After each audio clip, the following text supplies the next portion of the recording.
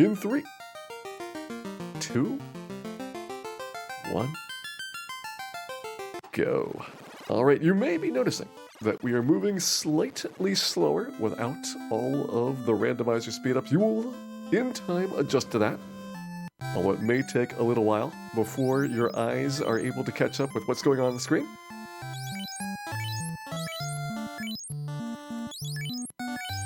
Yeah, I think I'll do Rapier for the red mage. Do I do Iron Hammer for the white mage? Maybe I will. Maybe I will get everybody a weapon here. Hey, thanks for the good wishes there. We will almost certainly need them, based on what I expect to happen in this.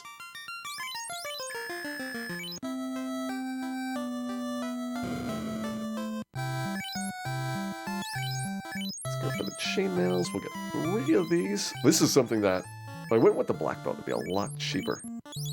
Outfitting this party at the start. Black belt really doesn't have much that you can purchase right away. Do we get a heal spell? Do we get a tent? Do we get a damage spell? Let's go with the heal spell for the white mage. Take the cure 1 maybe? Could go for harm and try to kill a ghoul.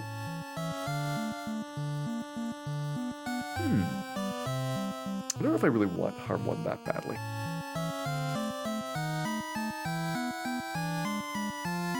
Maybe I'll take it. We'll grab harm here. And we'll take a trip up to the Temple of Fiends, where hopefully things go well.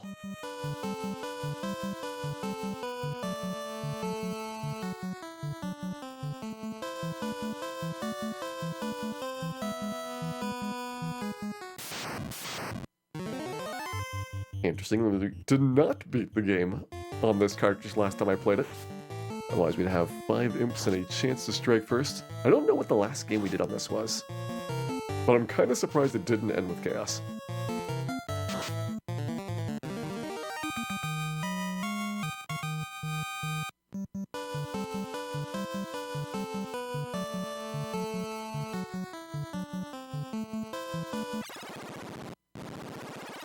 Alright, in we go. We get our ghoul. We are too cool for ghoul school, of course. This should be a fairly fast fight. Of course, Dan paralyzed. I would not expect anything else. I do expect that Garland will not, in fact, knock us all down. Let's go.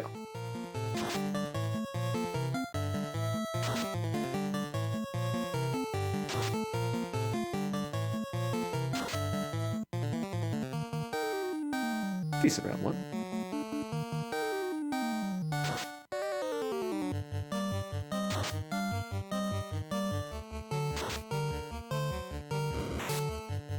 Dan's doing fine. Everything's fine here, and Garland is done for. That is level 2 picked up. See how we do for stat gains. Dan's kind of savvy there. Max sailing away, and the princess taking us home. Hey, Praxia. Thank you very much for resubscribing back for 15 months. Hope you're having a lovely time here, and that you do enjoy the complimentary Agama Buffet.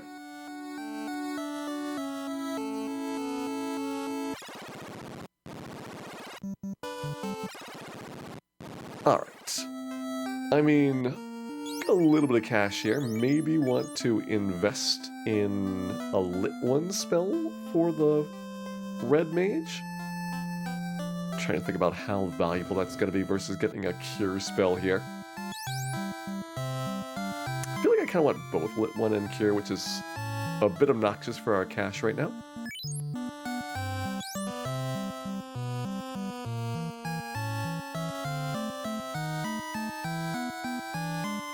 Yeah, let's get you lit 1. I'll get the white mage, the cure spell.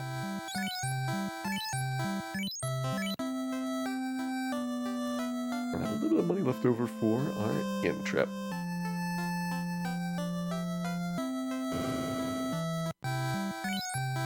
Hey, you know what? Let's get both cures.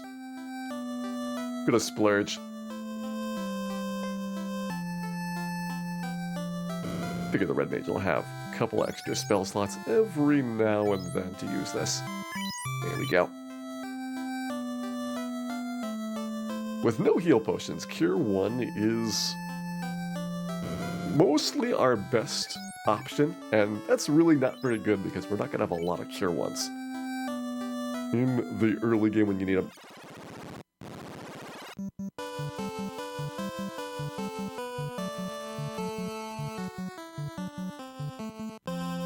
Here we go across the Bridge of Destiny. I think we don't need to go to Matoya's cave. The heal and cure potions there will not be overly helpful.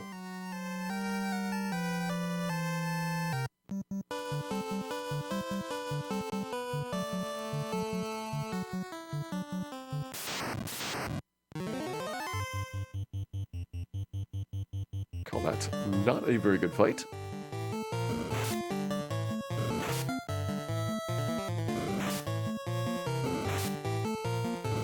Trying to get through with as little damage as we can. The girls do hit for a bit, especially if our unarmored white mage takes a knock there.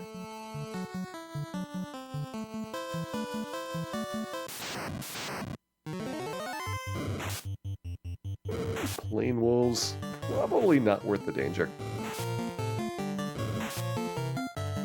Or aren't they? I could kill them in 3 turns. Yeah, let's do that. They should die in 3 turns. Not guaranteed, but likely.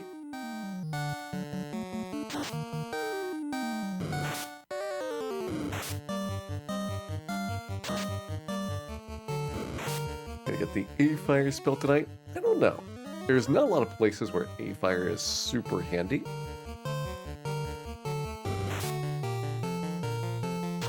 It's mostly used as a extreme desperation option. And I think that overwhelming dominance may be our better course of action.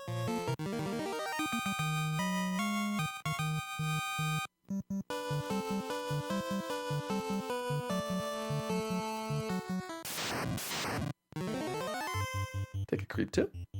It's not a bad fight.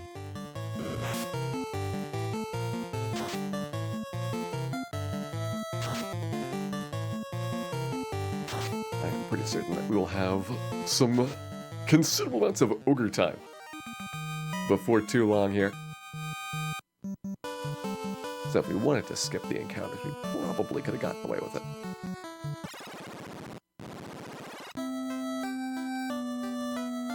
Hey, Denowars, welcome in. Just in time for a quick mauling of the pirates. Is going to need the spell charges badly, so let's use that cure spell out here. Gives me 2 heals for the pirate fight here. And of course, we'll be hoping for the frame perfect pirates. Could happen. With chainmail armor, the pirates are not really much of a threat to our team, unless they crit. They, Dane of you, take basically 1 damage. Max, on the other hand,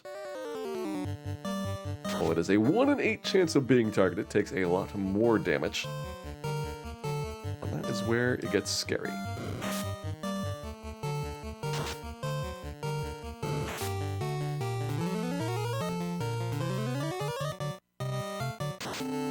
Leveling up before Garland. That's just rubbing it in. I mean, it's sad enough that Garland, allegedly the strongest knight in the kingdom, can be defeated by level 1 adventurers, but at least give him some illusion. Potentially having a chance.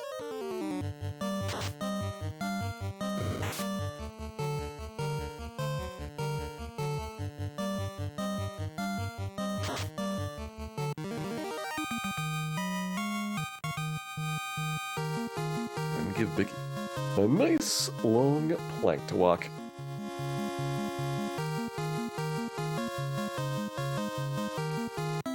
Nice savvy level there by Max. Nice boat. Now, I think I am going to do a trip over to Dwarf Cave before anything else here. I can set up a bit of pirate grinding, aka the Kaizakus. But I think at least for the start here, just go into the dwarves and back is probably enough. We need to not get poisoned by the asp along the way, so that is kind of a consideration.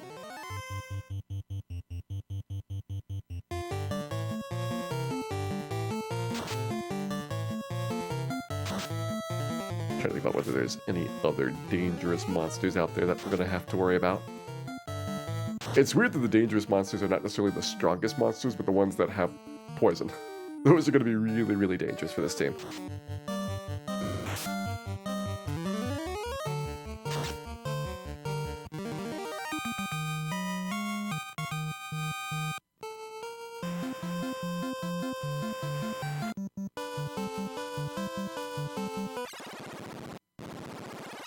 Take another safety save just in case. Spending my hard-earned shark cash on this in trip.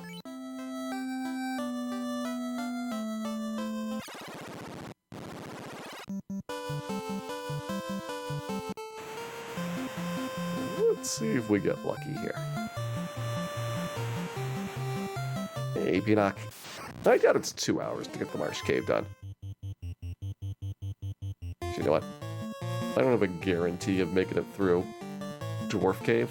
Not worth fighting these sharks. I mean, they'd be really good experience, but the time investment's a bad idea.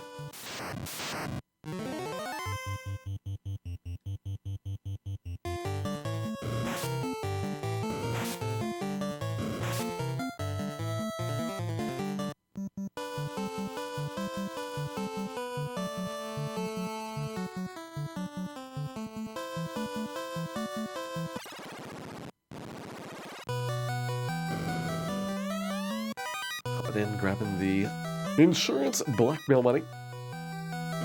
That dwarf, of course, committing vast amounts of insurance fraud, and now that we are on to him, he's got to pay us off, or else we're going to tell the world. Hey,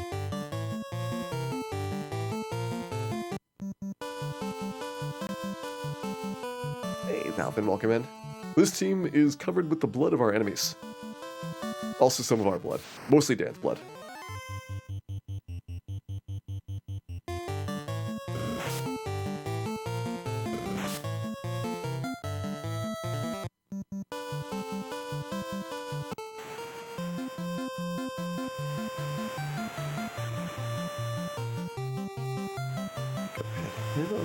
Back over, so we can get short swords. We can get the Ice 1 spell. Probably need some tents.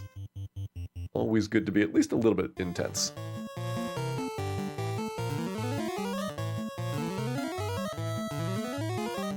Well, we might not be able to use potions. Tents and cabins will give us some HP recovery on the overworld so that we're going into dungeons at full health. I think that'll be the wise and prudent path to take.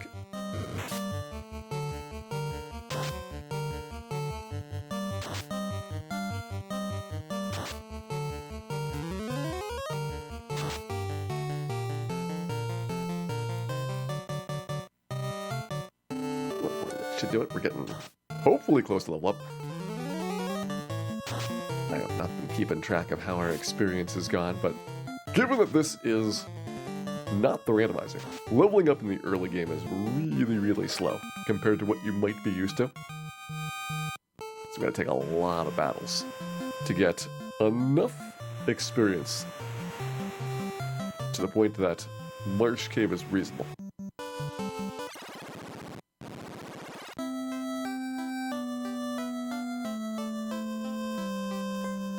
Alright, as far as shopping goes, do we just start with loading up on Kaizaku cash? It's probably pretty good.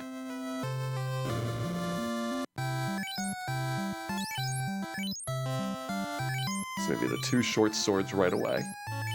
the fighter upgrades. These will be good enough until we get enough money to be able to buy those silver swords, that are amazing for the first bit of the game. Hey, Avon, welcome in. Hope you're having a lovely day here. Just grabbing the ice spell temper. Sadly, does not actually do anything in the base version of Final Fantasy, so that one's kind of useless.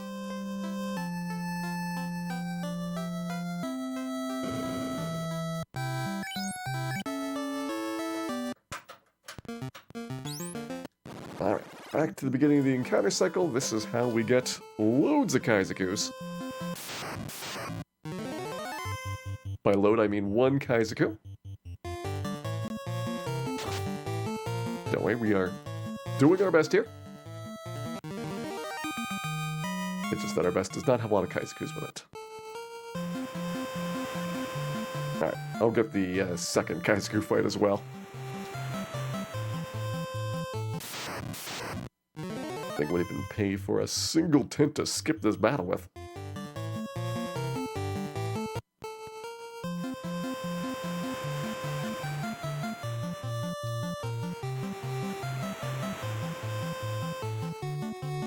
How many Kaizokus do I need?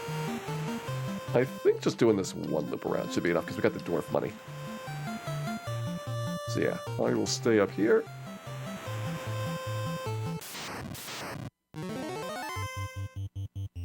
Go ahead and grab this fight. 4 Kaizoku's a little bit better. We go to the Peninsula of Power. Yes, we are, Redemption Spirit. Gonna need the Fire 2 spell on the Red Mage, which starts at level 6. Harm 2 on the White Mage. A little bit earlier, but that does not work on the Trolls.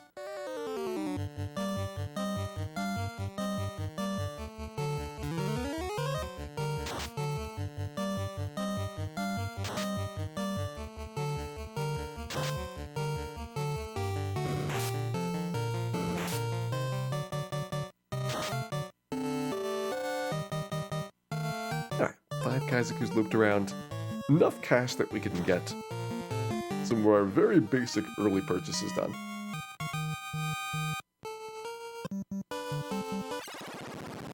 Primarily, we'll be looking for some of those tints to haul around. Like, normally I'd be buying a whole bunch of potions right now, and that is a bit of a cost savings.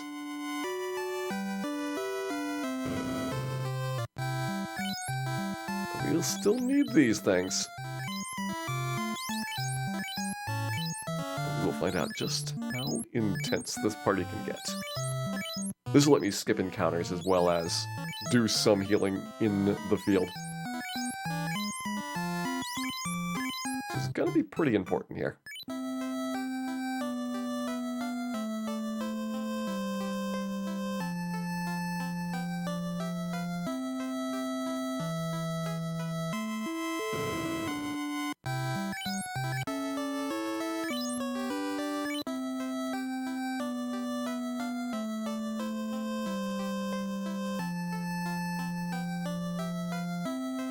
I'm feeling saucy about this ogre fight. Maybe a little bit.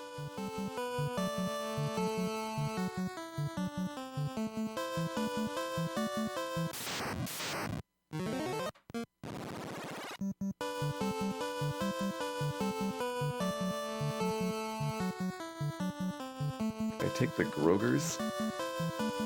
I'm gonna say Groger's probably a little bit out of our comfort range right now.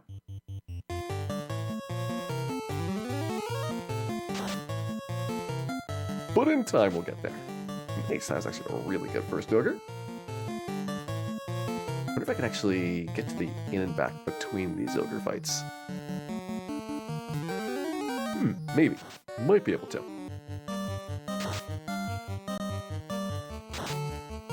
If I do that, I can have ice spills all the time.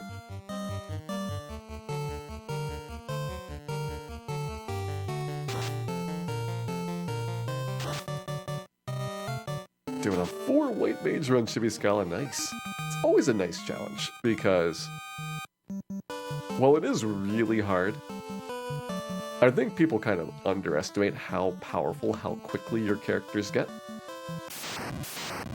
And so, if you got a bit of persistence, pushing through the early game, it's actually kind of a pleasant experience. Like, White Mage is just so amazing at healing in the late game that you don't really worry all that much about death. It is more the difficulty of, can you kill Chaos fast enough that it doesn't get the Cure 4 off?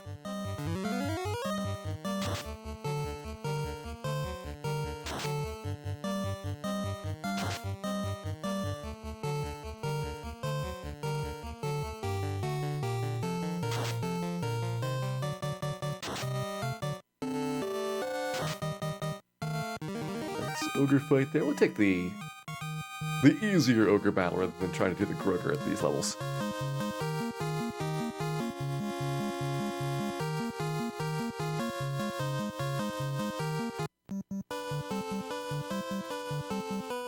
You stay down in that zone. It's an ogre Groger fight, so I think we'll be able to do pretty soon. But up here you get the same battle that we were just getting, which is the plain ogres, and all of these are randomly 1 or 2 ogres. So on average, ogre and a half, and this party, because we can do extra loops around, probably doesn't care too much about getting doubles, but in a speedrun where you might only have a limited number of times that you can do those fights, you might need a certain amount of doubles just to have sufficient damage to be able to kill things and then get the experience and money that you need. $1,000 saved up. Do I really care about getting the Red Mage a short sword? Probably not, right? Yeah, I don't think we need to care about Red Mage.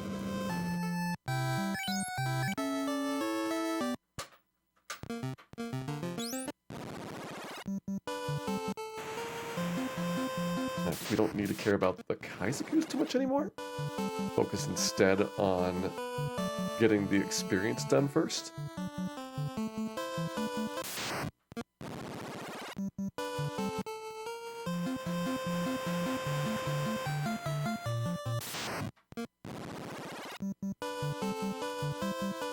And you'll see me do this basic loop around a lot, but there's probably about 20 battles at the start of the encounter cycle when you first power on that gets you reasonably good fights.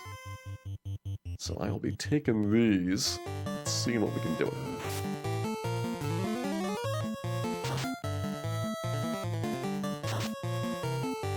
Also be seeing a really big jump up with damage once we hit level 5 on those fighters.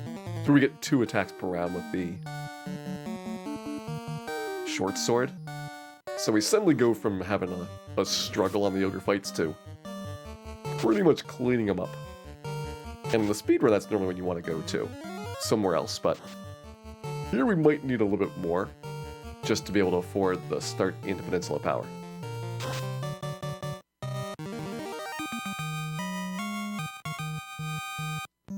Gonna try and kill a Warmech? I mean, I don't see a reason not to try kill a Warmech.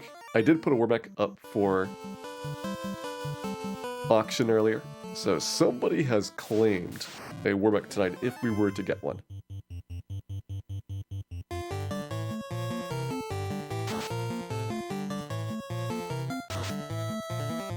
No promises though.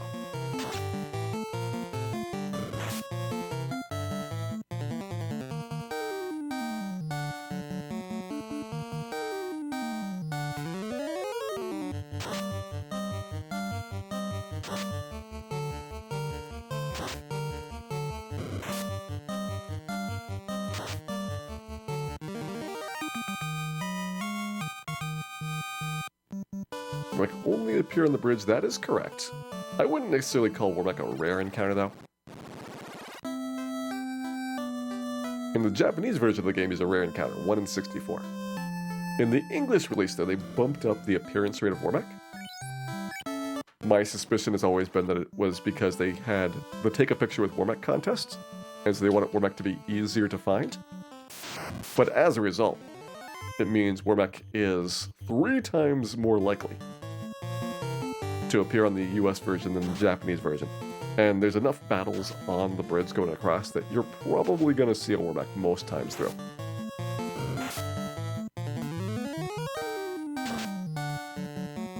Hey, last calls, welcome in. We're having a lovely evening here.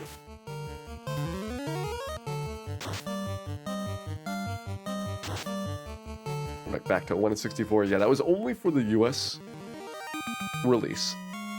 And again, I'm pretty confident because they did the promotional contest, which has resulted in making Warmuck considerably more painful for speedruns forever since. If it had been the 1 in 64 rate, you basically wouldn't have to do anything to dodge them. You cannot get a 1 in 64 for quite a long time after first powering the console on. 128 battles in is the very first one. And so, like, if you're hard resetting, then you'd never see Warmuck. But being a 3 in 64 is actually all over the place. And as a result, it has made it considerably more difficult to route through Sky Castle for speedrunning this game.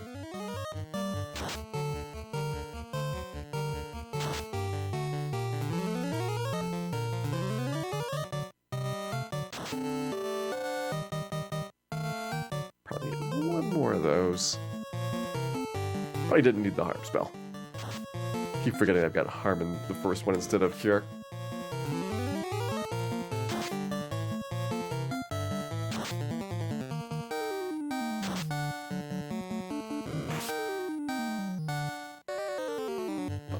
This is a pretty good loop around. Taking 3 regular ogre fights plus the Groger fight. This level is decent experience here. And without heal potions, I don't have to worry about really the amount of resupply time it takes. I think this one is pretty good. Close finish to the season, yeah, it was for a while Theatrius, like 10-15 points out in front. But probably about maybe like 2 weeks ago, it started closing in a bit, and then it got really close in the last week.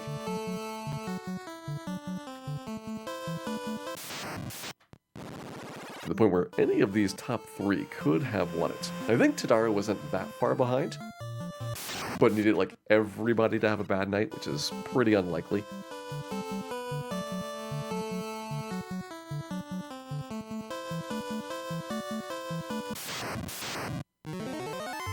Nice, more doubles. So been doing good here. They should be fairly quickly at that level 5 for the double short sword attacks. Once I hit level 5, I can do the more extended ogre grind.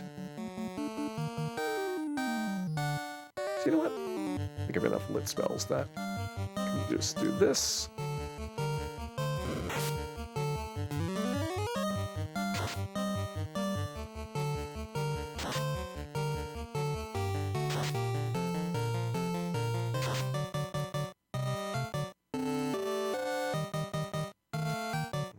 Should be good here. Is there no Agama grind in this? Oh, there is going to be probably an Agama grind in this. I have to imagine that at some point we will find Agamas to be a relatively good source of experience. I don't know if we're going to do an extensive Agama grind though.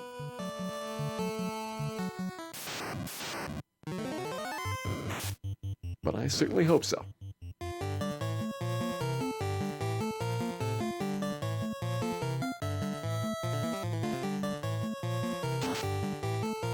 Okay, yeah, damage's a little bit better with the upgraded short swords here at level 5. What is Exit? Exit is 6th tier, which is the same tier as Soft, and probably the only 2 spells that you're going to get for the White Mage of that tier. Don't think Invis 2 and Fog 2 are going to be all that useful. Red Mage might pick up Lit 3, but outside of Sea Shrine, you're not going to really be using that much. Do one more there.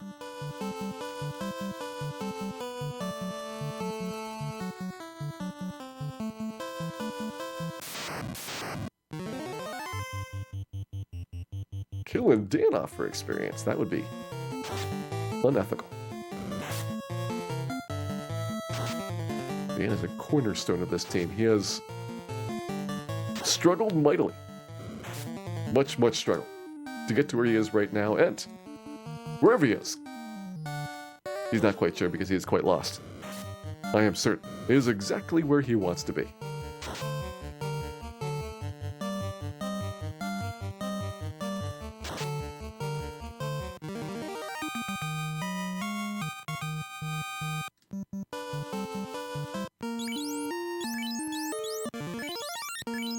Here? Yeah, might as well dump it on there. Got the ice spell here for the Groger.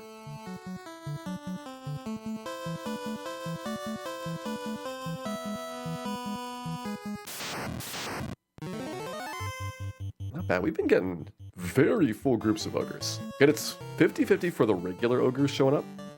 Every time I got a Groger, it's guaranteed that the Groger will be in this group, but for this fight, as well as for all of the normal ogre fights, get either one or two. And I think we've had only one single in a whole bunch of battles.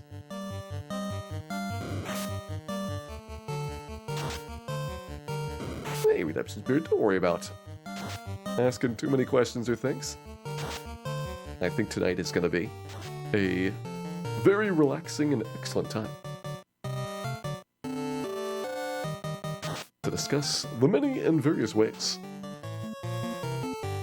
that you can craft Agamas, and any other questions that you might like to ask.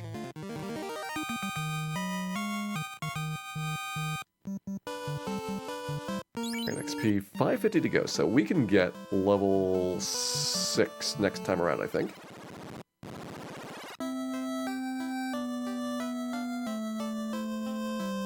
Our money is starting to look good enough to do a little bit of shopping over at Elfland as well. Got to figure out whether I'm going to prioritize getting the silver swords or not. Those are pretty pricey, and since I'm not doing the Kaizakus, I may not have as much money as I would like to buy things.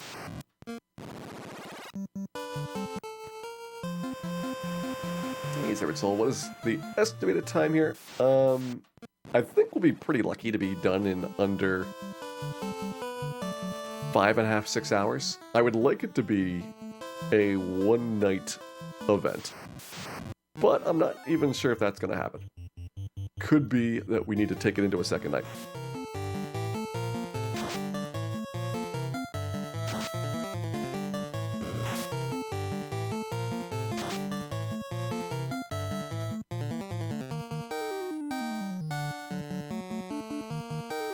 Definitely, though, if it goes to a second night, I'm imagining that it will not be overly long into it. Because at the end of the day, you know, other than maybe having to reset a couple dungeons because we got poisoned or petrified somewhere, it's not that much slower than a regular speedrun, plus a whole bunch of leveling that you have to do. So if the regular speedrun gets to, like, you know, level 18 by the end of the game, and we need to get to level 28. Whatever time it takes to do those extra 10 levels, which is like 2.5 hours, is probably the bulk of the difference.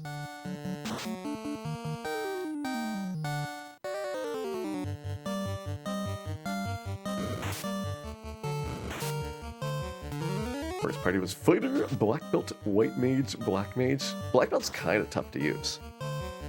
That one is just subtle enough that I bet a lot of people did not use Black Belt to optimal effectiveness.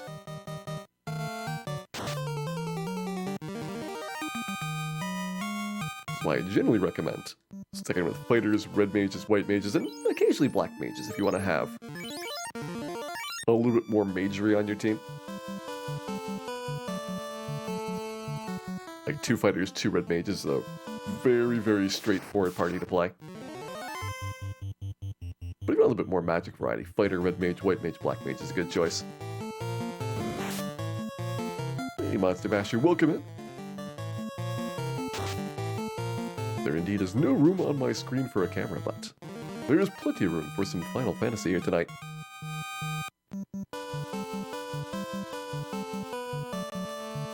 Oh no, the thieves. Don't even get me started on the thieves. Because they're part of like the default selection on the character screen, I bet a bunch of people played with a thief and certainly probably regretted it.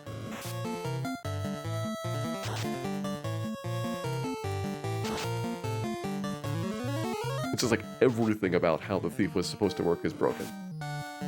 Better chance of running away doesn't work.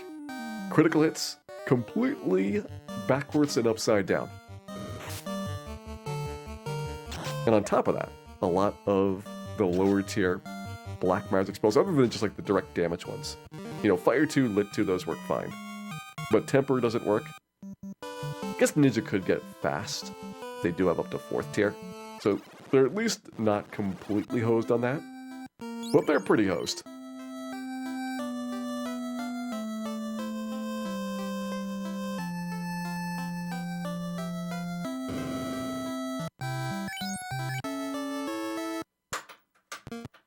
One more cycle around should do it.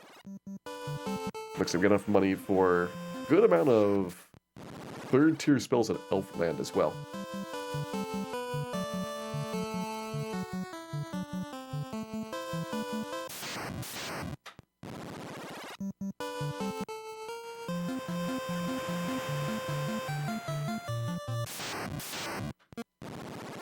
So let's head out there and, with any luck, make it all ogre.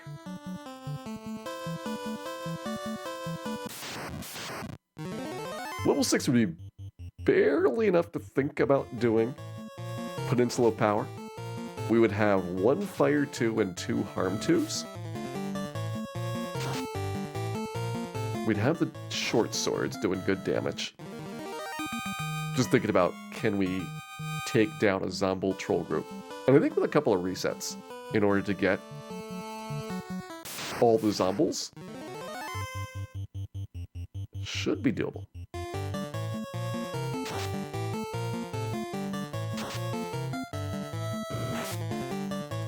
Alright, yeah, if you get enough levels in the Black Belt, they're amazing. But you gotta kind of stick with it and realize that the Black Belt changes very dramatically how they play after level 10. Because until then, they are really bad. They have to have weapons because their fists are just not doing a lot of damage. And then suddenly, you stop getting weapons for them, and you might not realize that you need to take the weapons off, or else they're just getting further and further behind what their potential damage output is.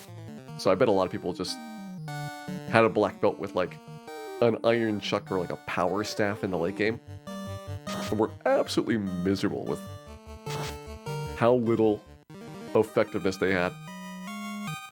This is kind of sad, because black belt is decently fun to play once you get the hang of them.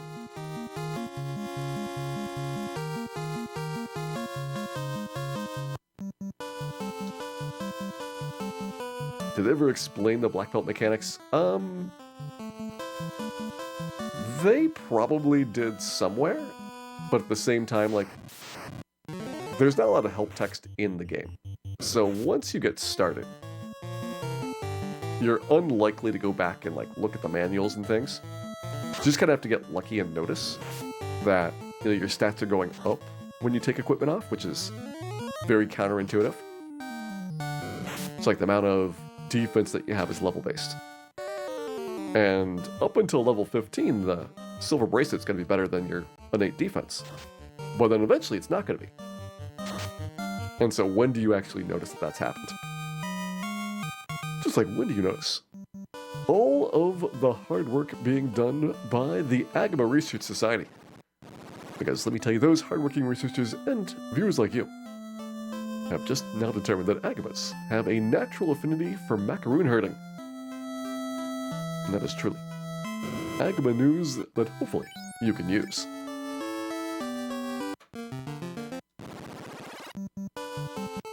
What did they do with the macaroons after they herd them? That may be a topic for further research. Hey, Green This Girl, welcome in. Stalin, hope you're having a great day here. Just got level 6 on our team. You know what? Let's call that sufficiently ogre battle. think we'll want to be doing most of our next bit over at Peninsula Power.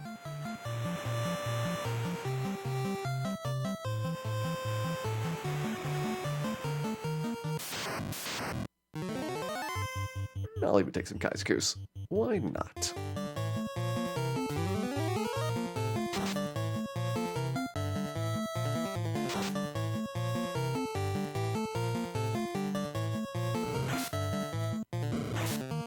Marsh Cave taught you the value of curative things. I think I mostly played this game without a whole lot of potions the very first time I played it. Because why would you use your precious 60 gold point heal potion when instead you could spend like several hours leveling up until the point that you don't need it? And that way, in case you needed the heal potion versus the final boss, you'd have it on hand.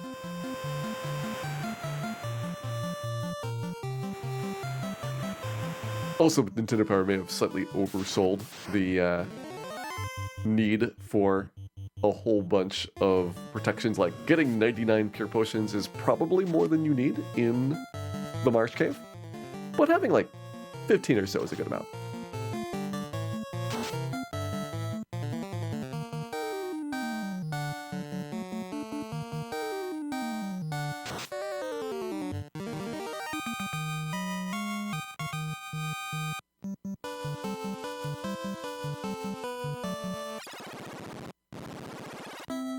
Alright. We're getting the silver swords here, just the spells. Definitely getting these spells. So you're getting fire too first. Yeah, definitely want that. You're definitely getting harm too here. Think about kind of order. Probably do want Lit 2 as well, but may not need it right away. So would we get a house and try and get multiple fights in one trip? Ooh, this is rough.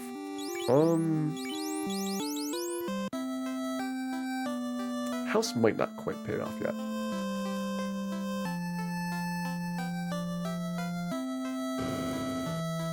So the alternative is Silver Sword.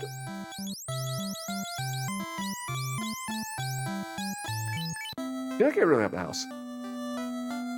Try and get 2 Zomble fights in one go.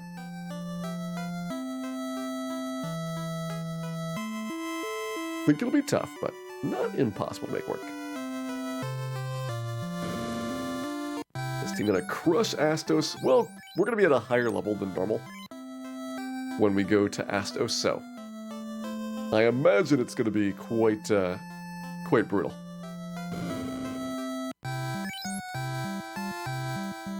You will not enjoy it.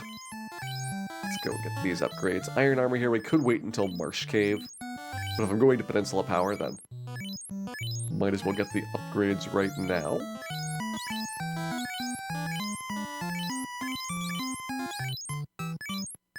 Get rid of those.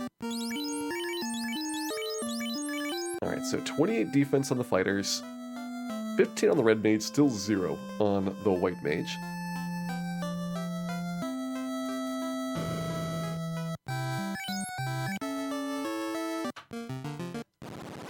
That is our shopping done. Alright, so 7 tents up here. Wouldn't have it not worth the cost. Yeah, it's really small enough that I'm not going to bother with, 2 extra defense. It's like the buckler.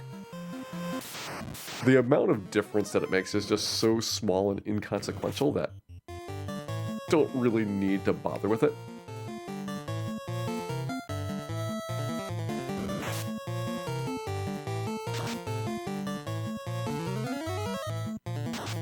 In theory, like, every single point of defense does make a difference, so getting the gloves and getting the caps and all that would very, very minorly help you out, but probably not enough that you'd even notice it.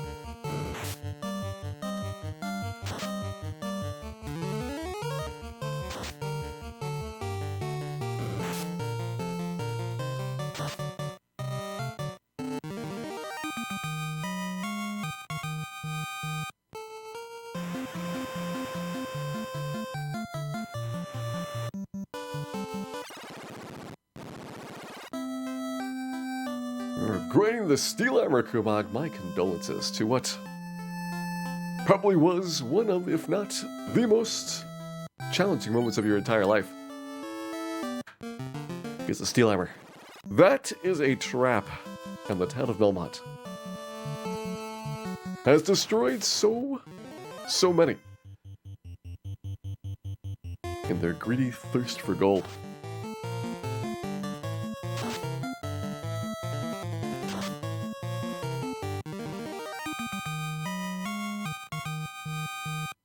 Alright, so I'm just going to try to run to Peninsula Power, not worrying about what the encounters are. And the hope is that we just don't get poisoned in the process. Sometimes hope does not work out. Try again.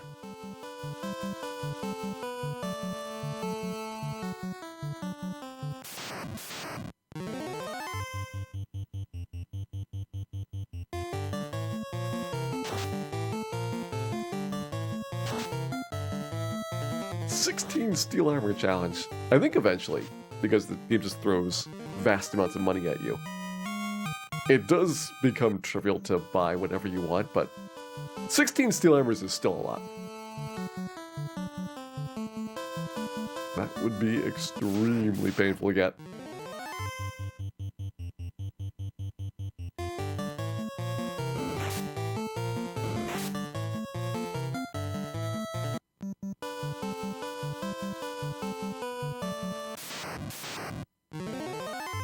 I got the werewolves. Run away. There we go. And here goes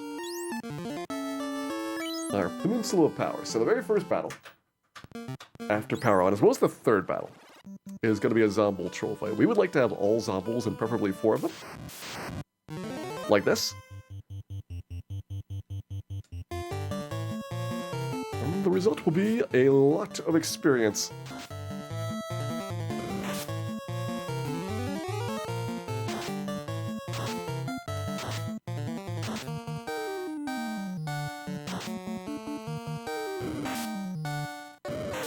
No! White maids didn't make it. Alright, try again. It's a 25% chance of getting 4 Zombols like that, so we got kinda lucky. 2 Zombols, not gonna be as rewarding. I think we'll still probably just take the fight. Even though this is not quite paying for my house that I'm using.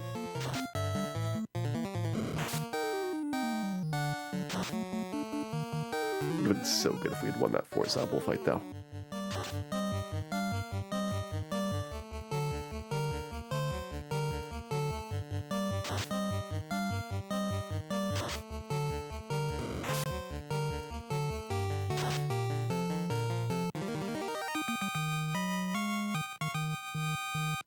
Alright, so we're losing some money on that deal. Which means we have to do better than that on a second encounter. Let's see what is past this one. We get more Zombols. 3 is enough to break even. 3 plus Troll is tricky but doable. 2 plus Troll? Guess we can try it.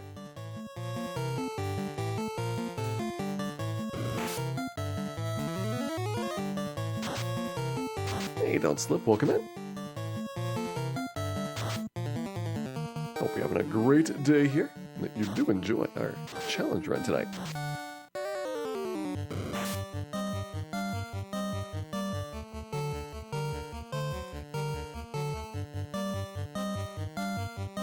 Max is probably fine.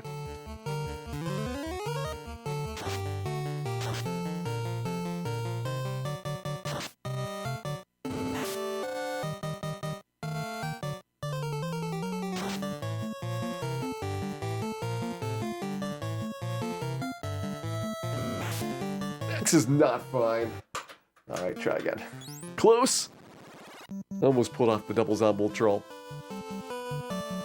Very close. Triple Zombol troll. Now this would definitely be worth it. But we gotta clinch really hard.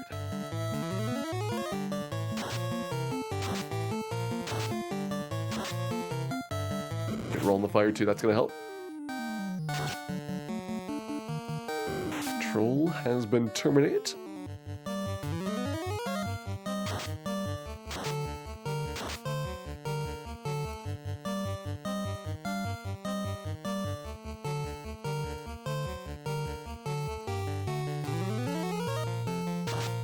Good harm 2 roll. Nice. Okay.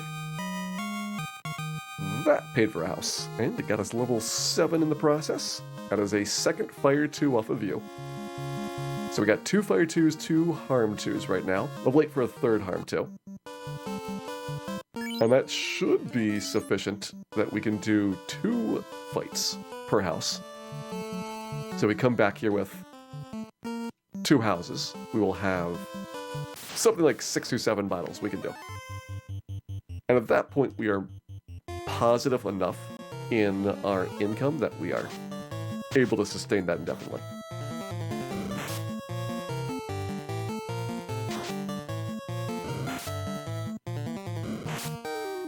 Oh, my white mage got paralyzed. All right. Still can finish it. Try and scavenge the experience here. Nice, actually got a lot of people snapping out of that.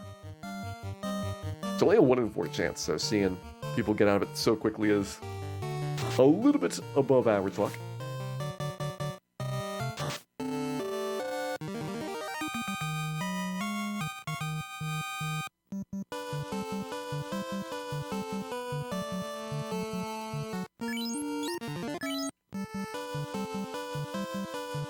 Here, we just need to make it over to the town. I'll take that.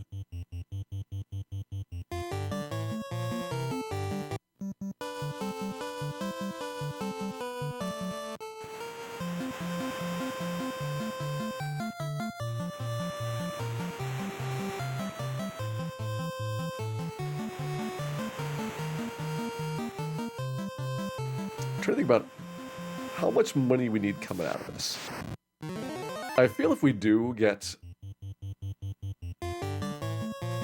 6 or 7 fights out of this pair of houses, that probably is close to doing it.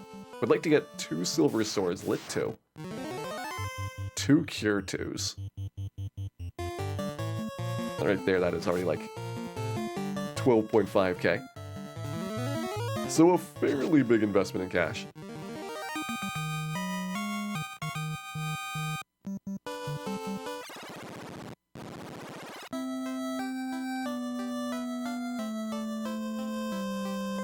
But overall, I think we can make it happen.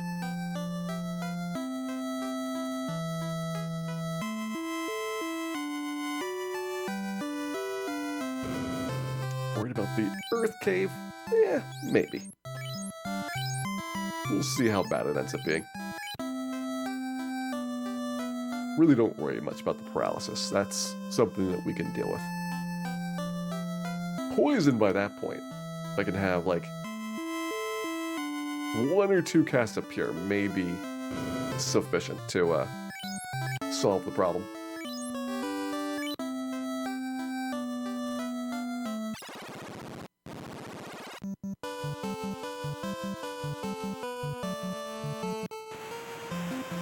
How many casts of lamp will we have? As many as possible. And even then, it might not be enough.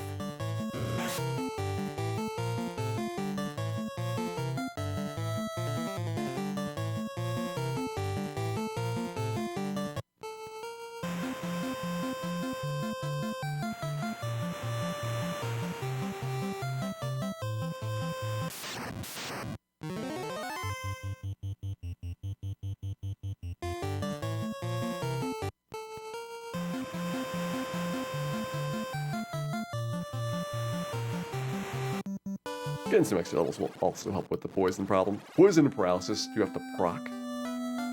So the monster has a touch attack, and then you have a chance of getting hit by whatever their touch attack does, so dodging will help with it. But then on top of that, if you have more levels, you're less likely for these effects to happen.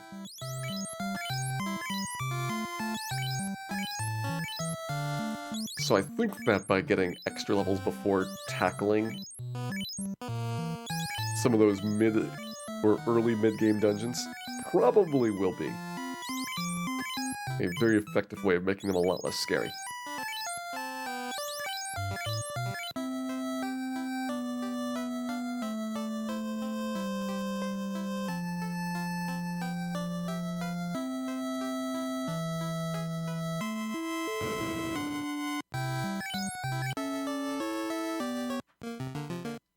I'm sure we'll get Lamp eventually. It's only a matter of time at this point.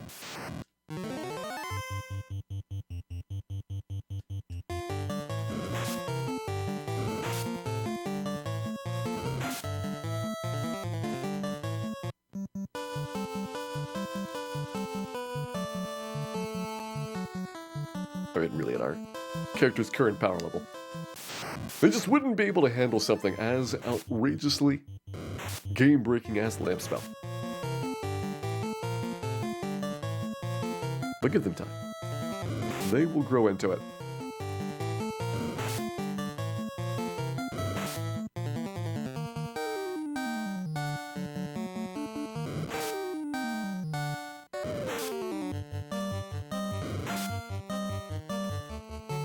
Okay, kinda glad that we didn't get any werewolves here. With our 10 can't run start. Solid performance by the Grimps.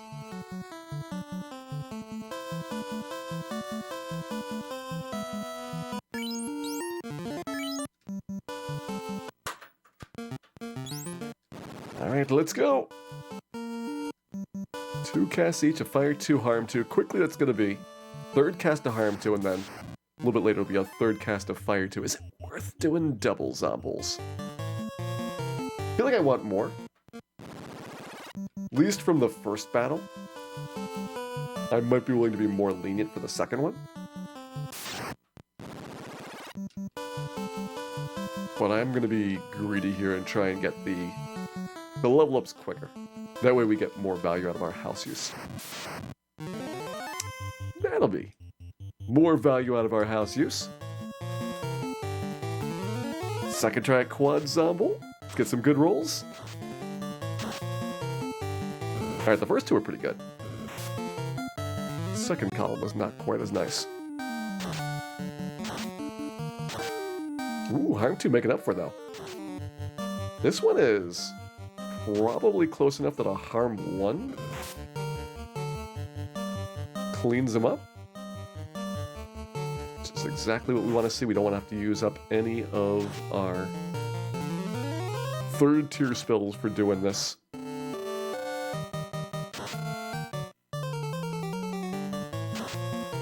Very nice. Alright, quad zomble, that's big. It's the most experience that you can get in a single battle here at Peninsula Power. And we are very close to level 8 now.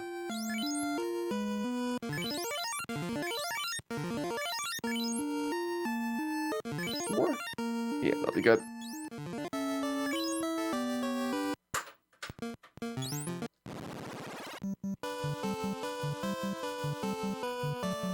I think we want at least 3 monsters here for value. That one's not going to be good enough.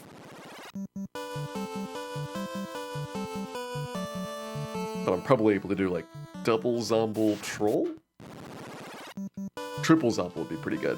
And triple zomble troll is probably doable. As Death Touch in the vanilla game, that is the Sorcerer. Often seen hanging out in the Ice Cave ordeals and even in space. I could probably beat Zombo without using any abilities, but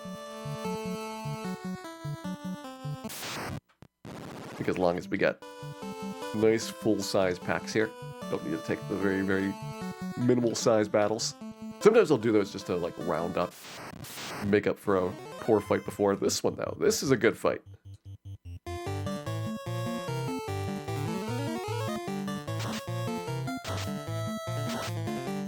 And we'll see if we can get the double quadruple here.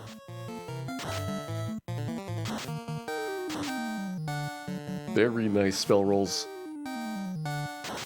Excellent shape for taking this one out, and that will be our first house use with an entire level up that we scored from it. So the third harm 2 means that we don't have to be as tight with those. We also have a lot more health to work with, which is really, really good.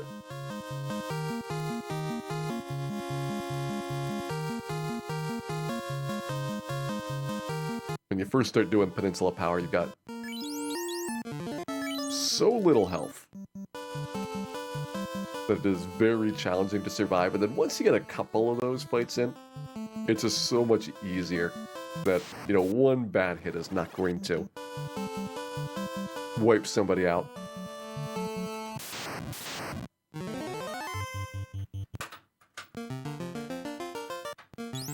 That's not the battle that I want. Although someday we might want to do those giant encounters. Not quite yet. I'm going to say no to that.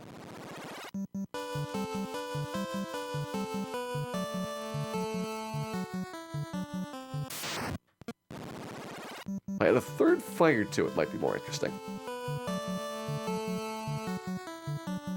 We got a harm 2 instead. Nice, another quad.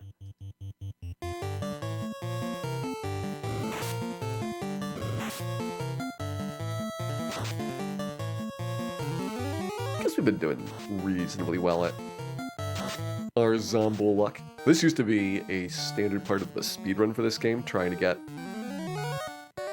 enough XP off of the Peninsula Power fights to be able to buy everything that you wanted at Crescent Lake and get ready for Earth Cave, but as things got shaved down, there was faster and faster ways to get the preparation done. And so pretty quickly Peninsula Power became less good for a speedrun perspective. Started doing things like doing mummy battles in Northwest Castle and then just doing nothing. And going through it really, really low levels. Why do I take a fight outside of Peninsula Power every once in a while? It's because the first and third battle after Power On is the Zombo fights. So I'm just skipping the second one. It doesn't matter where it happens.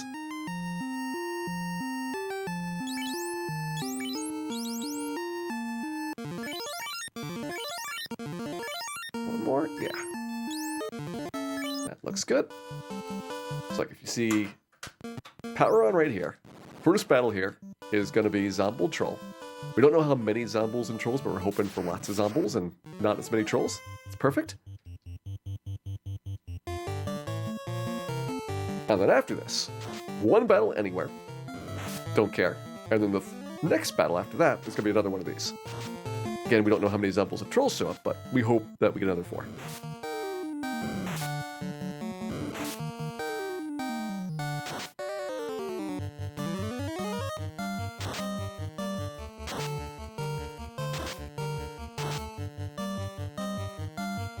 And eating the Zombo Jam, the Nintendo.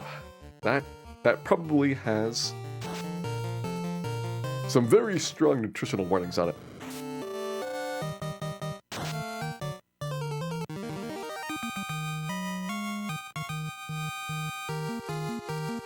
Alright, level 9, that is our third fire too.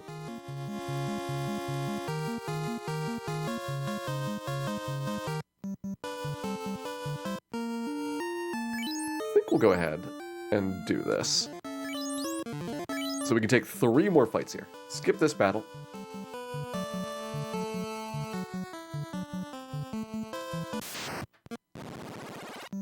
See if we got another good Zombo fight that we can take on.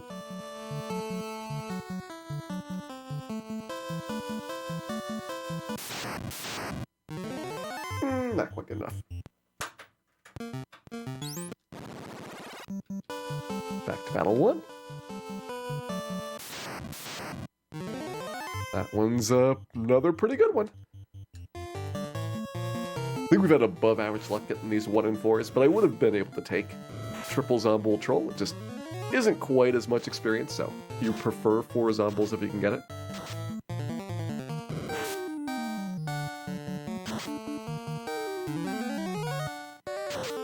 I mean, in total have had 7 battles here. Enough of them being these quad fights that I feel pretty good about being able to get all of our purchases done. If I only get 1 silver sword, I'm probably okay. That's like the first thing that we can cut back on.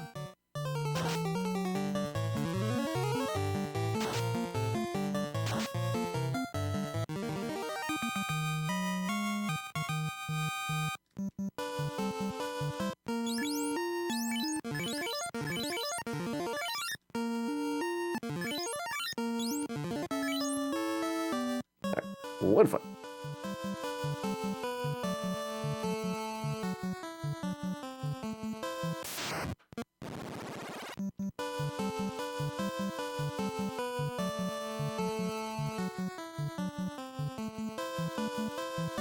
Two more to go. I'm gonna be greedy. I'm gonna say that we really want to get 2 more real battles out. I need 1,700 experience, which means if I got that fight and then I got a quad Zombol, it'd be enough. But it might be easier just to get a better battle before this.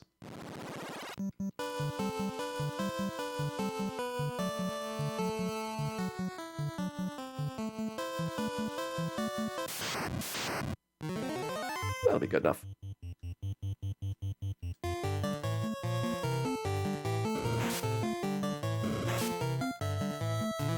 This way doesn't have to be perfectly stacked for the other one. I think this same formation again would be enough to get the level up.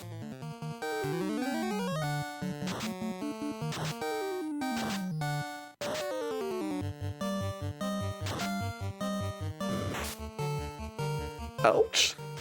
All right. Slightly painful there. I think you have to go Dan on that Zombol. Maybe we can try and save Max, but I think we just reset if he gets targeted again.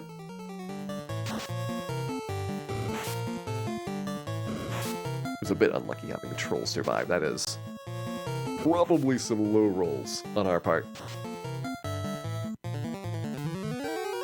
And Troll does a lot of damage with those triple attacks when we don't have a lot of armor.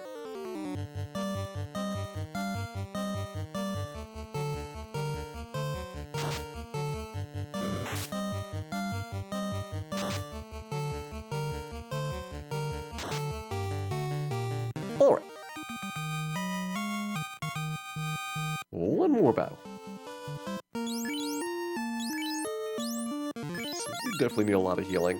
I should probably keep a single here. It's going to be the harm, which means that we need to use a couple of tents up. That should do it. As long as I've got enough tents to save after this, then I'm good. Hey, Vicarian. Thank you very much for resubscribing back for 35 months. Hope you're having a lovely day here, and that you do enjoy our Season 21 intermission.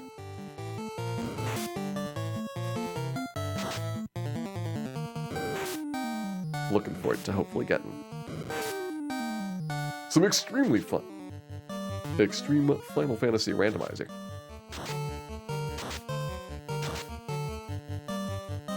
I'm hoping that when we start doing the June Summer Speedrun Series game, it is as fun as doing Kirby was.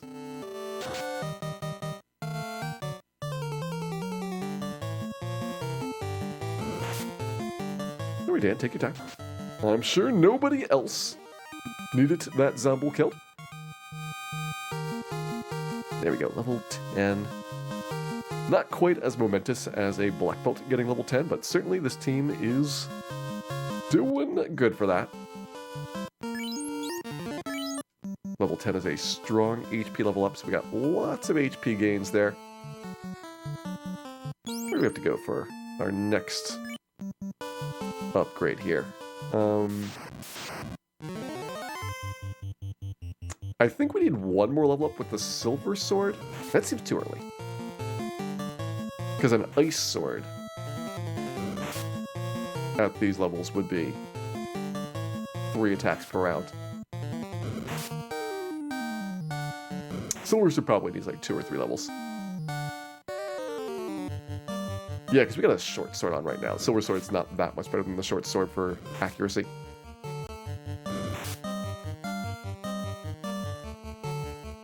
So we'll have a little bit of a ways to go.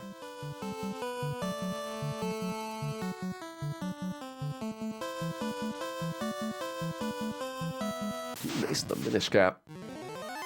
Somebody else also picked Minish Cap as their guess. And by the way, you can enter as many guesses as you like. So if you think that you have a burning urge to try and get more predictions in for what the June Summer Speedrunning Series game will be, you go ahead and do that. And we'll see if anybody, or how many people, get it correct. Hey, True Denru. Thank you for the good wishes there. Look at how many tents we're going to need for this trip. Cabin's probably not necessary, given that we're really not going to take a lot of overall damage.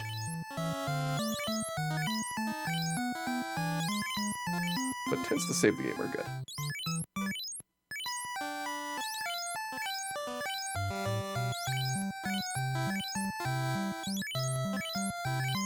I remember who I saw doing Minish Cap recently. I thought it was somebody besides TGH who does a lot of the 2D style Zeldas. Or maybe it was TGH getting back into it. Somebody was doing it like 2 weeks ago.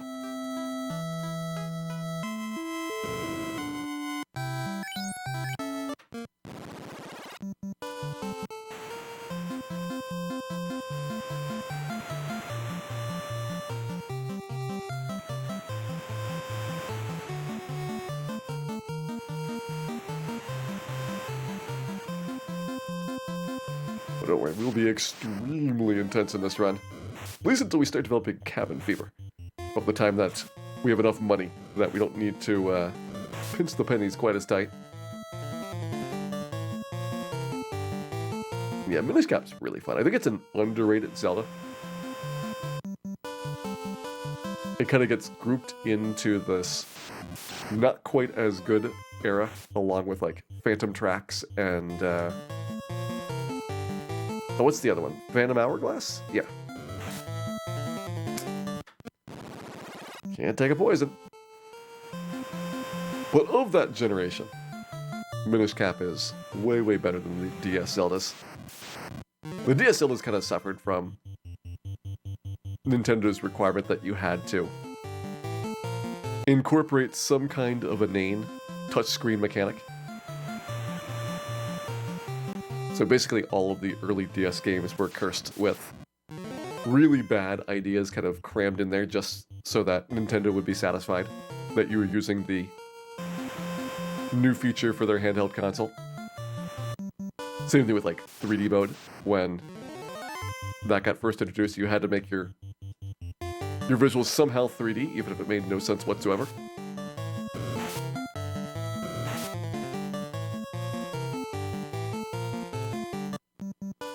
Oh yeah, the boomerang drawing. That was like the big advertised feature of the game. You had to like draw the path that your weapon for like the projectile was going to travel. It was excruciatingly bad. And then Castlevania, you had to like draw the glyphs to kill the boss. Like, it was a regular boss fight, but then if you didn't draw this picture on the screen correctly, the boss would like regenerate and you have to fight it again. It was just awful.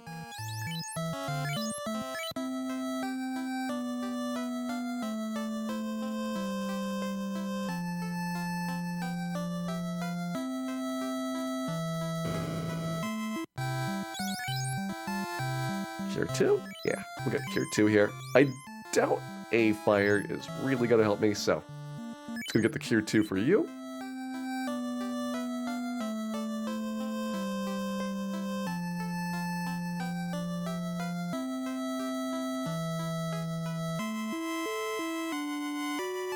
We're having to grab the stylus. Yeah, it was like a timer too. So like, you're not gonna be holding the stylus while you're doing the boss fight, but then you have to like have it nearby enough that you can grab it really fast and then draw the symbol.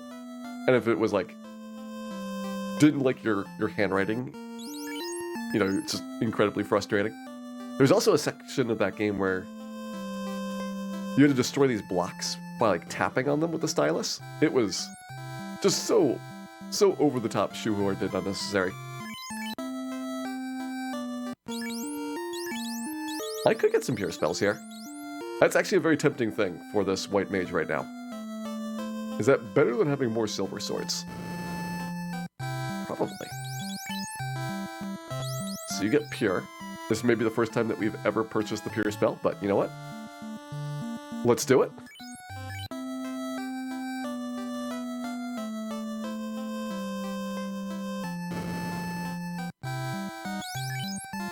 Red mage gets fast, ice 2, and probably gets pure as well. But if I get the pure, then I can't get the double silver sword. So we stick with just ice 2 and fast. I think we will. Good enough for right now. And I'll have the silver sword doing extra damage on the fighters. It's only one more pure spell. Which is probably like a lot when considering how this is going to work.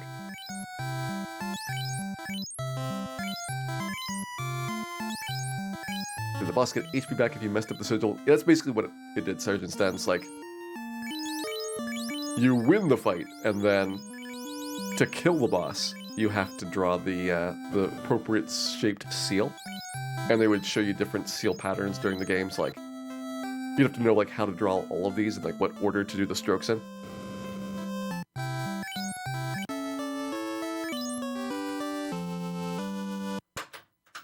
I'm gonna say I'm gonna start at the beginning of the encounter cycle. We'll see if this is correct or not. And take a little stroll.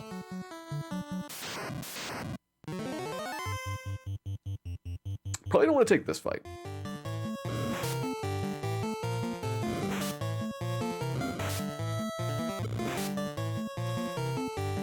There's one battle in.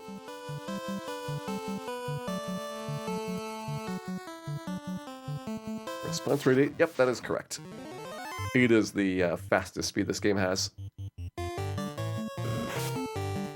is the slowest, and it is really slow.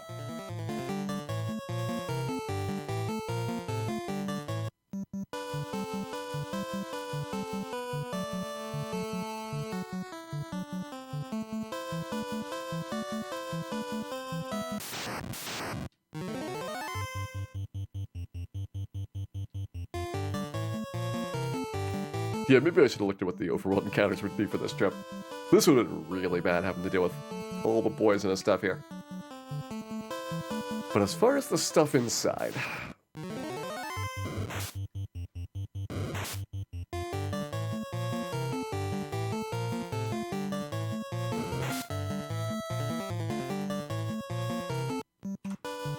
So starting at 4 battles...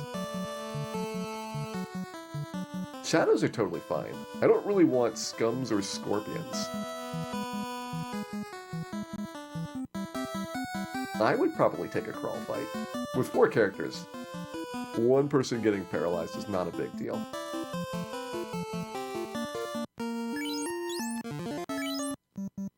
I probably don't need 3 battles to start with.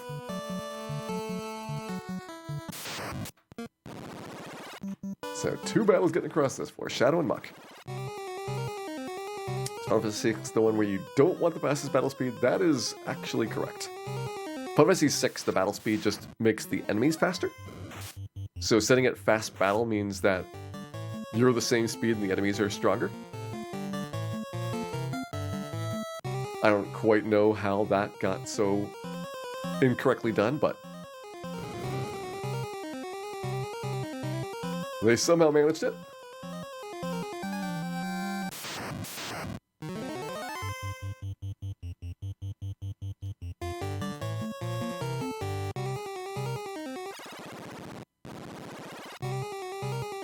And And it looks like the next floor is going to really suck. I wonder if there's ever a point where you don't have loads and loads of poisonous monsters on the bottom floor. It's just like a really bad floor in general. It's like I don't know if it ever gets any better.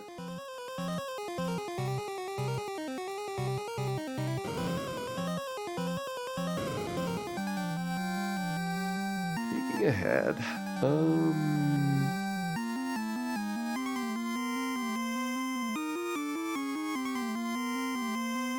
Guess there's some better patterns coming up.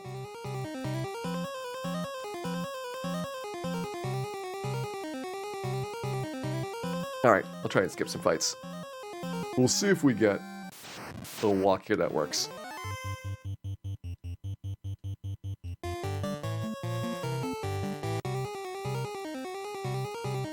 Wait, that was the gargoyle fight? Oh yeah. Then we got the bone battles. You get out of there.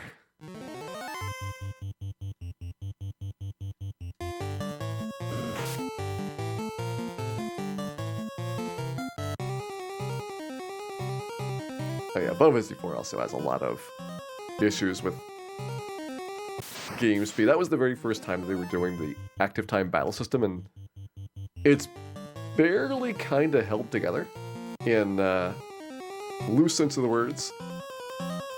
So the problem with it is that there's just like so many things that can potentially go wrong if you're like very slightly off on the speed at which characters take turns. That's what has kind of plagued a lot of the remakes of Final Fantasy IV, is trying to balance the game for all different kinds of levels with various changes that have gone in has been challenging to say the least. Alright, I'm going for it. I don't think we need a lot of the stuff down here. Like, yeah, it'd be nice to get a free house. But this is scary enough as it is that I'm not going to bother. Oh, those are the good can't runs. Well, one pure burned.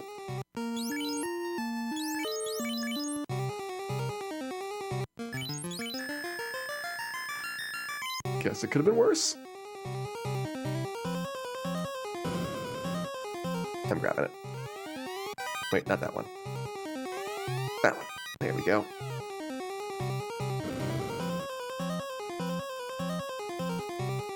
Other big problem of getting poisoned is that you have the party reordered all the time.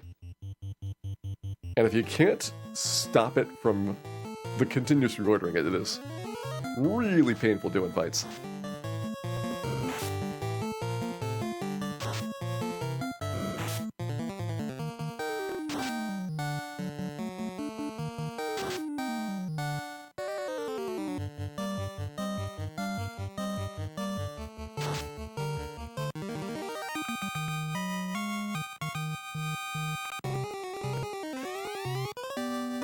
But if you get the crown, that would be something.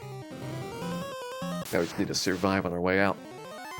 So we get this battle without poison. The rest of the battles on this floor, though, are poison central. So we're hoping to get up to the next floor before another encounter. That's why I was not confident about grabbing that house. Whether it was going to be a smart idea or not. Likely it was a bad idea.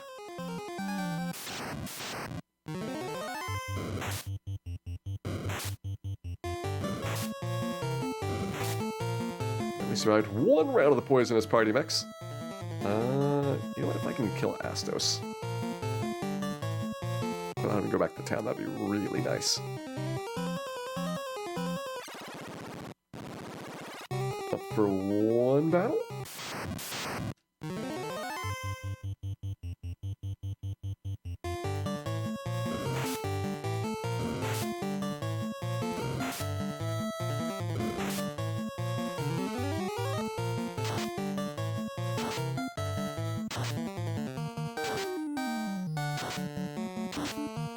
Don't even care about the experience.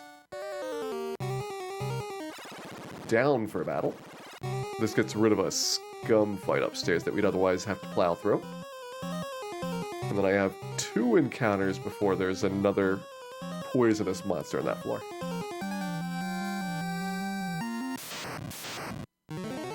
So hopefully that's enough. 2 encounters for 1 floor seems like. You're probably not going to get much more than that on average.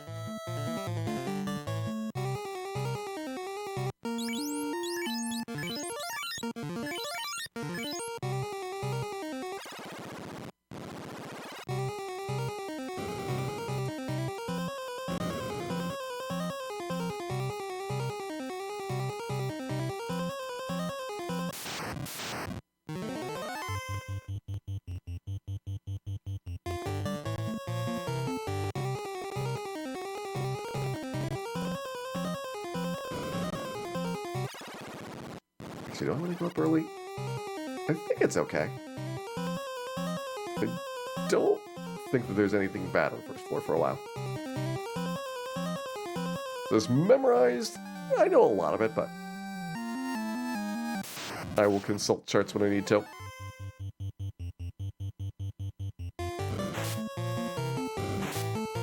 Just to make certain that you don't walk into like a really bad situation.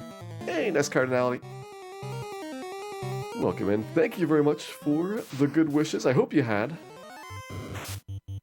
a lovely time doing some Star Tropics. Saw you de-rusting that game earlier.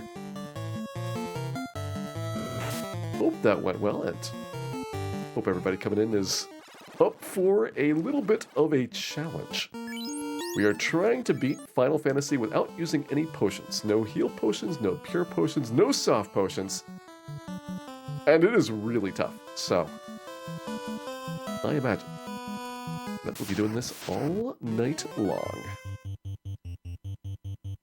So yeah, welcome in, Raiders. Hope you're having a great time. This is not a randomizer. Nope, this is just a regular old Final Fantasy cartridge.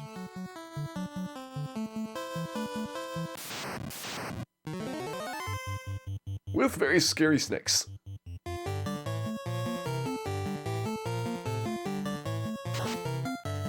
Marsh game actually wasn't that bad. That was a bit of preparation doing Peninsula power grinding. And then up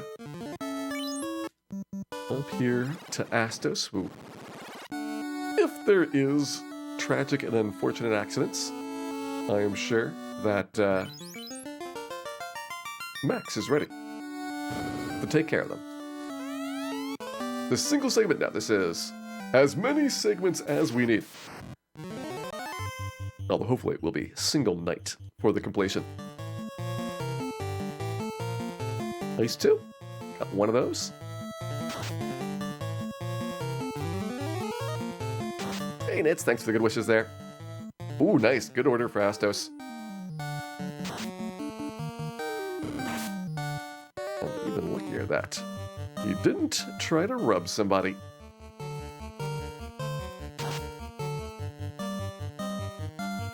If you get to the spell off, we might kill Astos before anybody dies. Excellent. Hour 29 for Astos, not bad. Did manage to secure our crown here.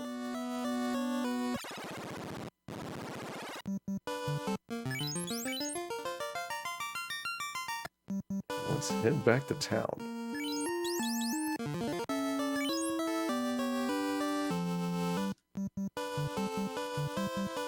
Crown Crystal sets off our bit of fetch questing for a while. And normally this would be just like an easy spot to turn your brain off and walk around, but with the poisons everywhere, it's actually kind of scary. How long did it take to get to level 10? It was not done at just the ogres. The ogres got me to like level 7, and then I went to Peninsula Power for probably 25 minutes after that. So I think around like an hour 5 is when we hit level 10. And that was good enough for me to go to the Marsh Cave. I could get a lot of spells and equipment purchased that made that experience better. Because really when you can't heal, it is very, very important to kill things quickly. so that you're not dealing with all of the terrible pain of like those wizard fights.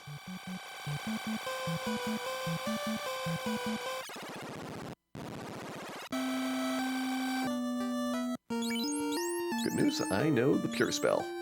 Bad news is I only got one of them.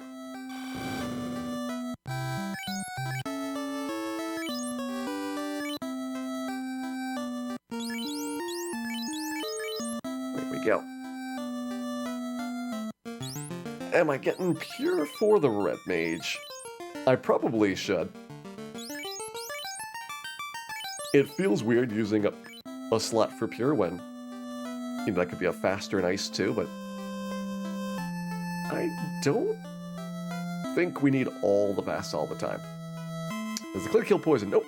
There's no way to heal poison or petrification other than, for us, getting the respective spells, which pure is 4th tier and soft is 6th tier.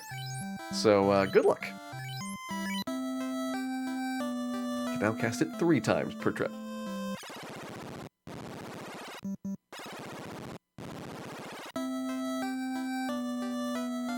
Oh, this elf! This is why. It is very important when you're playing the randomizer to murder as many NPCs as possible because they deserve it.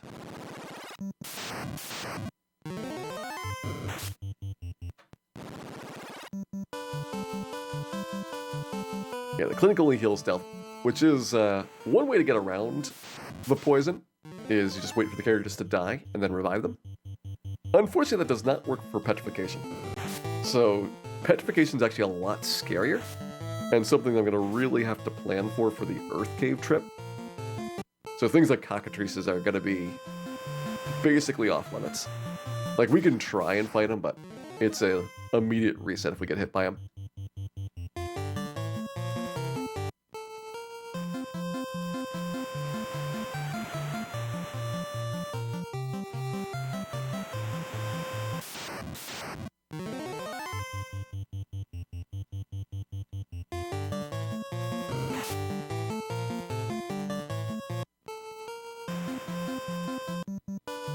Hey, Brad, welcome in. Hope you're having a lovely weekend here. How bad's the Earth Cave gonna be? It's gonna be pretty bad. I figured Marsh Cave would be worse than it was, so we might get pleasantly surprised by the Earth Cave. Like, I can deal with a lot of the paralyzing monsters that normally you'd have to avoid, and I can deal with the wizards. So it may not be as bad as I'm thinking to make it through there. Like, if you get normally like 6 or 7 poisons, with a little bit of dodging around some encounters, you can probably get it down to 2 or 3. And that's all I need.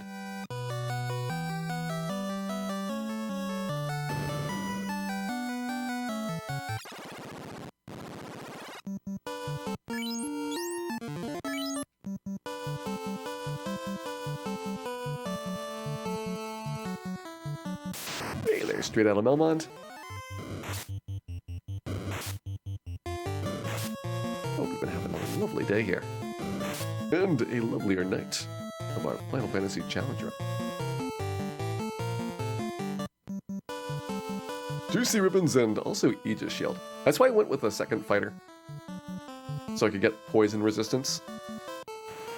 That really helps out with a couple of the abilities that would otherwise be problematic. I was down to either fighter or black belt for the last character. And the fighter, with Dragon Mail and Aegis Shield and Pro Ring, has most of the elements covered. Doesn't do as much damage output as the black belt does, and gets a little bit of white magic, which, without any heal potions in Temple of Fiends, that place is going to be extremely rough in pretty much any reasonable set of levels.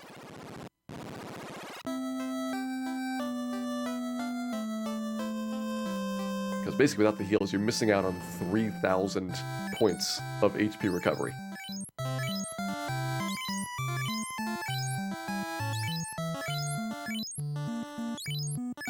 So replacing that, we've got some Cure 4s on the White Mage. We might have a little bit more Heal 2s than we otherwise would have. Maybe I could get a Life 2. So I was hoping to use those for the wall spell charges. And if you pencil it out, that doesn't really hit 3,000 HP. So you're going to be on the short side, almost certainly, for recovery overall.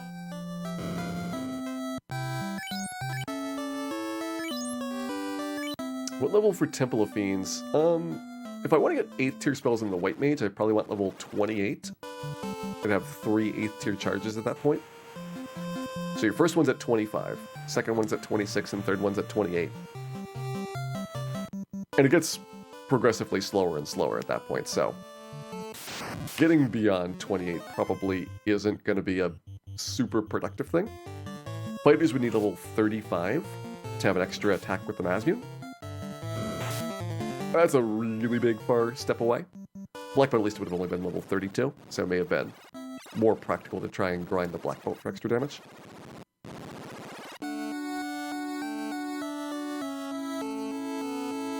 Who knows now? I am wigging a lot of this stuff. I explicitly decided I didn't want to be like trying to super prepare for things. That way we could figure stuff out together for how to solve some of the tougher parts.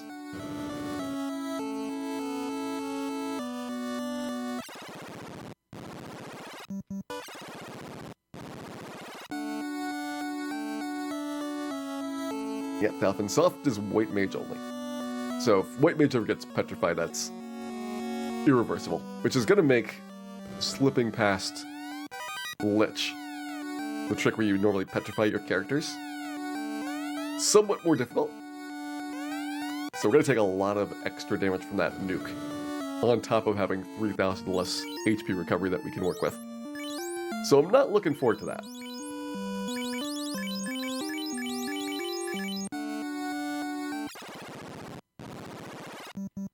Hey, Manaya.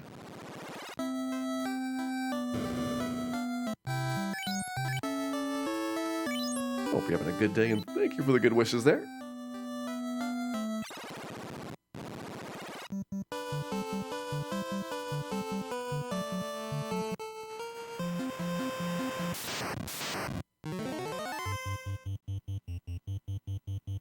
Yeah, ultimately, Black Belt just needs more levels. So, like, the early game is worse. And if we're able to finish at 28, the Black Belt's not quite as strong at that point as the Fighter would be, I'm gonna guess. Whereas if we have to go into the 30s, the Black Belt would be a better choice.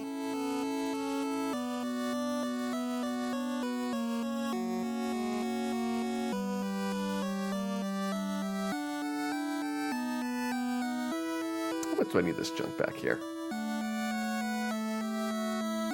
Guessing there's not really that much interesting stuff to pick up. We'll have a couple things that we can sell off.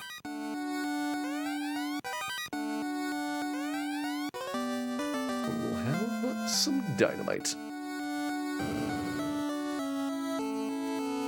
I mean, you'd have to kind of expect this party is going to be cheaper than normal. We buy a few extra spells, but that we don't have to buy hundreds and hundreds of heal potions.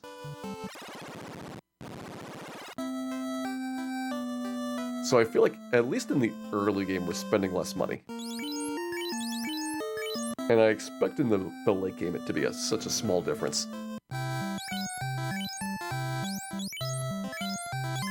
Sea Shrine Ribbon towards the mermaids or towards Kraken? The ribbon is the floor right before Kraken. Mermaids do get you the opal bracelet though, as well as a bunch of opal armor. It's like shields and helmets and things if you want them. But it does not help with resistance.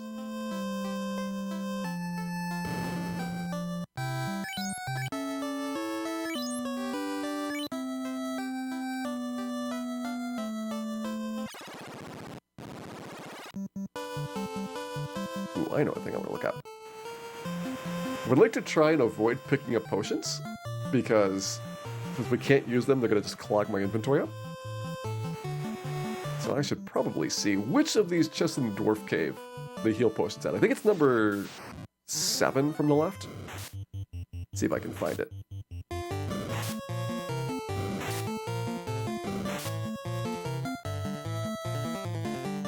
anybody have usable maps of this game?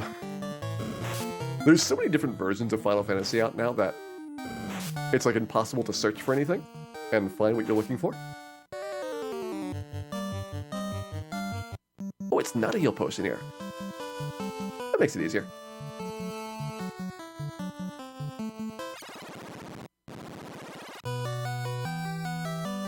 Yeah, wooden helmet was the one I was thinking of as the really bad prize. But I'm okay with picking that up and throwing it away.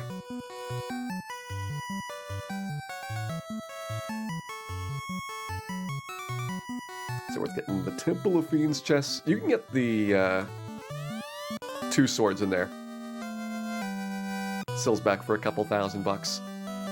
I'll see if I need it. Because I think I do want to get the silver bracelet for the white mage. That'll be 15 defense.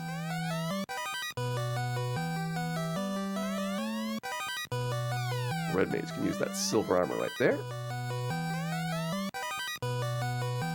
Still the game that you got, or the guide that you got for the game. Yeah, Nintendo Power had a pretty good deal when this game came out. They probably sold a lot of those strategy guides. There was a couple of other games they did that for. Like, I remember the Super Mario Bros. 3 strategy guide. And I think that there was like 4 in total that they made. That were like just single game specific ones. As opposed to being their regular issues.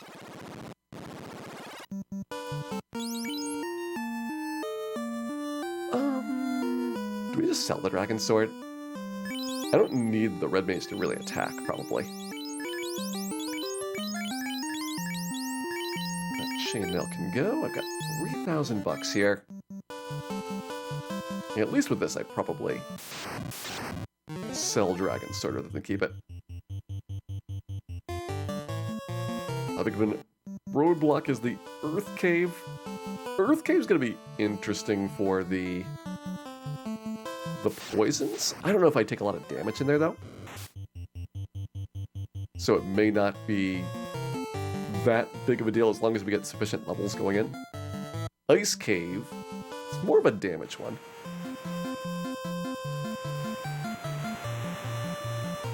But I don't think we get a lot of poisons in there. And Gurg will be interesting about how early I can actually pull that off. Gurgu's got a lot of things that are going to be rather draining to go across. You still want to take as much lava damage as you can, because it's better than the encounters. But you're going to have to do a lot of healing to make up for it.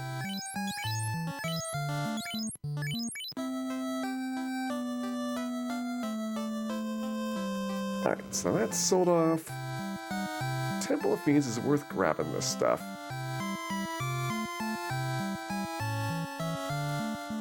Rune Sword and Wear Sword, that should be like 7,000. So double my cash for a trip up there. I think it's worth doing. Certainly faster than we would get the money otherwise, and this could make for easier fighting if I want to get levels.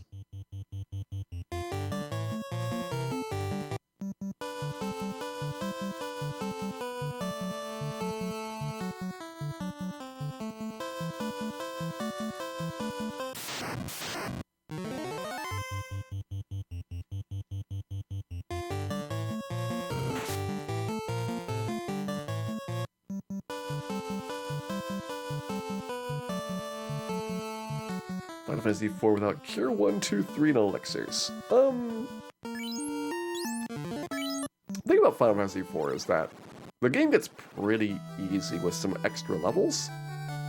You certainly would have trouble with doing like the super fast speedrun strats on things. But honestly, like, you've got enough magic to deal with most situations without having to heal at all. I mean, it wouldn't be that bad.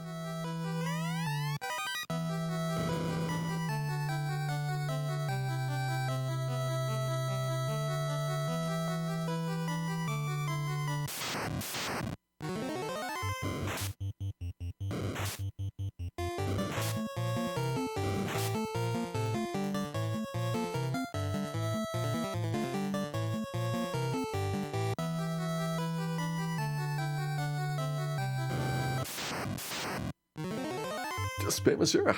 Well, I mean, you can just cast the white magic stuff. Like, unlike this game, the later Final Fantasies are a lot more liberal about letting your mages use magic all the time. The original Final Fantasy is kind of modeled off of Dungeons & Dragons, where a mage has a very small number of powerful things that they can do per rest. So you're kind of expected to only do a handful of encounters and then rest again. And that way the mage can actually participate in all the battles. Whereas a fighter is weaker, but they just keep going all day long. Later Final Fantasies kind of realized that that makes your mage characters boring, because a lot of times they're just doing nothing. So they rebalanced the game to the point where mage characters have maybe not as unlimited sustainability like melee characters, but they get like 20, 30, 40 casts of spells depending on how expensive the ones that you use are. Like, you can do interesting stuff for a long time on the mages before having to recharge.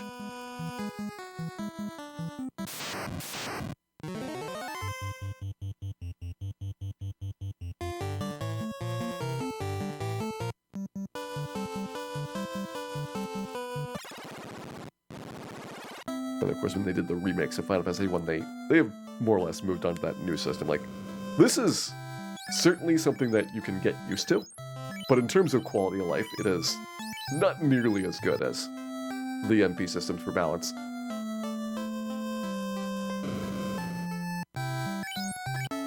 Alright, are we doing mummy grinds? Got still only 3 Fire 2s and Harm 2s. I probably want to get the power staff anyway.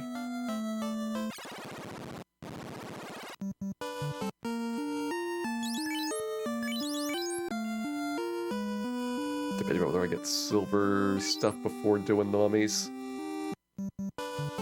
Not really much harm to do it, because we're going to be on the outer sea anyway. And no, we are not going back to the Marsh Cave. That is a horrible place. At least until you have travel spells, and the Marsh Cave gets a lot better.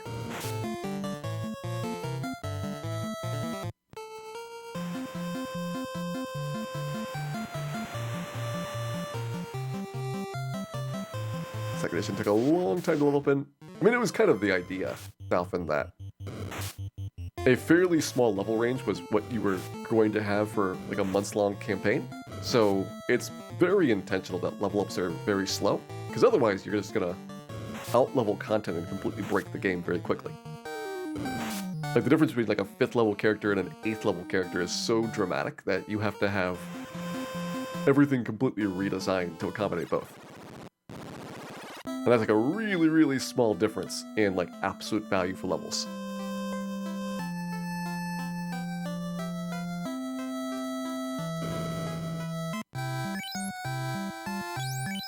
Bracelet, yes, I would like one of those.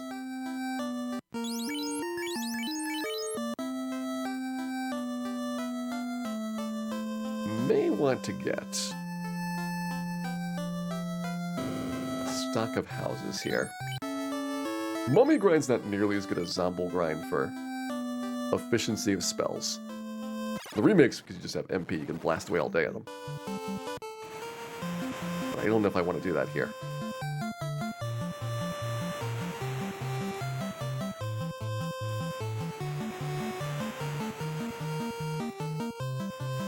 Barred basilisks in Boulder Gate.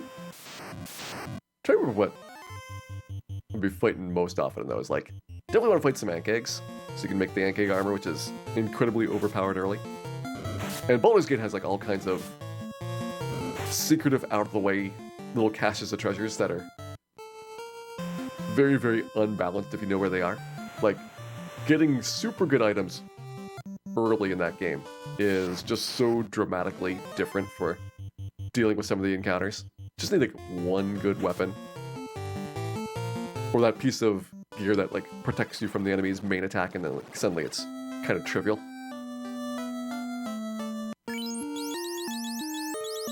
Got 2 houses. How much silver stuff do these fighters really need? There's everything over at Crescent Lakes like 2,500 a pop, so like shields and helmets and gauntlets. I want to get like everything. That's quite a lot of cash. Silver would make it easier to dodge, which helps with the paralysis issue, as well as any other touch attacks.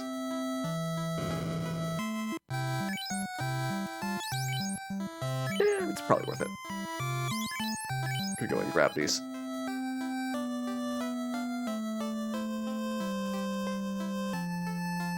Yeah, Baldur's Gate is very easy to cheese. I was talking about this with Rexia the other day. Rexia's been trying to do a solo permadeath run of Baldur's Gate without doing any of the cheesy stuff. And a lot of things that I know strategy-wise for that game are very, very cheesy. There's also some very, very broken things, especially in the original version of the engine, but even the extended edition ones tend to have a lot of interesting quirks.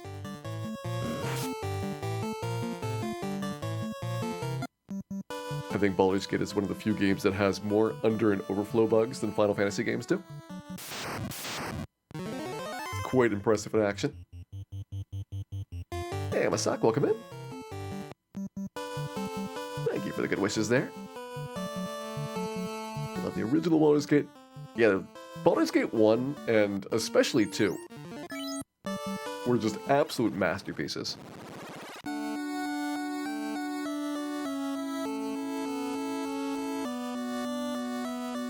And it kind of filled in the gap, because after like the Gold Box games, and I'd probably put like the early Bard's Tale and Wasteland games up there as well, there was kind of a drought for that type of character RPG style. And Baldur's Gate just filled it so well.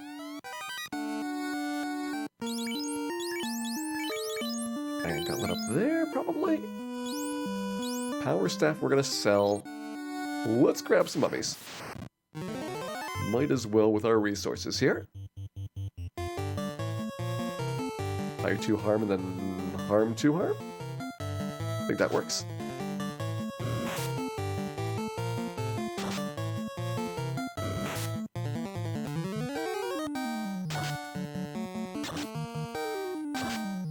Did they ever intend the Power Staff to do something? It's hard to say, but there's no indication in the game's code that the Power Staff was ever going to do anything. So it may be one of those things that just, you know, there's an idea very, very early on that got scrapped, but so early that it doesn't even have, like, any little implementation bits left.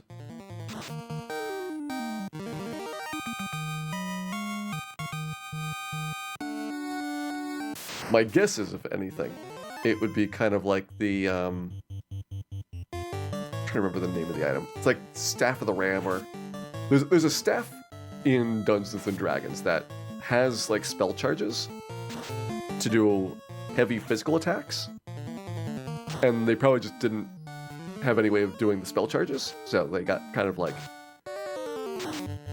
enough to like create an item with that name and then realized this is not going to go anywhere.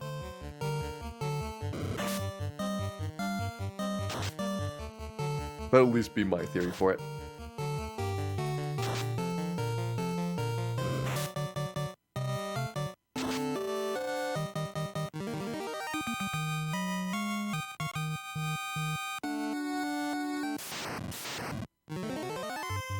Yes, more mummies, please.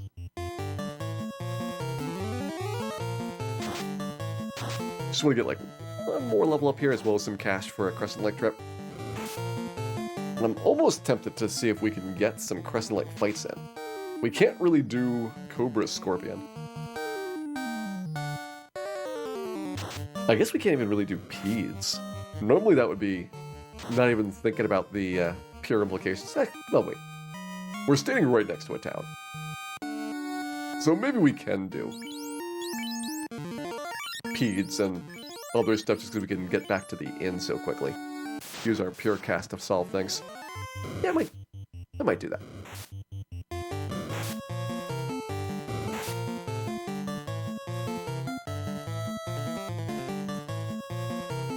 Did it cast Temper in the PSP version? Nope. PSP version doesn't add anything in terms of like the original game items, changing how they work, but it adds lots and lots of new game items. This started in the GBA version, where they added in 4 additional dungeons. And a couple of interesting things sprinkled here and there that progressively got more powerful as you killed fiends and unlocked them. And then PSP adds a 5th one, which is like very, very fun, but extremely lengthy. Staff is striking, okay. That is probably what I was thinking of, Shinobi. I just remember that there is some staff in Dungeons & Dragons that uses a charge to like be a better melee attack. And that seems to be like the best aligned thing to the power staff, since it has better damage by a little bit than regular staffs, but not like a lot. And for it to be worth so much. How are we doing for that experience? 1,400 left. Ooh, that's a lot of mummies.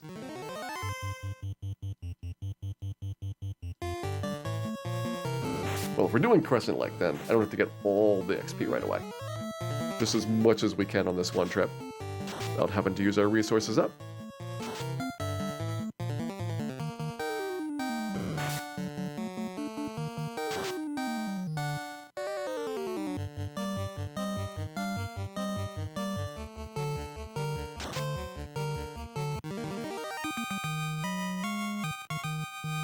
$1,200 to go.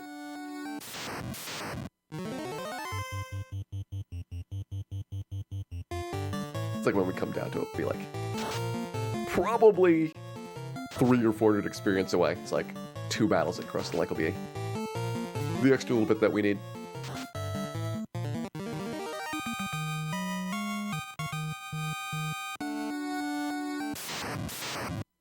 At least so far, I haven't needed to really have a lot of healing here, which is nice.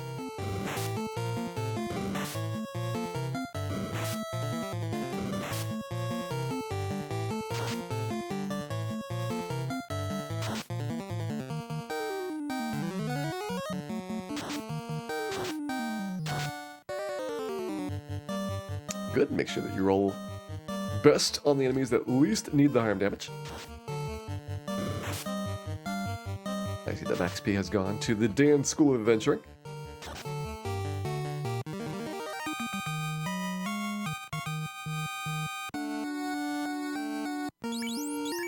One cure for you. I still have 2 more cures on the White Mage. We still have... Well, no, we don't have. This is our last fire too. Inconvenient.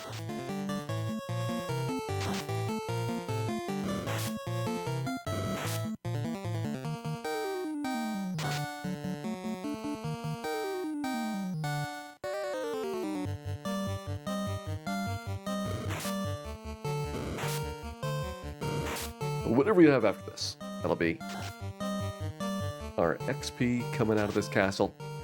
Got some decent money. The mummies, like most undead, give you a really good gold, 1 for 1, between gold and experience, and a lot of other monster types there. Gonna be a half or some fraction. So undead, generally good choice for encounters when you want cash. Using the heal helmet and/or heal staff, I think probably we will be doing some heal scumming in Temple of Fiends.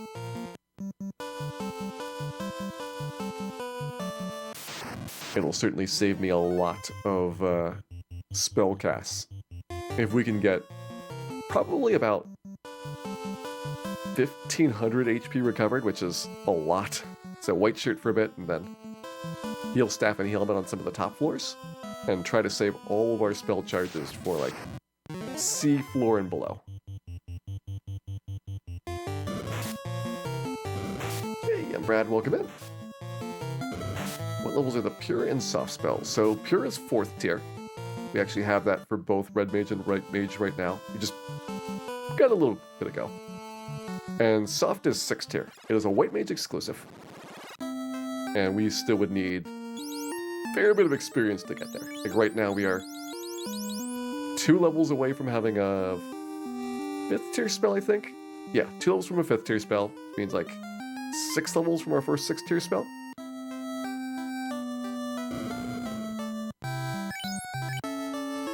Hey there, Giraffe Mate. Thank you for the good wishes there.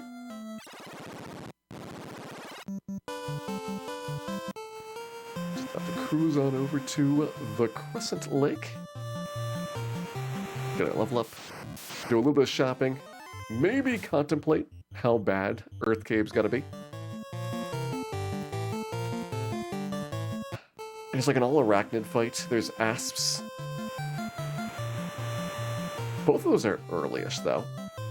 Third floor, you got werewolves. And they're kind of all over the place. These are fights that normally would not be a big deal. Like asps instead of cockatrices. Like, yeah, you would take that trade. Now it's going to be like, well, both of those are kind of bad. Was the worst aspect of Final Fantasy II? If you mean the Japanese numbered Final Fantasy II, it was that they kind of reused the engine from Final Fantasy I with a lot of experimental ideas that didn't really pan out for a while. It's like use-based progression instead of having levels and things. It's something that a lot of games have tried, and many games have done unsuccessfully. Final Fantasy V was better, but I think that their first time really getting that system down well was probably Final Fantasy Tactics.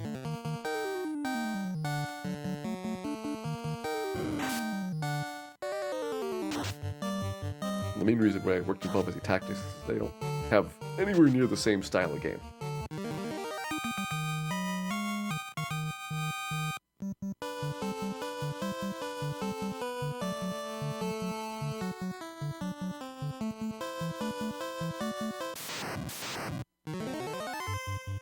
Yeah, 5 definitely is a lot stronger than I think people realize, just because it didn't get a US release for a long time, so exposure to Final Fantasy V is a lot less compared to 4 and 6, which are considered to be very, very good games in the series.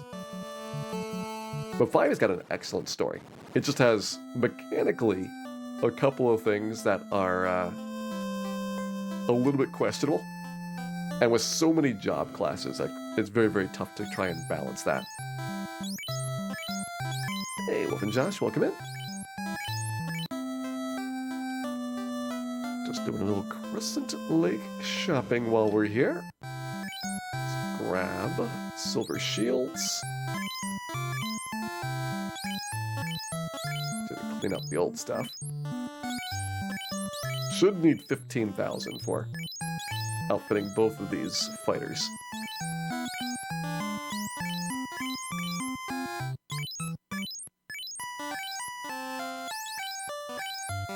Well, we could have grabbed stuff out of, like, Titan Tunnel and things. Figured no reason to really wait for it. Hey, Kane. Thank you for the good wishes there. Hopefully, we will finish in one night.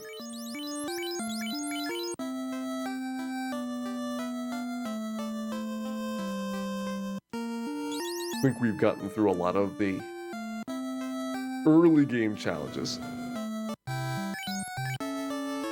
And since we're banking a bit of extra experience every step of the way, at some point, you know, you just kind of overpower the part of the world that you're in, and then it gets a lot easier.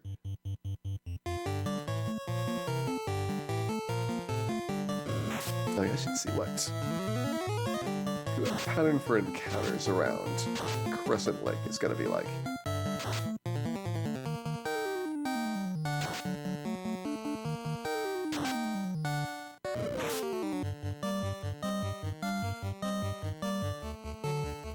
So I probably don't want to do Cobra Scorpion fights. But starting from the beginning of the encounter cycle, there's some decent ones here. Let's see what I can grab.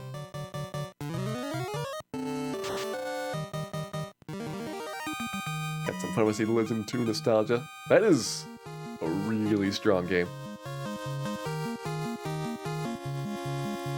Definitely had a lot of fun doing the Final Fantasy Legend 2 speedruns. I may at some point. Probably not bring it back to try and improve my time or anything like that, but just to have like a fun couple of nights of bananas and things. It has been quite some time. That's the last time I've done Final Fantasy Legend 2 on stream.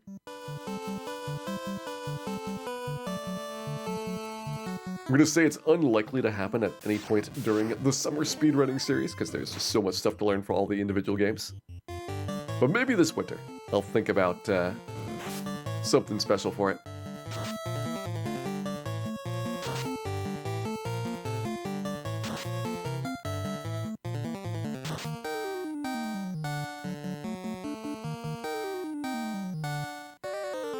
Marsh Cave seems impossible. It was actually not that bad.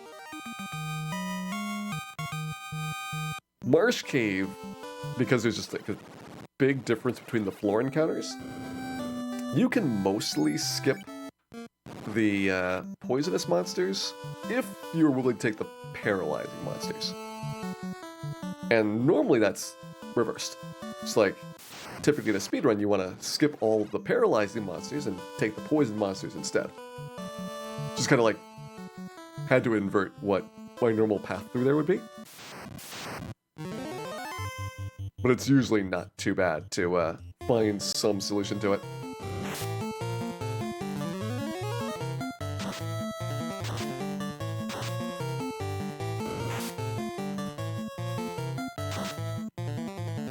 Hey, Ruler.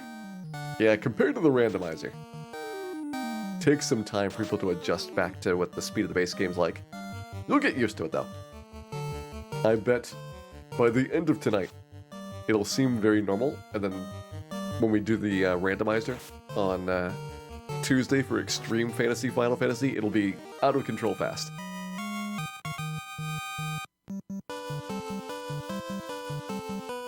Hey, Wolf and Josh, yep, this is the no potion run tonight.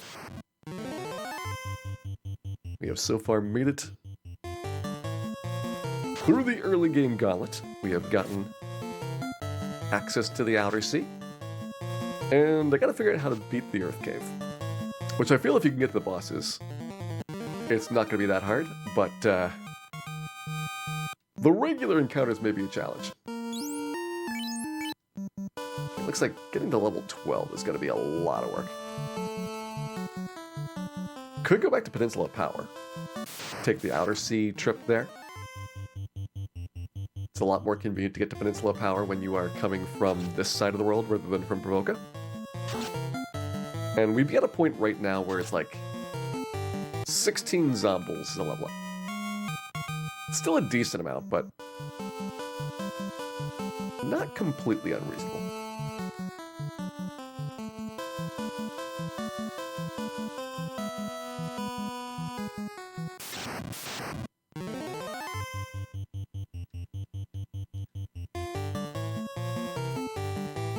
I'll start with 5-2s. Should be good enough right now. If I get level 12, I could get one cast of those 5th tier spells for Earth Cave. Like, clearly you're meant to be probably like level 15 for the Earth Cave, just with how they've designed the game. So it's not like these levels are even putting us like over what a typical playthrough would have.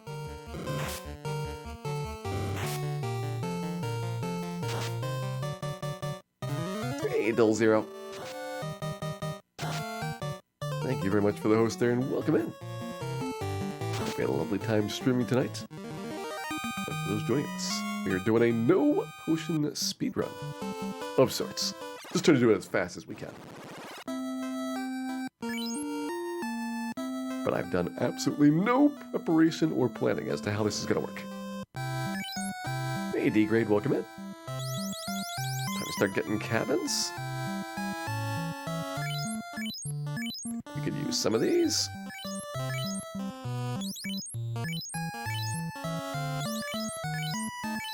It has rarely been important, but up in the north, I will finally get to a town that doesn't have heals and pure potions at the top of its item list.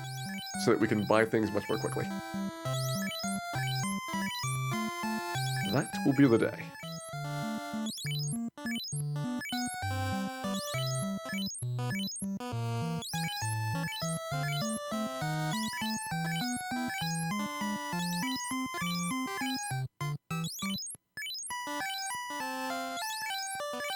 No potions to grind. I mean, it's going to save at least 15 minutes of buying potions. So we definitely have that going for us. Really, the big challenges are trying to get things lined up for encounters so that you don't have the world's most horrible fights while walking around. That's going to be a worry in some of these places. Alright, we'll see if we can sneak through this. If not, we'll take the trolls and bulls again. Yeah, let's take the trolls and bulls. Does no potions mean to purchase potions only? Nope. We cannot use potions even if we find them sitting around.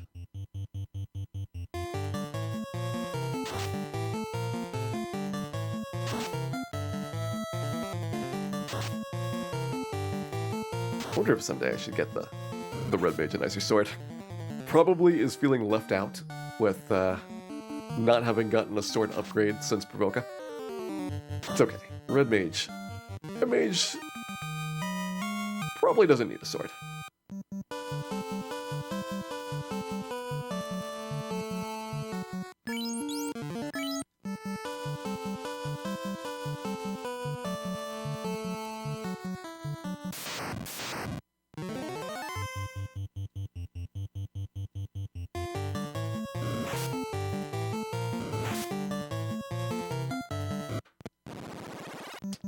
Didn't get a fast run. It's okay.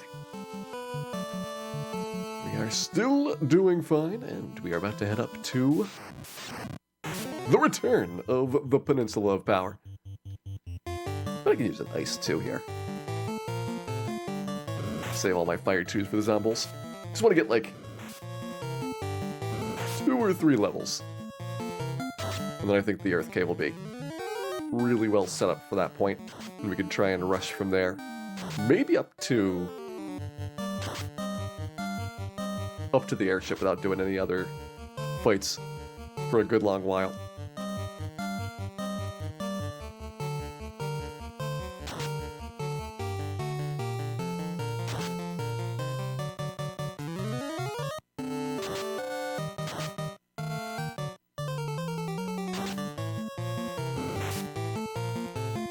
We remove potions from the inventory now. There is no using potions of any kind, whether they are potions that you have purchased or potions that you have found or potions that have been mysteriously placed into your inventory by unknown parties. Whether or not you use the potions for good or for evil or just because you can. No potions.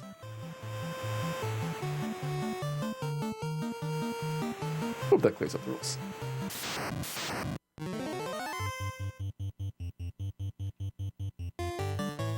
Also, no Vorpal swords. That would be the other rule that we have to follow. Absolutely no Vorpal swords.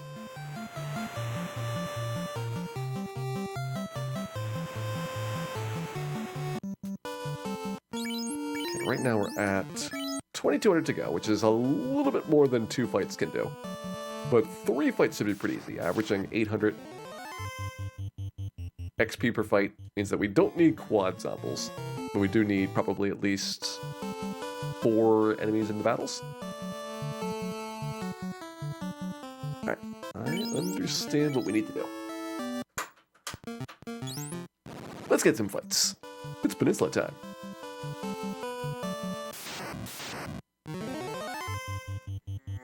Okay, well, I guess. But I'm not going to be happy with this.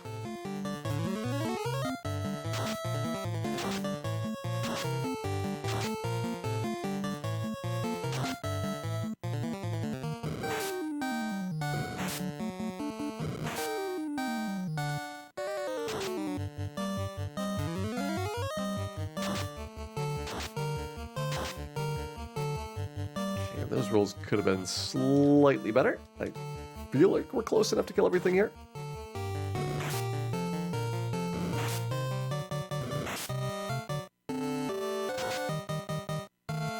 Sure, it'd be a shame if we got good turn order in these battles.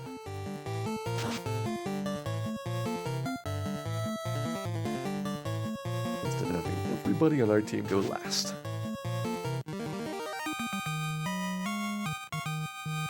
There's one down.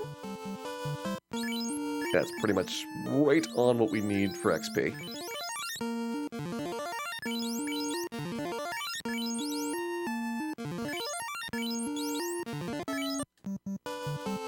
So 2 more of those size spikes would be enough. If we could get quad zombies, it'd be even better. Because then we do more damage.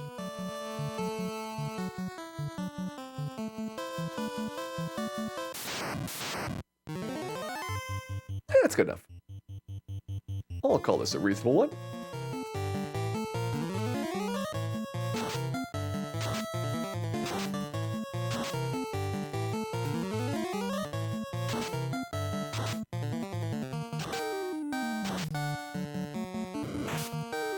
Much better damage rolls there. And Final Fantasy has so many bugs, just maybe a few things here and there. Really, a lot of the bugs in Final Fantasy are things that you wouldn't notice playing the game casually. And it's because there's just so much variance to begin with, and how much like damage stuff does and how the effects work. That, you know, being 25 or 50% off really isn't going to like change the outcome of a lot of stuff. So I can totally understand how many of the issues with like elemental protection and resistances and any abilities, like you could easily fool yourself into thinking that you cast a temper spell once and you did a little bit more damage than the last swing, must be working. Plus at the end of the day, it's kind of balanced around the game as it functions. And one of the things that happened in the remakes when they fixed all the bugs, the games got much, much easier. So in turn, they had to make like the bosses harder to compensate. That's why the remakes, you have like doubling or quadrupling or Case of Chaos 10xing HP, and it still is much easier than this version is.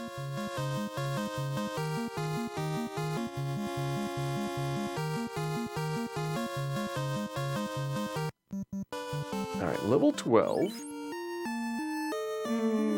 So that's like 6 battles to get level 13.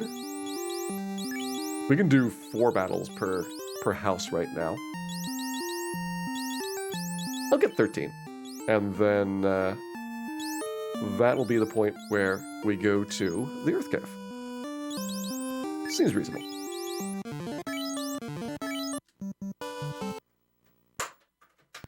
So try and find 6 good battles here.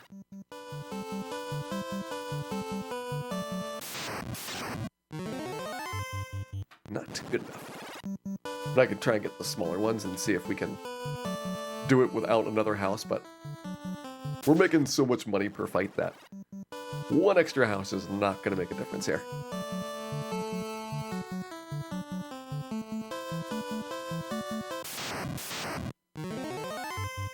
Three is probably good enough.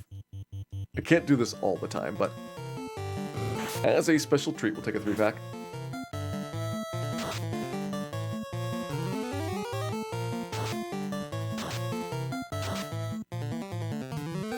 Big thing to think about for level 13 is that's 2 casts of 5th tier white magic. So we can get a revive spell, which is just massively nice for convenience. We could get harm 3. We want to do more damage to undead, but probably that's one that we're going to skip. Cure 3 and Heal 2 are more interesting. Heal 2's got a bug that it actually does too much healing when used in battle. So using Heal 2s seem very, very good for this game.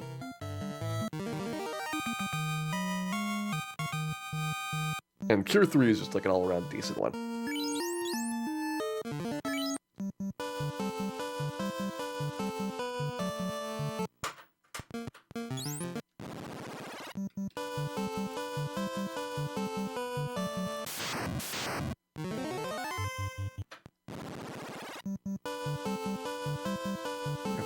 Zumble's gone.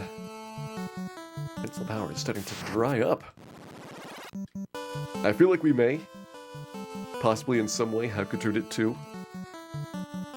this over-farming situation at the peninsula, but I regret nothing. Because as long as I keep getting quad zombies, things are good.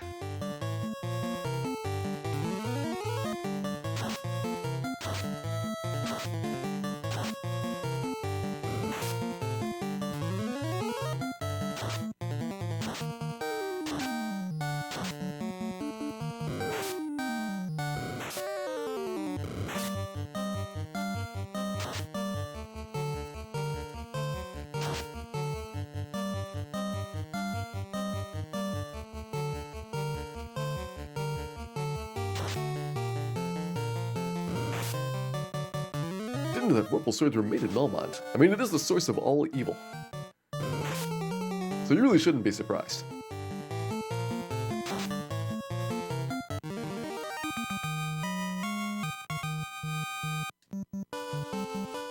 Okay, 3,400 to go.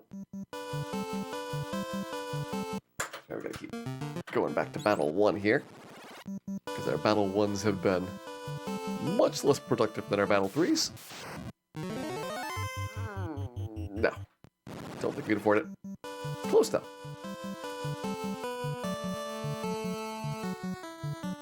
Why are black mages simultaneously cool and useless? Black mages have their use. It is a very powerful character class, but as what tends to happen in this game, because spells have a fixed amount of value. Like, the very first time you can cast the Fire 2 spell is as good as it's going to be as 20 levels later. So the mages will have really massive jumps in value when they first get their spells. Like, they are incredibly, incredibly good. And then it kind of dwindles as everybody else catches up to that same level of quality, and eventually you start running out of spells to get. And at that point, the Black Mage is in a little bit of trouble, because they don't have a lot of good physical stats. Their hit points are atrociously bad. So Black Mage survivability is going to be a lot worse than a Red Mage or a White Mage, who also have about equally good value spells at the end of the day. And it becomes really tough to keep them alive.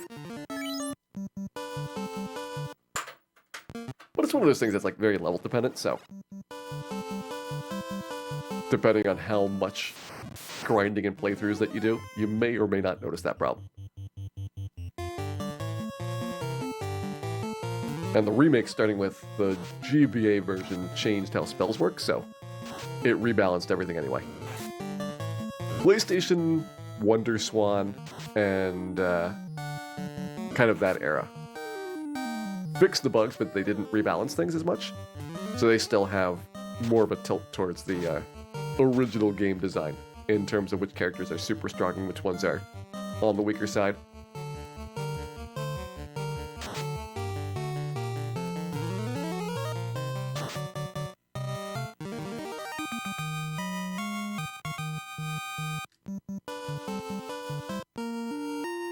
Okay, we house here. We got 2 more fights, and then we're good.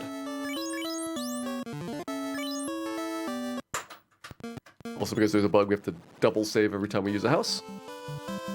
Since the original way it was put together is that it saves the game first, and then it recovers your spell charges.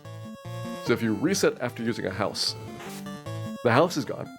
Your HP's been restored. The game has been saved, but your spells are not there. And for us, that would be a bit of a problem.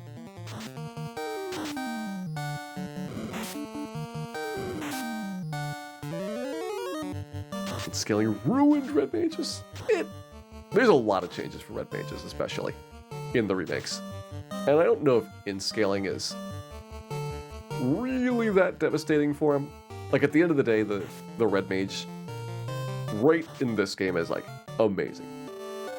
These levels that we're going to be at, probably the strongest character, they fall back a little bit because of the spell situation, just like the other mage types.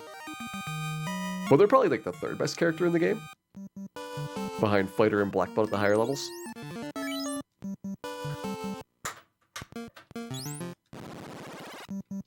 And then they started decreasing Red Mage HP, which made their survivability tougher. Not as much as the Black Mage, but not as good survivability-wise as the White Mage or even the Thief at that point. And then killing off the value of their spells a little bit, but because you can Ether and get spells like all the time, Red Mage's versatility is just still really, really good. As long as they're casting a spell like every single turn, they're probably bringing pretty good value to the team.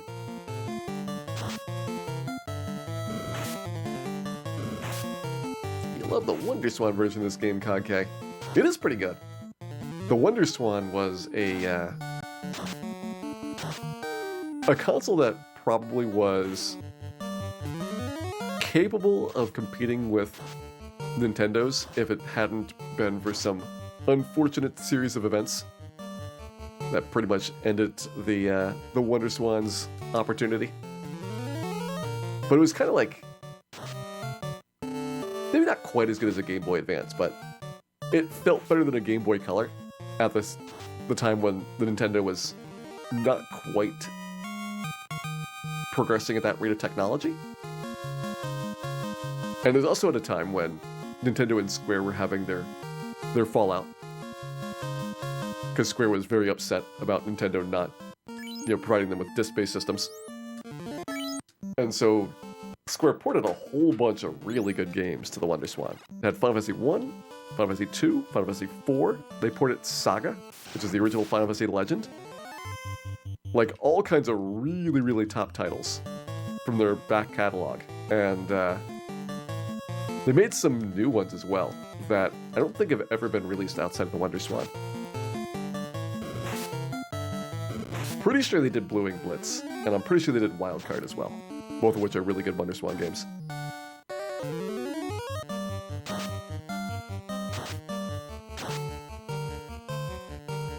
Is there a Saga 2 version? There is a remake of Saga 2 and Saga 3, but it's on the DS. Both of those are like total remakes. Like, they're in kind of like first-person 3D, so you can run around and dodge the monsters if you want to avoid the fights.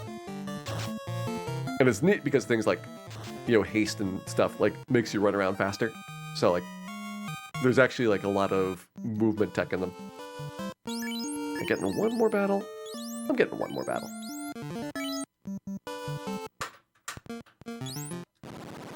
We'll take them. Yeah, both Saga 2 and 3 remakes are really, really good, but they've never had an official English release. So while you can get patches for DS games, it is a lot tougher to play a DS patched game than like on previous systems. Like, emulation is just not nearly as good for the DS.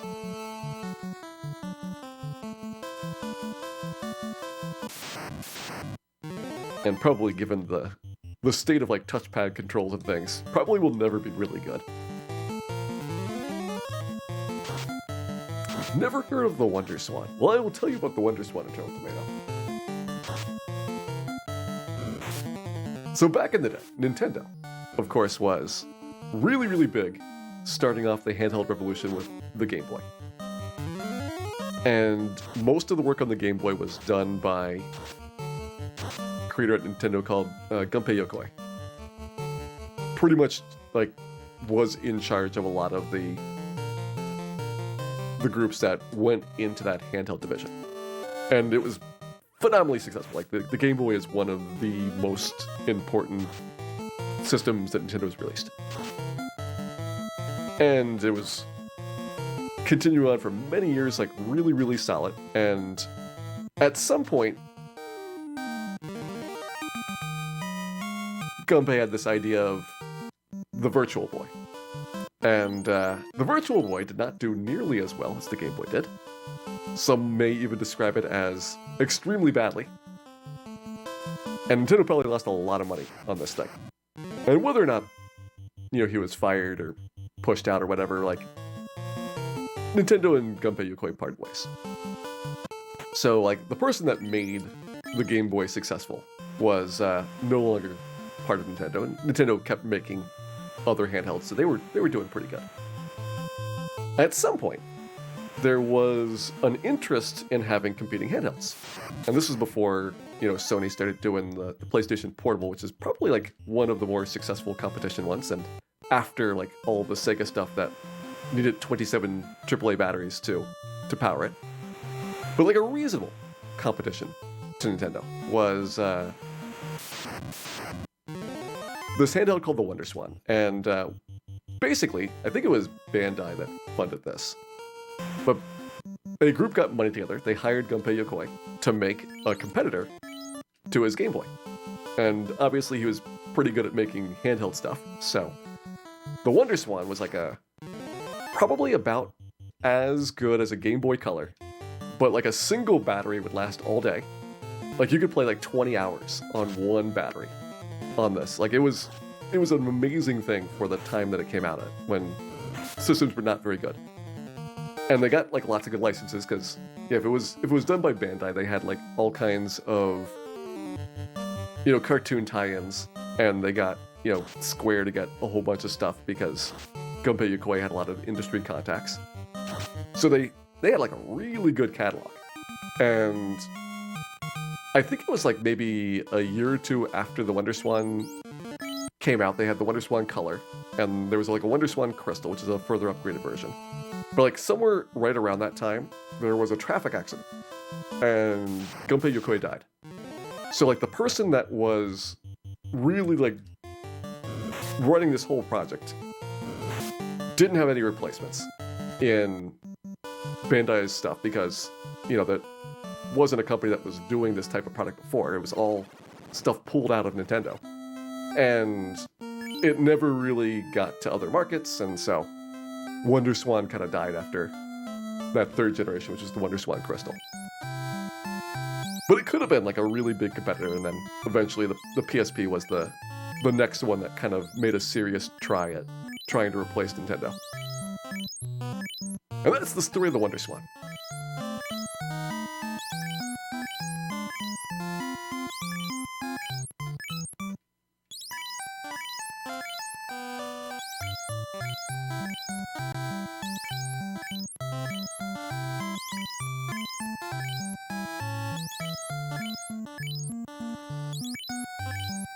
Yeah, it's kind of a sad story. Like, it may or may not have been Gunpei Yokoi's death that, caused the product to fall apart, but I suspect that was a very strong reason why.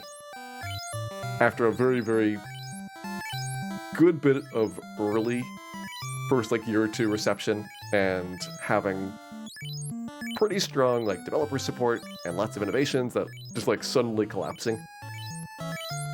And it could have been like funding or an economic issue, but I'm going to guess that was the main reason.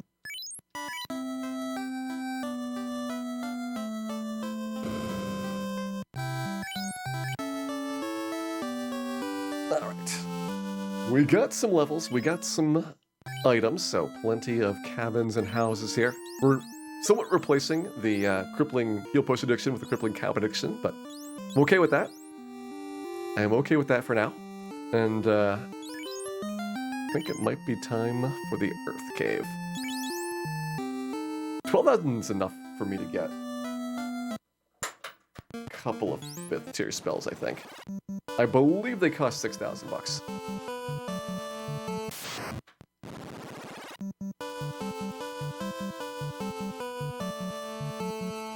It's 1,500 for 3rd tier, 4,000 for 4th tier.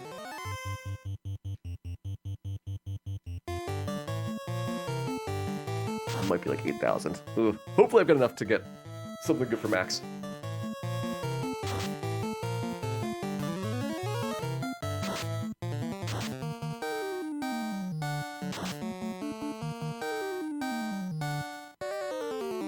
Yeah, these just good stories to know about if you're interested in history of things. Get to find out cool little details.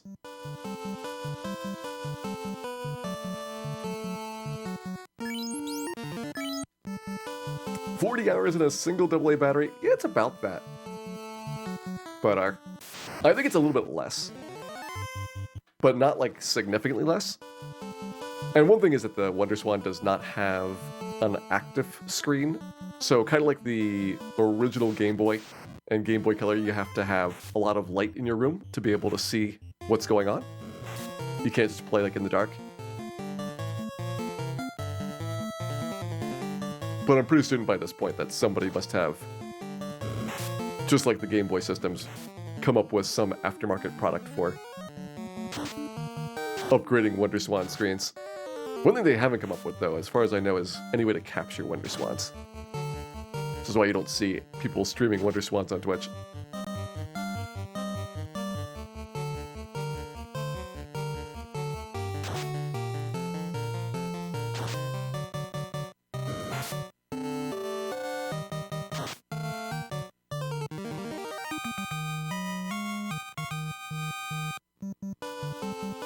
Alright.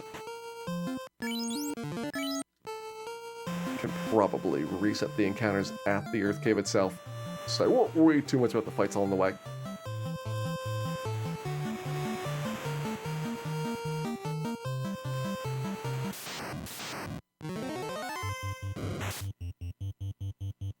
Bringing the WonderSwan back to life. I kind of think it's very doubtful that any of these small competitors is ever going to try and make one of these devices again. Like, it's just so much money to get one of these projects started that you're down to just the major console manufacturers at this point for being able to do anything in this space.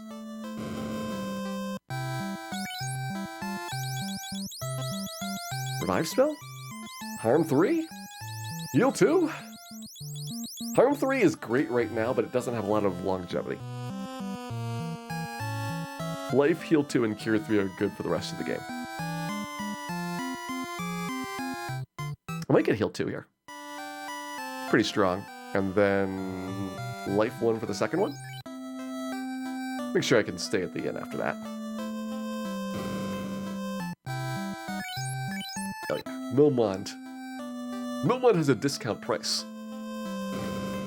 on stays today. So we're gonna get Heal 2, and we're gonna get Life 1 for Max. Hopefully we don't need them. Cure 3 will be the last one that I pick up there.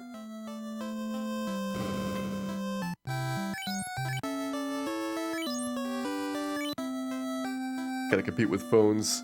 That's a big thing, like, everybody already has a mobile device. And so trying to get them to buy another one is really tough. Steam Deck is just like a very different class of product. It's basically like a PC handheld, so they can charge a lot of money for it and still have people interested in buying it. It's almost like a laptop replacement. Different form factor, but you know, roughly the same amount of compute power as a laptop's gonna have. And I wouldn't see something like a low-budget device ever really making sense again.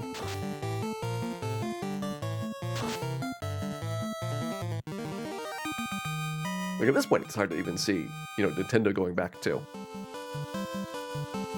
something like a small, low-power type of handheld device. And they've already got, like, a market for lots of customers, like, all the games for it, and even they would probably struggle. Hey, thank you very much to our anonymous gifter. Gifting out the sub there, and I do hope, anonymous gifter, that you are having a wonderful weekend here. I also hope that you can bring us some luck on this Earth Cave. Let's see how bad the Earth Cave's gonna be at the start. So we want to avoid the asp. Want to avoid the arachnids. I can go later into Earth Cave. Maybe we don't want to fight the cockatrice, obviously. But images are probably okay. Ooh, there's a werewolf at the end of that. Okay. Let's try this. Can I get through Earth Cave on one fight? Doesn't really help me, does it? I think we want to skip one out here. Hey, Beak66. Thank you very much for resubscribing back for 20 months. Hope you're having a lovely day and a lovely weekend as well.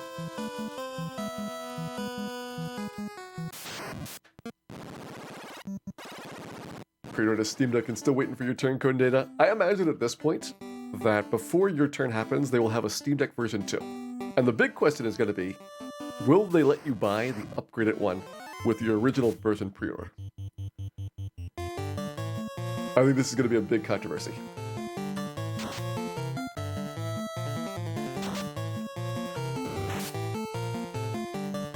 The line for a Steam Deck is just like incredibly long.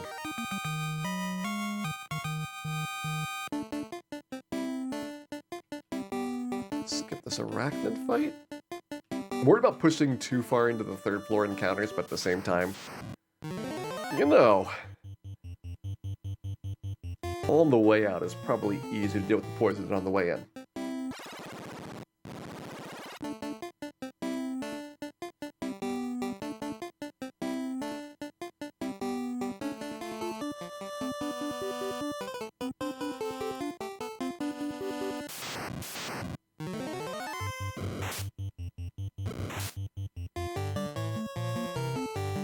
A lot of Switch thinking that you'd have a lot of play on the go. I think that there's probably still some people, like daily commutes, where you have a lot of travel, but it's certainly a lot less than I am sure most people were expecting going into the Switch's life cycle for travel. And maybe that's just like a permanent enough change that it's going to make the portability options of the Switch less attractive. Fortunately, like, doesn't really hurt the system much having it as an option. Like, the Switch is better docked, but not so tremendously so that you feel like you're missing out on the experience for the trade-off the developers have to make. Maybe the biggest thing is just they can't offer as good, you know, high-end options for a docked console for the same hardware.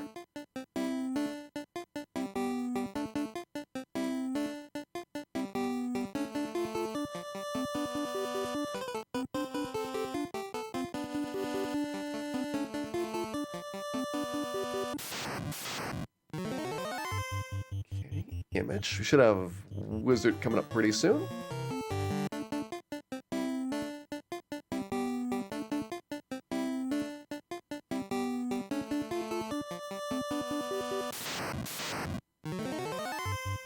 But enemy does one hit. Does slow increase their miss chance? Nope. Slow and fast basically are a multiplier.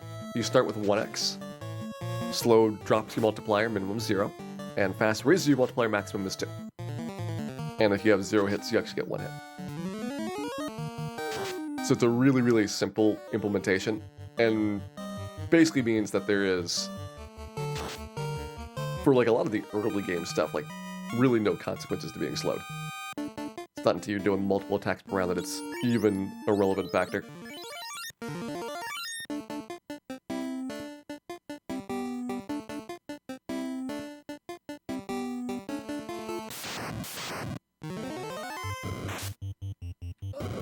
I'm starting to think that we might be getting some werewolves and cockatrices. Might have waited too long, but again, poison on the way out is not nearly as bad as poison on the way in. Cockatrice on the way out is really bad. You do not want those.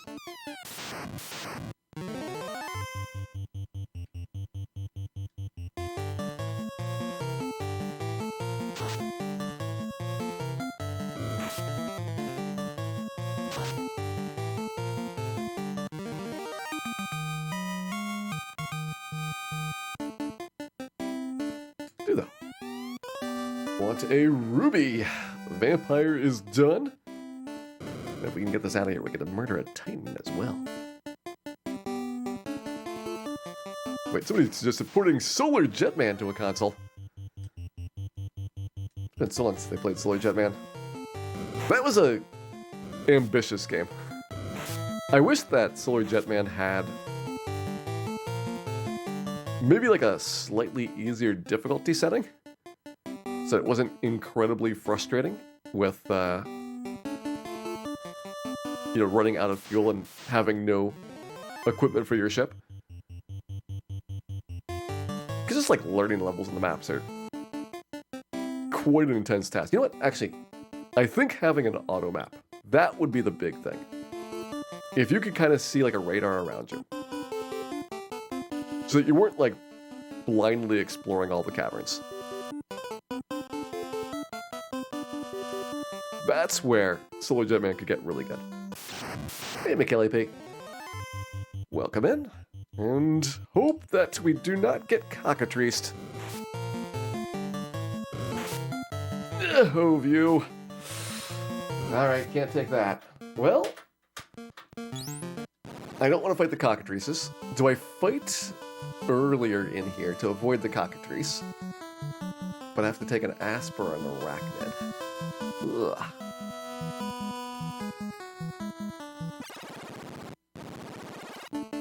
Let's see how bad it is with the Aspen Arachnids.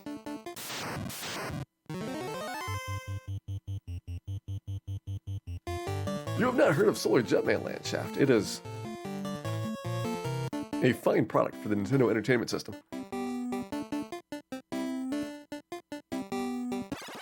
One that more people should try. It's a decent game. I would say it's certainly not in the bottom half of NES games, but I'm not certain if it's in the top half. There's just enough flaws with it that while it is technically really impressive, it's got some gameplay issues. And basically the idea is that you have like a, maybe not like physically accurate, but more physics-based space travel game. So like gravity is a thing, and objects can have like different weights, and so they pull you as you're traveling around. And you're navigating through like tight quarters and stuff. It is interesting how the design could have gone.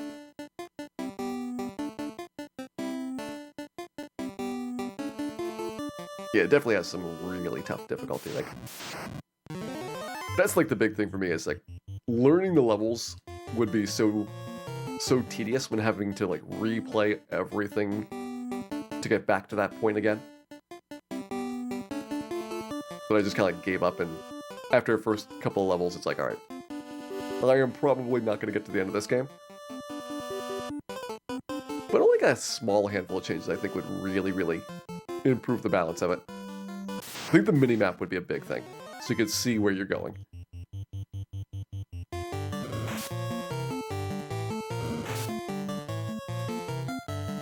And then maybe like a mission type system, where you're sent off to like, in a directed fashion, go and explore this part of the current planet, either for like the warp ship piece or for some upgrade or something. Just like you have like a hint of where in this gigantic space you need to be at. It does feel a little bit like a game that is intended to require some assistance, either like buy a strategy guide or get help tips or things. But I don't know if that's like really that intentional, but it feels that way. Like just hard enough that you need some assistance.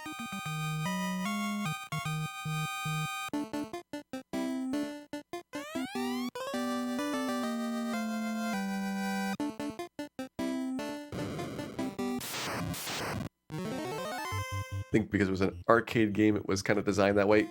There are a lot of arcade games that do have that feel to them, where they are meant to force you to like replay them continuously. And sometimes NES adaptions suffer from that problem as well, like even though you don't have to pay the 25 cents to try again. Because the game's not very long, you have to play it over and over again, or else people would think the game is like not worth the $50. So Ultimate though is like a pretty long game. So I don't feel like they have to like stretch the length in any way to make it more attractive for that.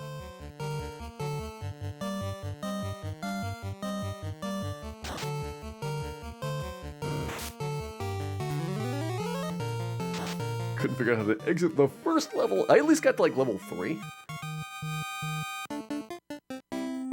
And then I realized that I was in over my head for it. I've been going through the game with, like, at least maps, if not a walkthrough, probably. I would have a very different impression of it. Because if you know what you're doing and where to go and all that stuff, then probably, like, the execution and learning, like, how to deal with the navigation of the passageways. Like, how you're actually, like, steering, it's in many ways like Subterranea, for people that have played that game on the Genesis. Like, just horrifically bad game controls. But something intriguingly interesting nonetheless.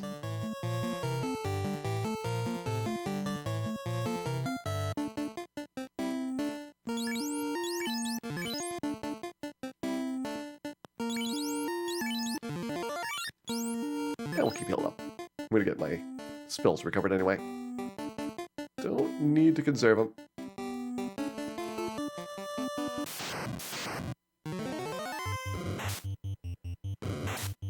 Alright, good news is we are not getting petrified. Bad news is we do have the poison to worry about. And I think I will try and get through this next fight before curing the poison.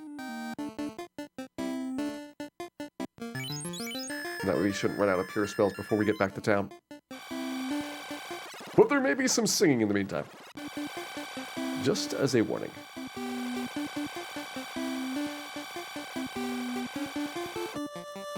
Lovely sun.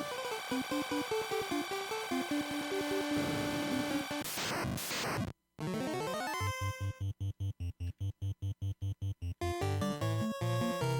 think I would just have pure. There's 2 on the arachnid is tempting though.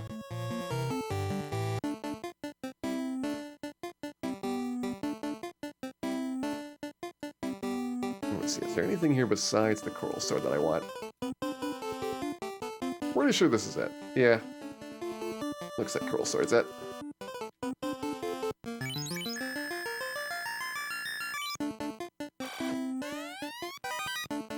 At least the good value. I'll grab the cabin money. Because I can. Because that should be our last poisonous monster. Let's go ahead and heal you.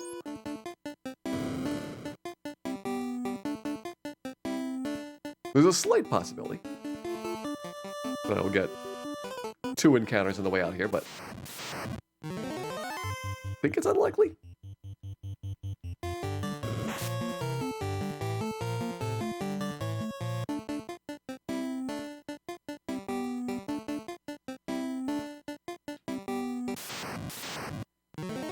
Alright, it might be more likely than I thought.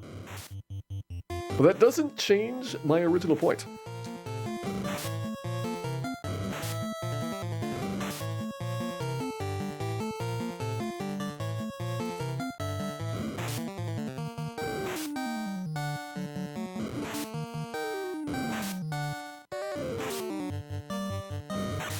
Which is that in theory. Dan, maybe, could have made it through there without getting poisoned. Oh well, maybe next time, Dan. He's doing his best. I'm sure. His best is pretty bad. But it's all we got.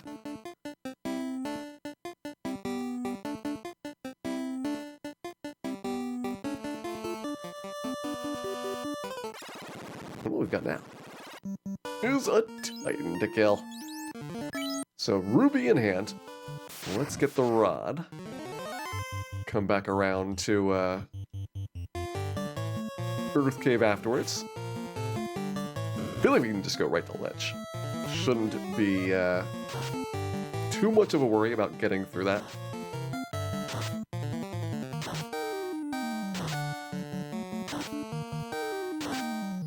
Harm 2, Fire 2, 2 fighters with silver swords. At these levels, we can even fast.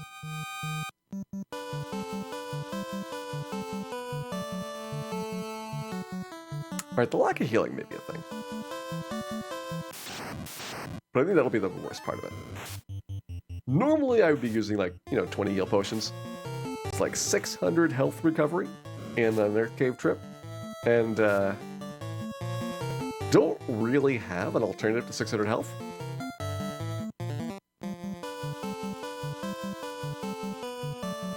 But we'll just clutch. She'll be fine.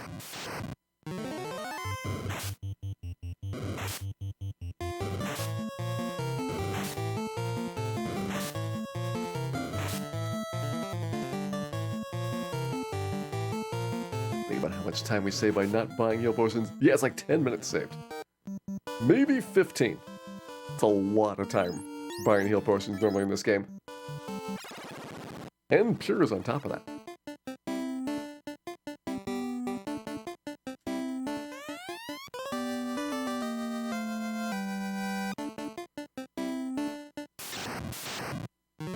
There we go. One less Titan in this world.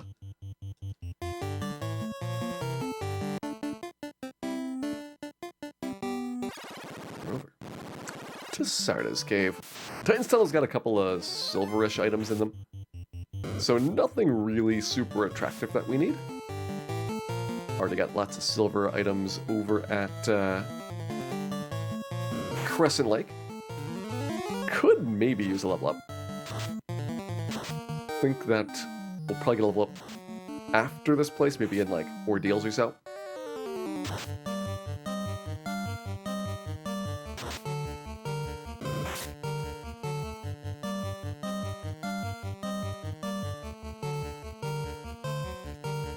Speaking of Ordeals, oh, it's gonna be nice having that Zeus Gauntlet. Once we finally get free AoEs, I feel this game speeds up quite a lot for things that you can take on.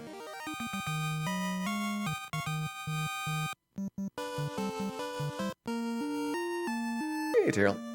Do we reset if we get petrified before the sauce bowl? Yep, that's already happened once. Pray that it does not happen again. We need like 3 more levels before we can get a single cast of soft on our white mage. It'll be interesting to see if we can make it through the ice cave without that happening. Ordeals, we should be able to avoid Medusas. So I'm probably in good shape there. I'll take the Zombles and the Wiz Mummy fights. When we go to Ice Cave, very early on, you pretty much have to get past the Cockatrice fight. And there's also the chance that the eye petrifies you. But if we get petrified by the eye, then I think we just kind of limp our way out and deal with that when we can.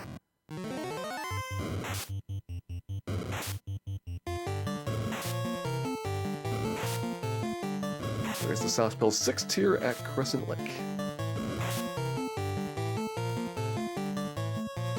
It's also pretty expensive, but the big thing is we need the levels to be able to cast it. So I'm fairly certain it's level 16.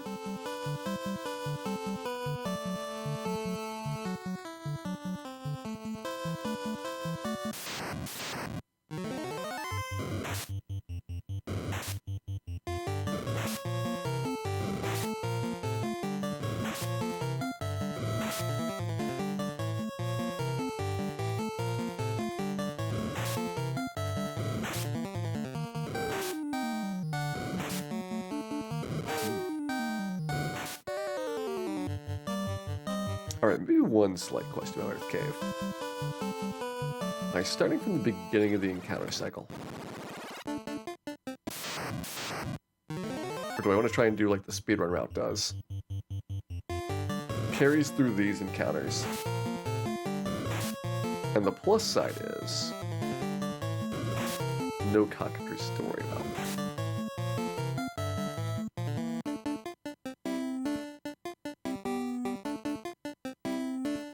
The downside is that you can't really resume back into the trip because there's just so many encounters in.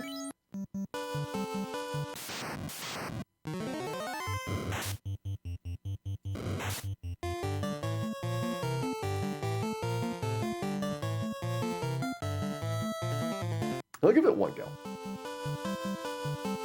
Give it one go. I think that we can probably find out roughly where we are encounter-wise. And then trying to just... The thing I don't know is whether there is just a lot of poisonous monsters that are going to be problematic in a different way if we take this path. Normally we don't have to care about poisonous monsters, like they're probably considered easier than most of the other fights. And that is less true here.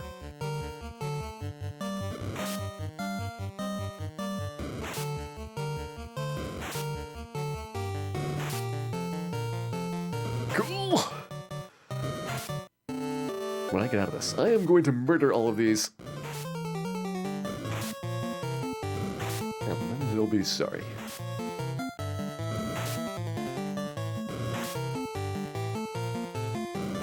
Just need like one harm 2 or fire 2 to go off.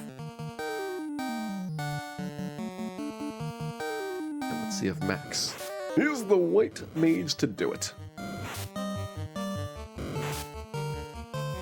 There we go. Not a problem.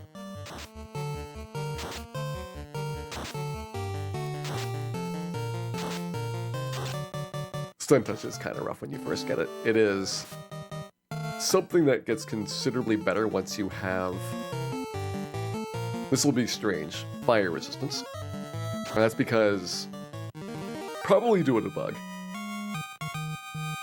The element that the touch attack uses for these monsters is fire. So if you resist fire, then you can't be hit by their add-on status effect.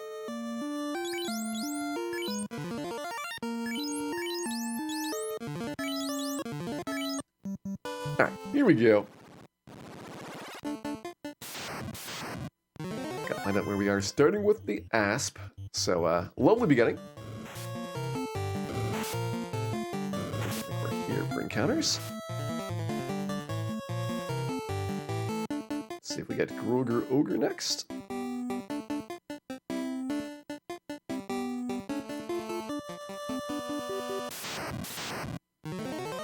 No, it's a Cobra. Maybe it is that Asp? I mean, Groger Ogre down here? Just gonna keep guessing that Groger Ogre is next until it's true. And then I will maybe know where I am. Nope. So where do we have Asp Cobra on first floor, then Asp on second floor?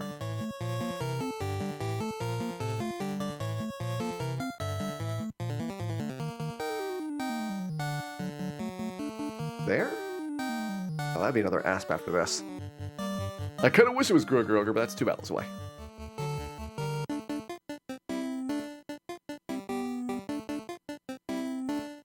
And then so many arachnids.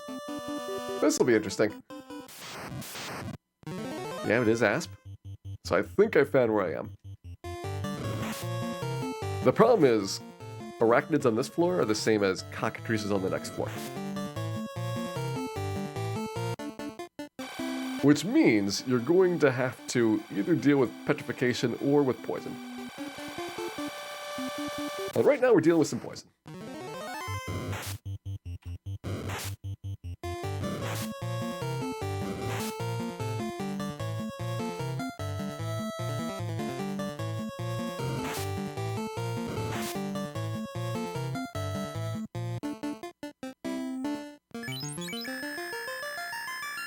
Okay, down at the front, this is so that most likely they hit the person that's already poisoned. And while it's possible that Dan gets double poisoned, it's for the best the rest of our characters get through this unscathed.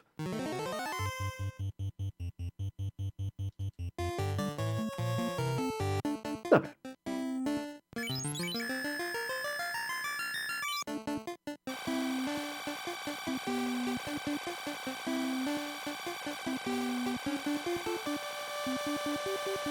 More of these, get rid of this other cockatrice fight.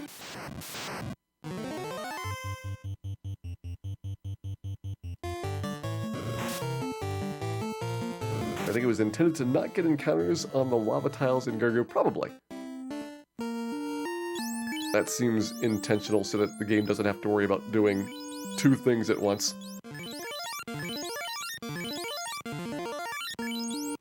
There's actually lots and lots of places in this game where you can't get encounters, like dock squares, doorways. For some reason, the southern edge of interior rooms, that one maybe makes a little bit less sense than the other ones. But many, many places that are like that. So just having one more is not a big deal.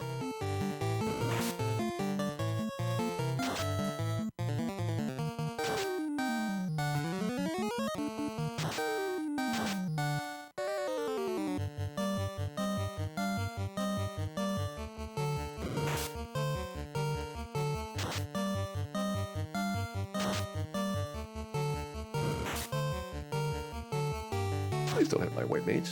The white mage is soft and squishy.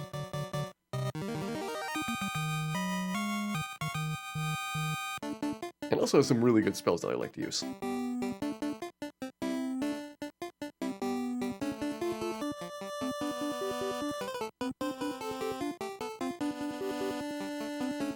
Keep the bat away. Mummies, we can run from werewolves coming up. Yeah, slight poison chance. Hopefully it does not drain our health too much if we have to walk around poisoned for a bit. There is only 2 werewolves, that's good. Helps a lot.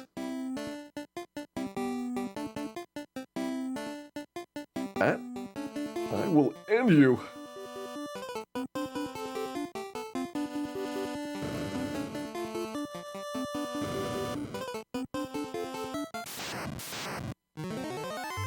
Okay, we got the Groger fight here.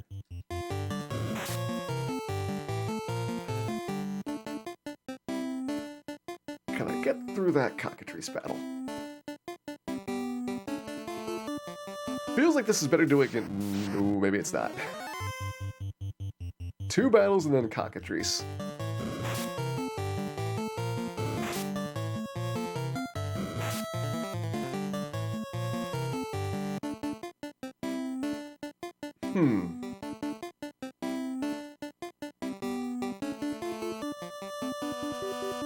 I don't really like the werewolf, but I also don't like the wizards.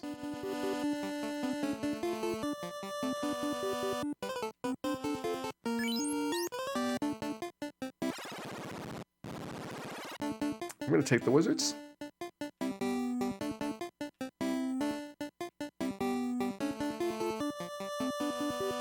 I'm trying to plot my path down here to hopefully get through this with the minimum of pain. I can use another lit too.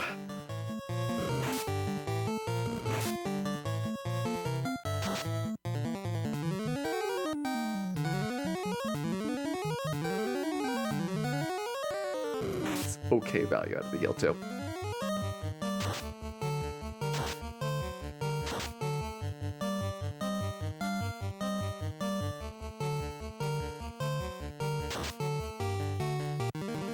Next, we're taking the troll down here. I feel like this is the place in the encounter cycle that I'm normally at, so we shouldn't get the cockatrice fight.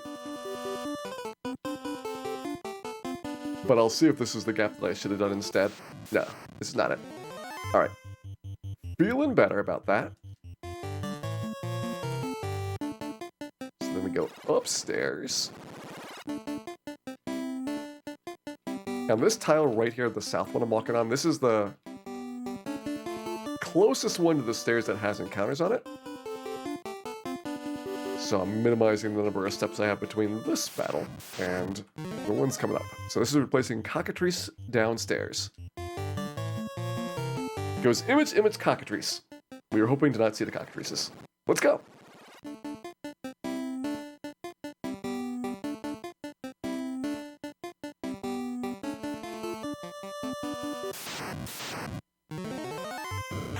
I was kind of hoping to not get a 6-image ambush, but this is why we can't have nice things.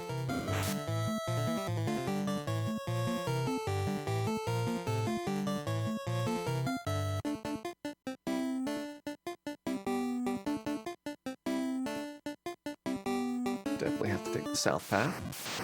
North is a little tiny bit longer. Well, at least it's not an ambush.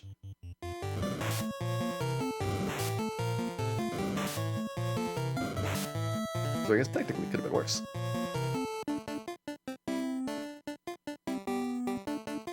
Let's see if we got this. Nope. It's only 2 cockatrices, but this is still extremely scary, and I am not happy. I'm happy. I am totally happy.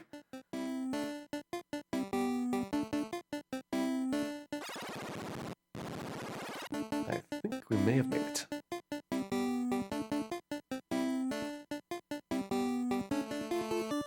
I feel like we shouldn't delay any more than that, but it's possible because I'm getting the encounters in different places between overworld and dungeon that it was off on the number of steps to the next encounter.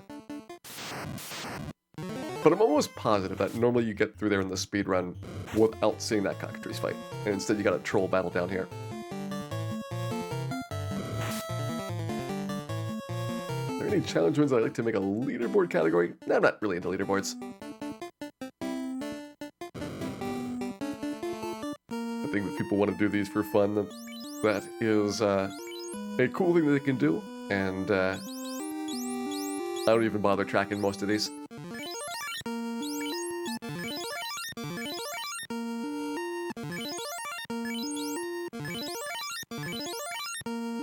Not quite full health, so I have to use a cure 2 there. Alright. Got some harm 2s. Got 1 heal 2, which is going to be nice. 2 fire 2s, we got some fasts. A little bit higher levels than we would normally be at. I'm feeling reasonably confident on this lich. Let's go. Fast the Dan.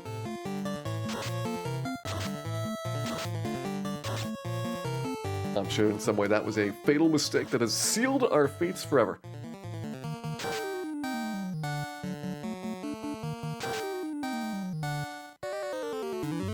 Boy, I wish I'd have fastened that Dan right now.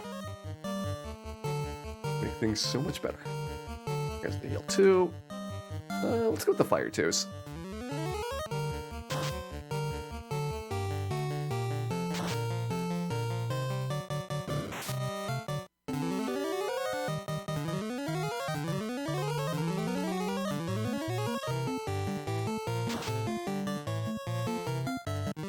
And let's go. Celebrate our victory over the first of the 4 fiends. Lich is done. Good Earth Cave. Took a little bit of luck at the end.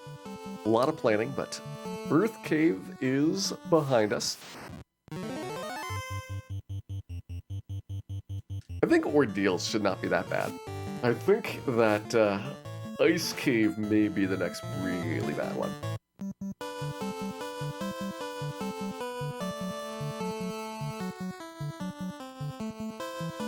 Heal 2 heals more than you remember. Plus because there is a bug that causes heal 2 when cast in battle to actually work as heal 3.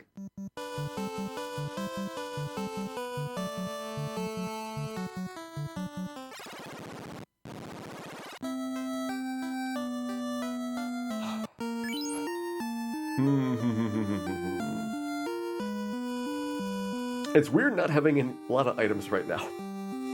So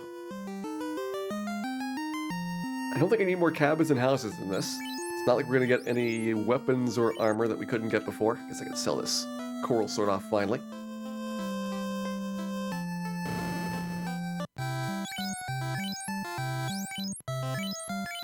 Decide if I want to buy the last white mage spell here.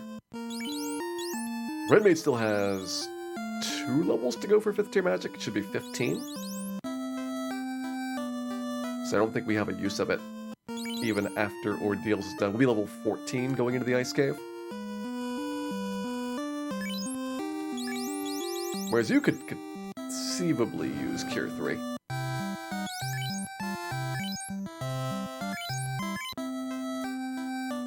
Hey, Slurpee, welcome in. Just beat our first of the 4 fiends. Now now we're about to undergo an ordeal.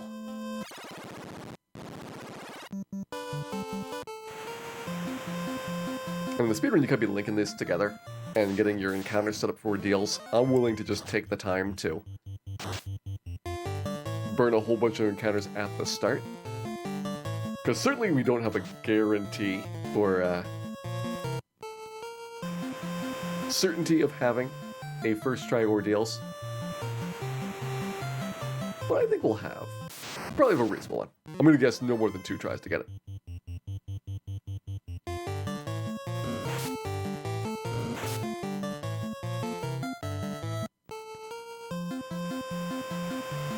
Shocking part of the heal 2 bug is it actually favors the player. Yeah, there's a couple of bugs that are in your favor. Heal 2, it's a very minor one, because it's a White Mage exclusive. Running is a big one. Running is a lot easier than intended. Once you hit level 15, you're running from almost everything in this game. At least from the first 2 slots. It is broken for the back 2 slots in a much more significantly negative way. So that kind of balances out, but still, I would say it is net in the player's advantage. And you get more critical hits than intended. And that one I don't think there's any downside to. I think that's just a straight up advantage that you get from it. Dark not working, it is an advantage. It's a really small one because you're not going to get darked all that often. And by the late game you got resistance, so... You know, well, Kraken does ink. The ribbon blocks it, so... You know, does it really matter? Probably not. That's why even in the remakes where Dark works, people still do not take it seriously.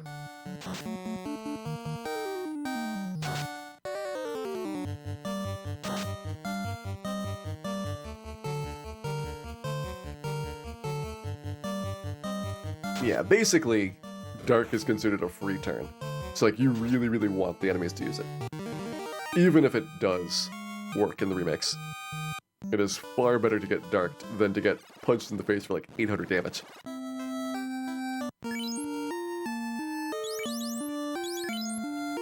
Get the Red Mage a Buckler? It's 2 defense. Don't think we get the Red Mage a Buckler.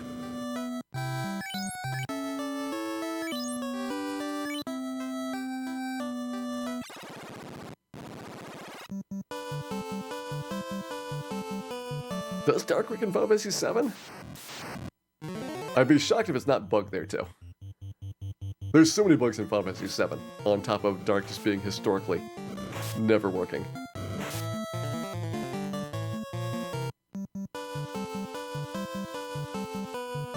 Even though it kind of feels like Final Fantasy 7 is the first one that had some amount of attempts at making it bug-free. There's still a lot of things that you can very quickly find are broken in that.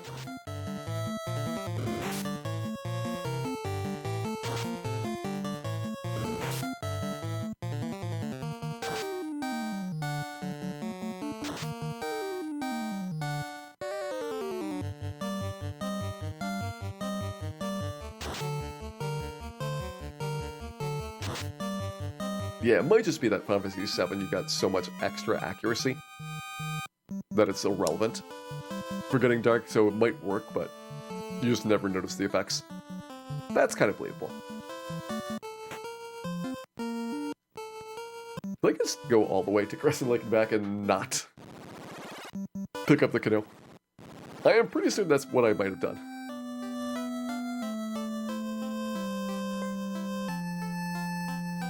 Let's try that again.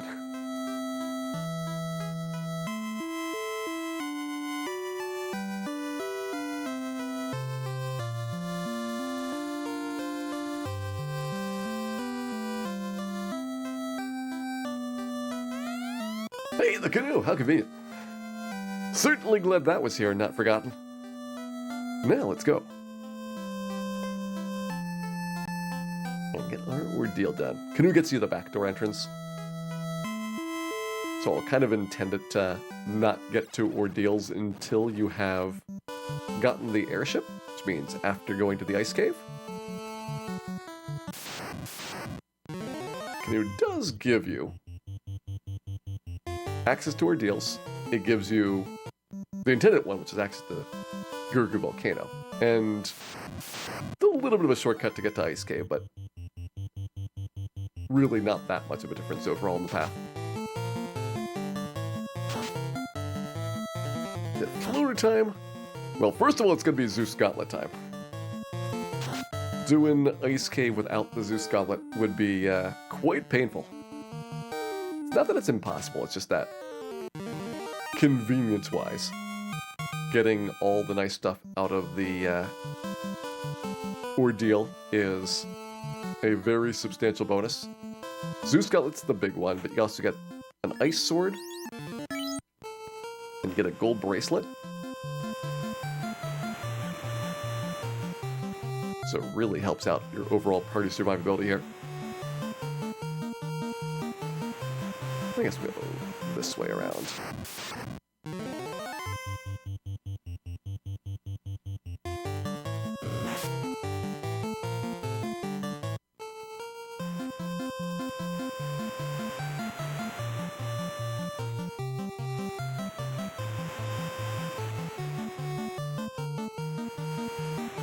Probably should have gone this way around. Sail all the way through the Cardi Isles now. It seemed like a good idea at the time, but I am beginning to have some regrets.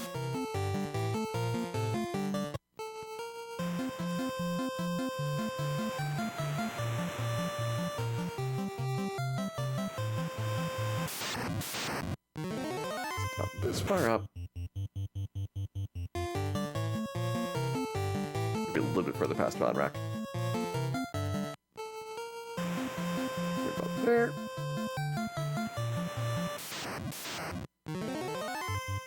Trying to slip into the little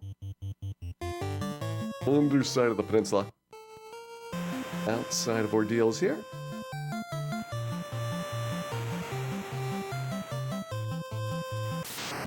There we go, that shouldn't be too bad. If only there was a map. Seems like cheating. I have not been to Matoya's cave to talk to the brooms, other than to take her crystal. Alright, so maybe I've been slightly to Matoya's cave, but we didn't grab the magic spell.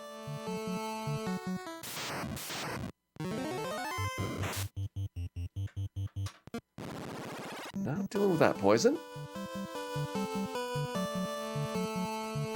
Guess Catman is actually worse than the stuff inside. Okay, we got all of our spell charges. Let's set it back to the start of the encounters. And then if I go for the aggressive path, I really don't want to deal with Medusa, so we'll probably do the late entry one. One? I think it's 12 encounters that we want to skip.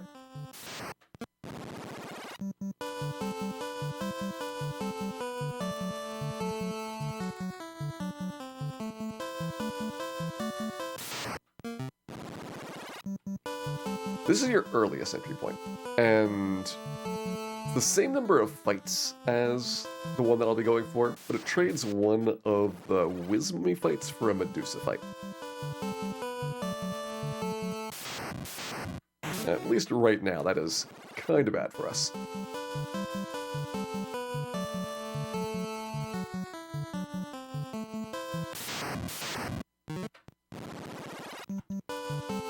This giant stretch of like sorcerers and man-cats and argos.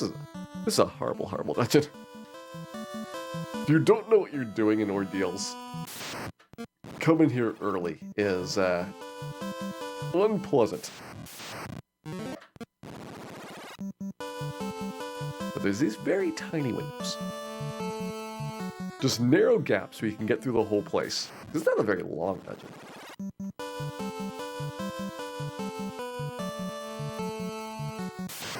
Looking for a good one here. I'll do the 4 encounter one. I can take more Zobbles.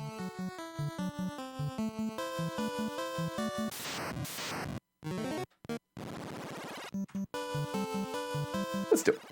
This will be 2 zombies and 2 Wismami encounters. And this way, if I am off on my steps, because we've not done ordeals in quite a long time, it will not make a difference. Fortunately, it's fairly easy to navigate through here, as long as you remember that it is always the bottommost pillar in every room. So we're going bottom. Around the curly cues. Bottom, bottom. Down the left-hand side. It's a fair amount of zomble. I think I will use the arms for that. I need to save some harms for the zombie D at the end. But if we run away from the Whiz Mummies, I think we'll be fine. These are unrunnable, so that's not a choice.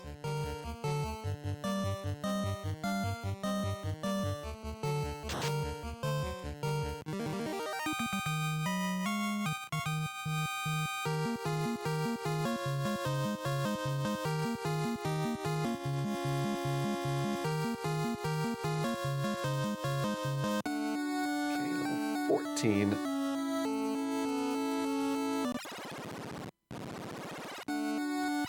Bottom, bottom, bottom. Into the 4-way room for the quadruple bottom.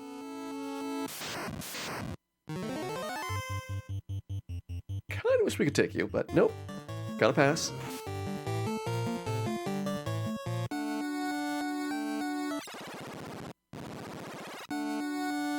We'll burn this fight, because otherwise you're getting Medusa on this fight. We want the Zombel instead. Maybe we could have done less samples, but you know what? I'm not going to complain too much.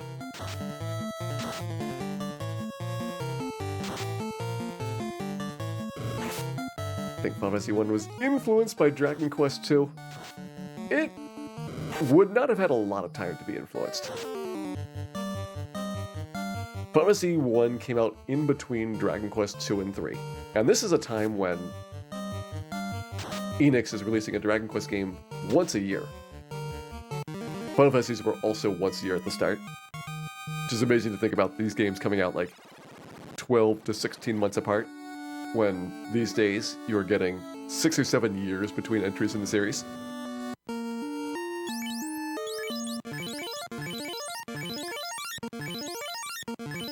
But I would imagine they would not have had a lot of time to react to anything that was being done. Taking the nightmare fights? Nah. Just take the free run. I think we will take the heal staff. And because I didn't try to cut corners on the steps, I can get walk around without having to do that nightmare fight a second time. A sword to you. Heal staff probably on max. Gold bracelet on view.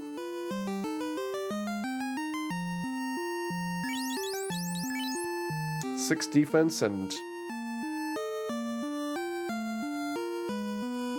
3.5% evasion.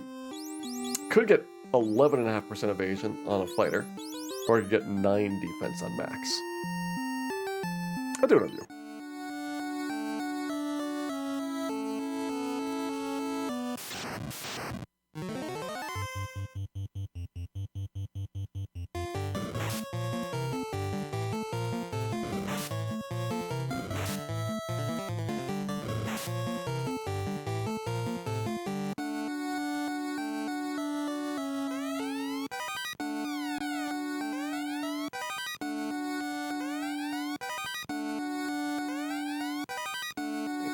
Zeus Gauntlet. So free lit 2s. I think it does make the red mage a lot more interesting with that on.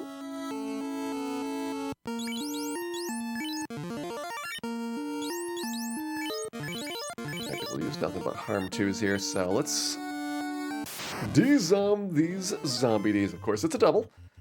Why wouldn't it be?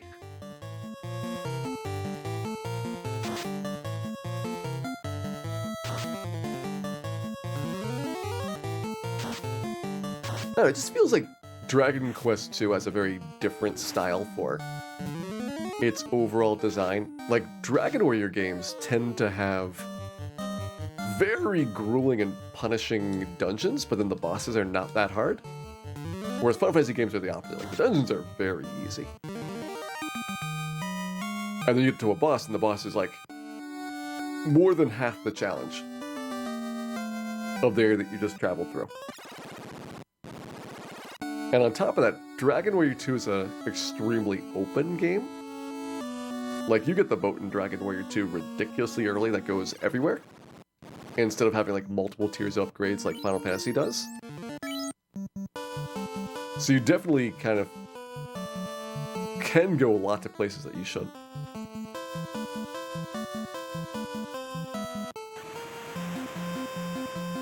Alright, evidently I can make it to the boat. Well, good news. I think we're going to the ice cave.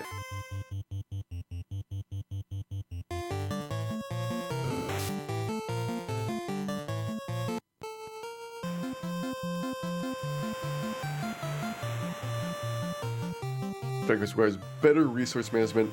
Yes, that's a big thing.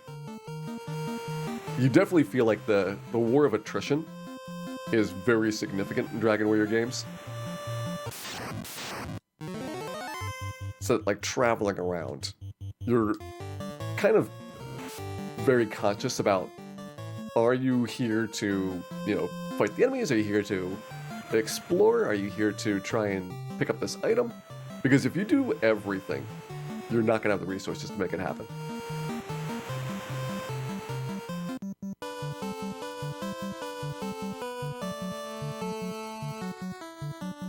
And I feel like Final Fantasy games, like, as long as you're relatively appropriately leveled, you can pretty much do the whole dungeon, like, whatever pathing and order that you want.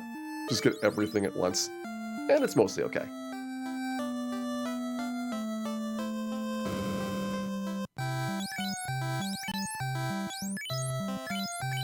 That silver armor anymore. Don't need the silver sword.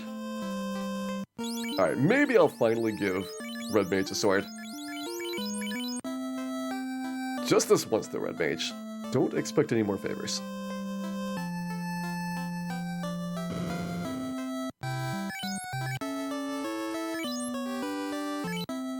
Yeah, later Dragon Warrior games, it doesn't feel like you have the same limitations. Although I still feel, because of, like, item hoarding tendencies, that you play them pretty much the same. Because even if it is easy and cheap to get gigantic stacks of herbs and... what is the item? It's like Elfin Elixir, whatever. You have, like, the small MP recovery before you get Wizard Wings. You still would never use those items. It's that funny thing about being so reluctant to touch any of your consumables. But if you did use them, then I think Dragon Warrior games would play a lot more like Final Fantasy games. The other thing is that Dragon Warrior games kind of emphasize understanding the battles better. Like Final Fantasy, it's pretty much you understand how to do damage, and if an enemy has a weakness to damage, you do more damage by doing the damage thing. Well, Dragon Warrior has a lot more about status elements and like sleep and stop spell and all kinds of protections that are much more strategic about this enemy is going to be using this kind of attack. And so to minimize the pain, you've got to prepare for it in this way. So I think it's a lot more of an importantly knowledge-based game than what Final Fantasy games expect. Saving your Mega Elixirs for the next game in the series. I know, Waffle Donkey, what if, after you beat this game, there's a save import feature to the next game in the series, and they let you carry the items over? Like, you will feel really bad if you use them up.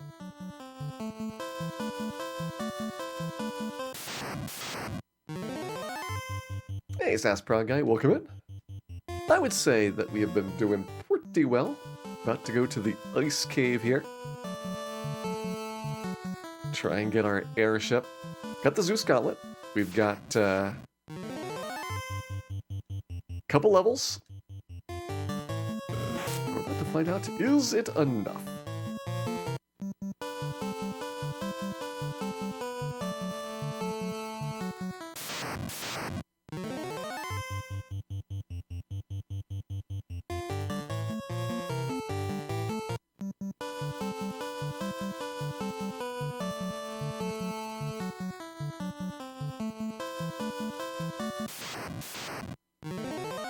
Okay, no ropes.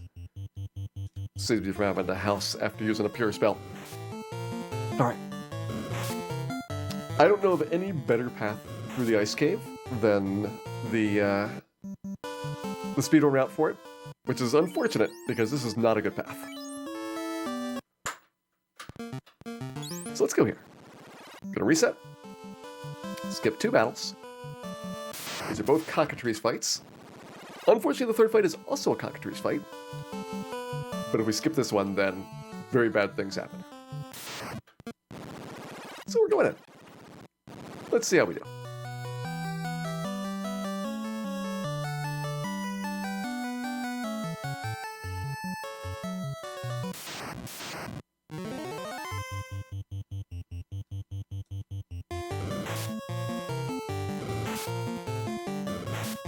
Nope. Try again. At least this is a very short reset. Try to get this first battle. Unfortunately, it's not really the last time that we're gonna have this problem. Because one thing I am very worried about is the eye using petrification. The eye has Brack as like its first spell. We're good against XXXX in the front 2 characters. They've got a lot of health. But not much we can do against Brack.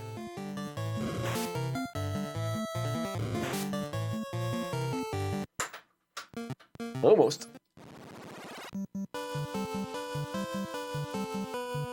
Well, if we get petrified on the eye, that might be the plan, Evan. To grind 2 levels on the white mage, and then we get a cast of soft. Somewhat importantly relies on the white mage not being the one petrified, but at least is an option to consider.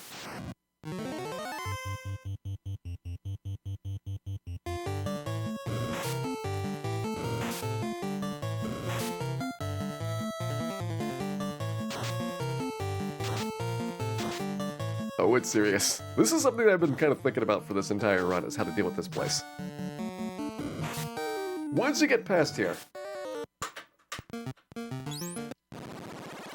this is pretty much the worst for petrification for the entire game. And generally, status summons are going to get a lot less problematic, and it's more going to be about heal potions than anything else.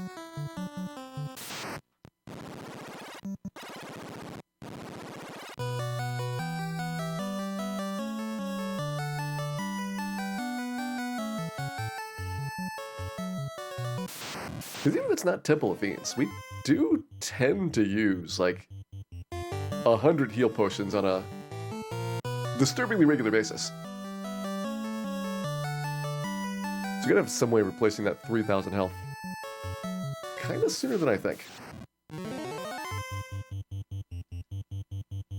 I'm gonna use the heal helmet and heal staff excessively.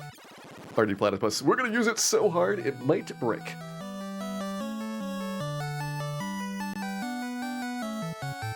That's basically how we're gonna get through Temple of Fiends. If I can avoid using any healing besides those items through, like, carry, I'll feel pretty good. Hey, C:\\. Thank you very much for the good wishes there.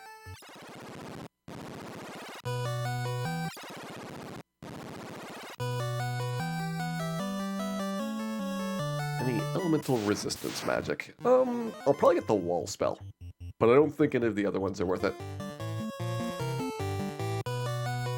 Most of the time the monsters have a spell, they use it very quickly in battle. So it doesn't really help much to have those type of abilities because Unless you get super lucky, it just happens before you even get the spell off. And very few things do it more than once. Like, these Furwolves can cast Frost Breath. But not now, they're dead.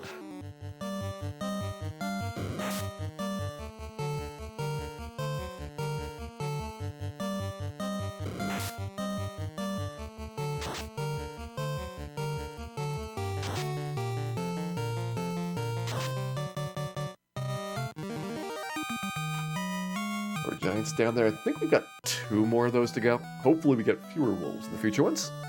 Let's see. Yeah, we're just going down. Don't think we need the flame sword. I'm hoping I'm not wrong about that. Don't think we need the ice mail.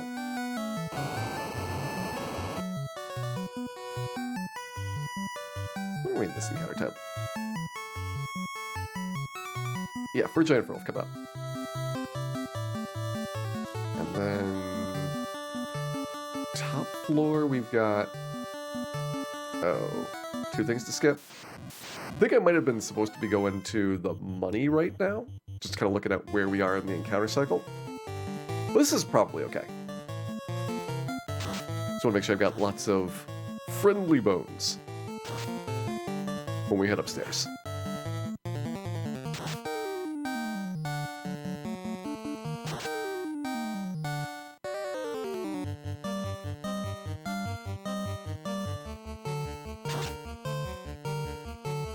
Making some food. I hope you've got some Agaba spread, Slurpee. Those things are delicious.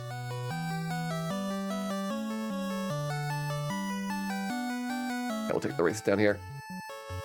I probably could have gotten the money in that point, or maybe not. There's not a lot of steps I had there. Maybe it's just a flame sword difference. In any case, we're good.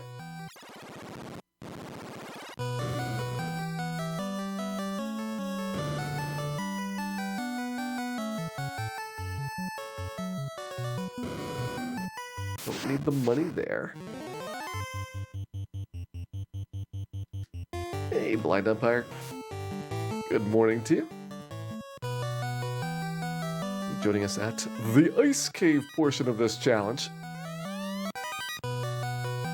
We're having just obtained the Ice Shield. Faye's got resistance to stun touch, so that's going to be a big thing.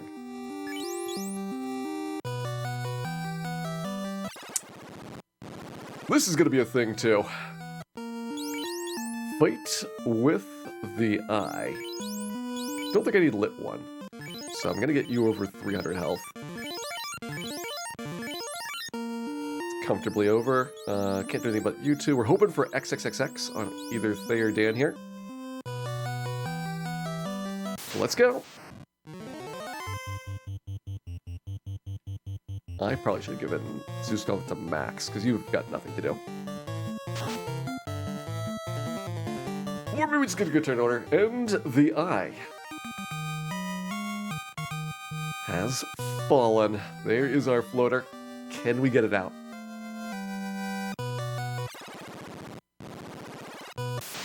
Is there any reason to go after this frost mail?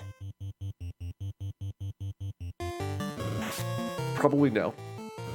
Don't think we need to risk it. I can get probably pretty quickly to the Opal Armor and Sea Shrine. If I want to get fighter mail upgrades.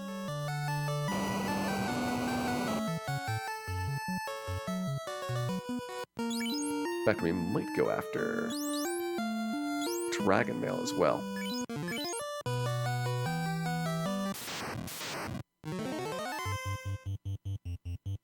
You're there, there.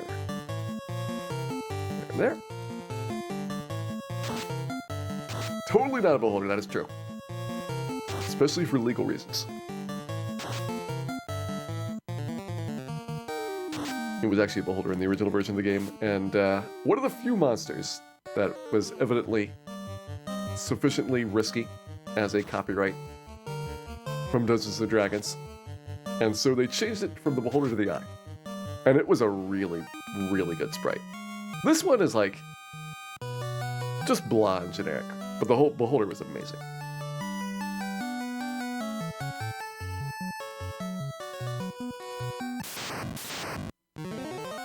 Take the bones. I think I'm okay taking a wizard fight.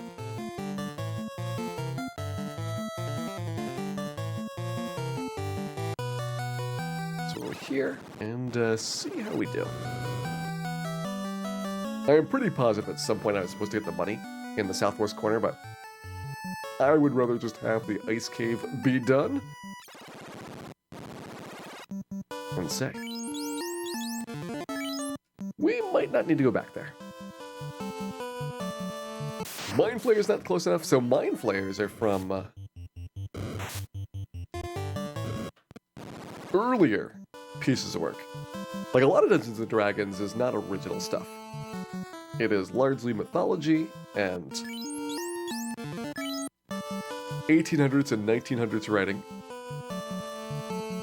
They're just kind of drawing on popular ideas and things that already exist. And so it turns out that Dungeons & Dragons has remarkably little fresh content in it. And that's why when Final Fantasy kind of ripped off Dungeons & Dragons in many aspects, they were able to get away with it because Dungeons & Dragons didn't actually own any of those ideas.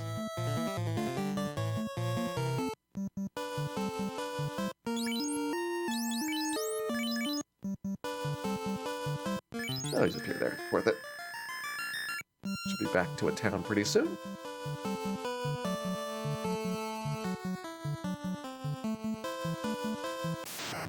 Didn't know that Mind Flayers predated Dungeons & Dragons. Yeah, a lot of it from that, like, aspect is, like, Lovecraft and Cthulhu stuff. That's why they got all the, squid tentacles and things.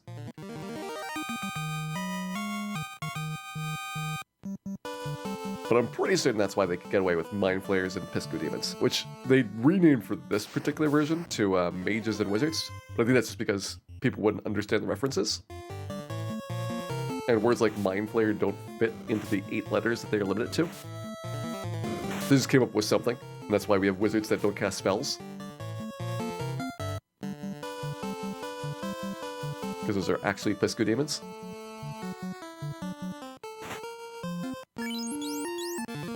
For like all the remakes, Mind Flayers and Pisco Demons are just like the names of the monsters, but the Beholder never came back. Beholder has been gone forever.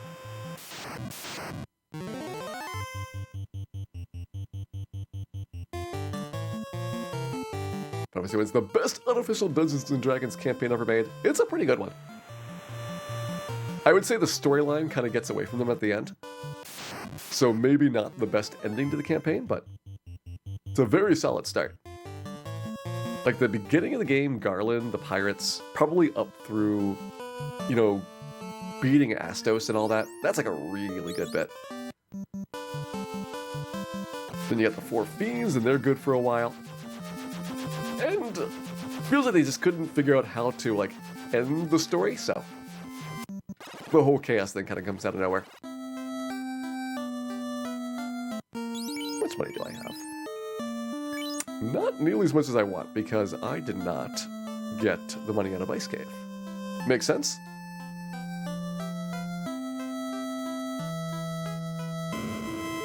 So are we gonna say no pro rings for now?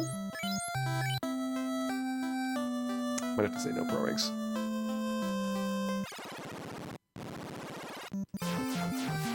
I get the money out of Cardia.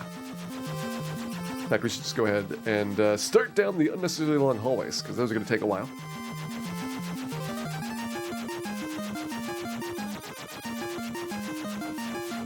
Wouldn't want to delay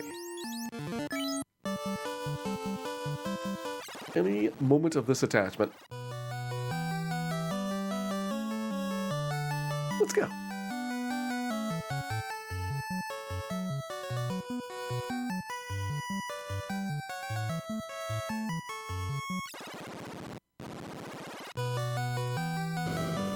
So long. So unnecessary.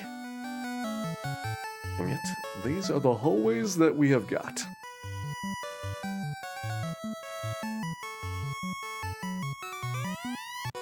Well, this is our class change.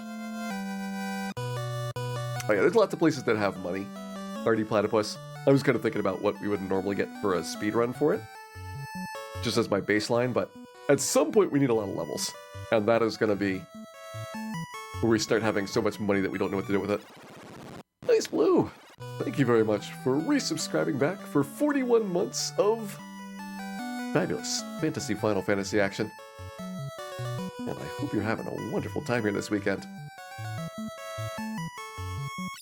Hey, Permapensive. There was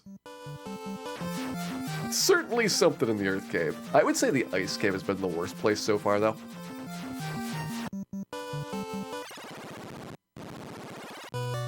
Ice Cave was pretty rough.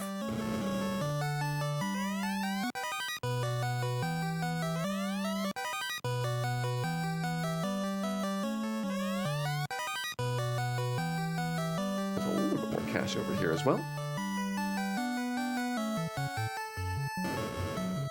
One of these has got like nothing. Yeah, it's probably that one.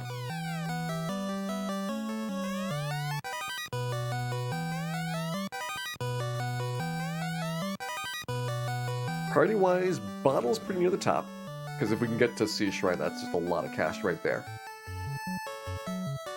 As well as some of our important to upgrade items.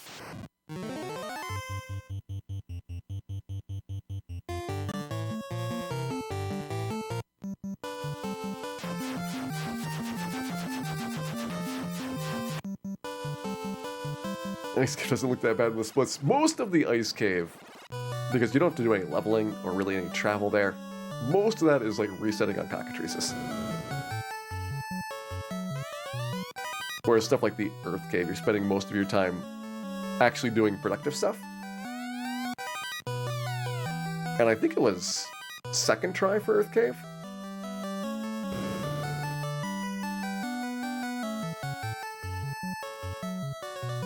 No, it was first try.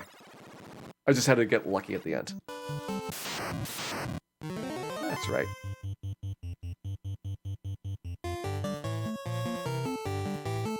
Really should give Max the Zeus Gauntlet. I will one day remember that. Maybe not this day, but one day.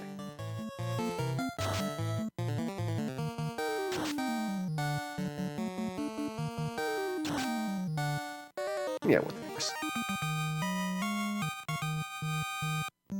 Right now, charge is not a problem.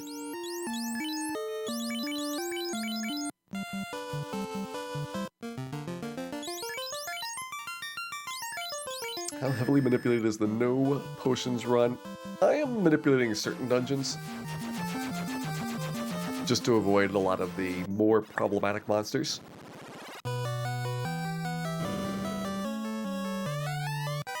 And for example, like, you'd have a lot of problems with ordeals unless you did that. Let's see, I think we want the left chest. Let's grab a little bit more. Yeah, there we go. I'm trying to make an effort to not pick up any heals, pures, or softs, just so it's not sitting in my inventory forever. And so far we've been successful. So I'm trying to keep that up. Gonna grab one fresh bottle. I can get one pro ring, or I can get spells for view. Might be nice to get 5th tier spells pretty soon here. Can I actually use the warp for anything?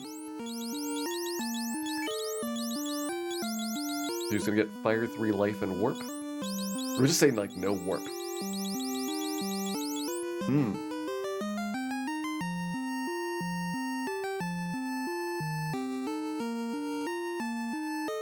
I gotta think about this one.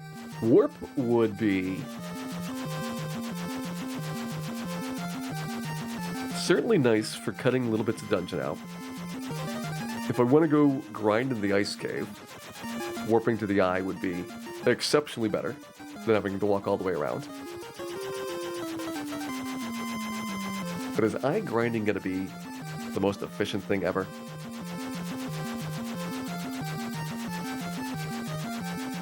Agabas are less good because we have to get all the way down there, and that's a lot of lava damage. I could grind in Sea Shrine. We've done that before. Those are really good monsters. They don't run away. They give you pretty good experience. Not quite as efficient as Mirage Tower, but it's not bad. The reason for this debate is because with only 3 slots, Red Mage probably wants Fire 3, Life 1, and then either Warp or Cure 3. And Warp is good for a lot of the game, but Cure 3 is going to be way better in Temple of Fiends. Like, not even close better.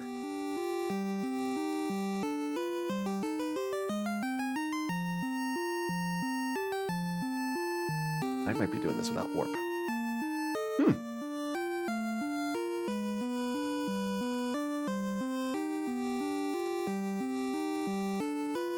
Yeah, I'm not worried about the Temple of Fiends grind. I'm not worried about having to potentially double dip Sky Castle, because I'm planning to do some extra pickups there anyway.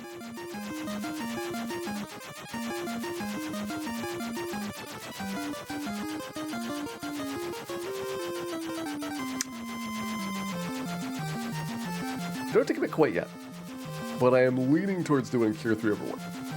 We'll see if that ends up being a bad decision.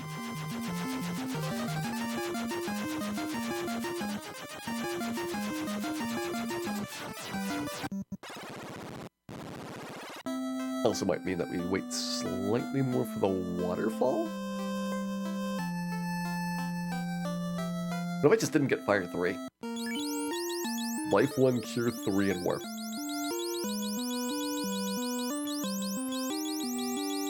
That Fire 3 is pretty big, though. There's a lot of places that we use it.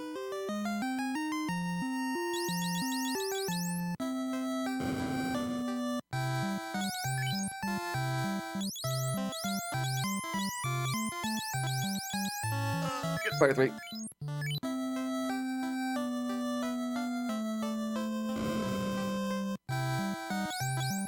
The waterfall shortcut's really nice because that is something that we want to do usually well before we would have the exit spell. Like, waterfall's almost good right now to go and grab the ribbon out of there, the defense sword, wizard staff that we can sell for a lot of cash. And it puts you nearby Sea Shrine, which is another good place to go and visit. But maybe do Sea Shrine first.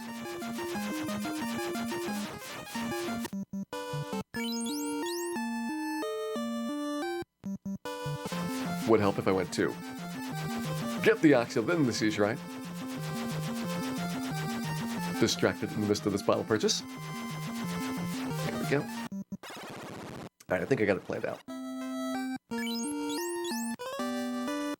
Gonna get the Oxyl. We are going to go to the Sea Shrine, clean up the mermaid floor. Go to the waterfall. Turn the slab in. I kind of want to get the opal armor out of Sea Shrine, but see, a lot of this stuff is tougher without the warp spell or the exit spell.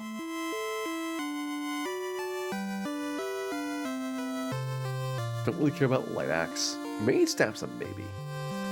Might need that.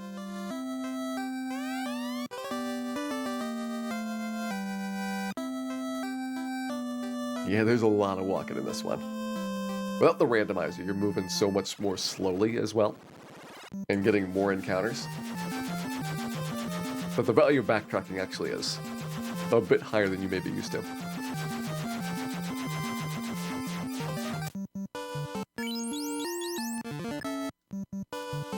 Alright, let's do it.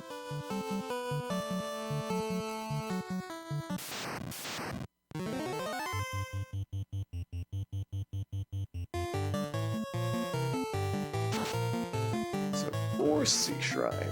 I think we want to skip first 3 battles? First 4 battles? going to probably skip one battle. Start with that. It's important to avoid the Naga fights. You don't really have a lot of elemental coverage right now. So Naga casting Lit 2 is pretty bad. The Wissags are not as bad of a fight as normal. They're just a bit of a time waste. Ghosts we should be okay against. And waters we should be mostly okay against. I think what I need to do. Move the Zeus Gauntlet down. Then it'll be a lot better. There we go.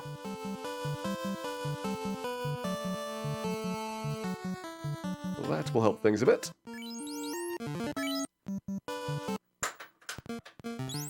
Alright. One battle skip.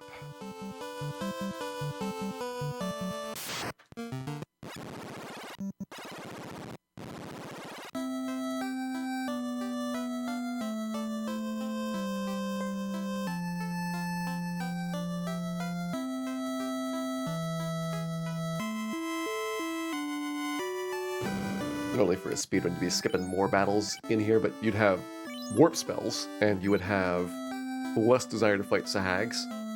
So I'm gonna have to improv a bit for what this particular challenge needs.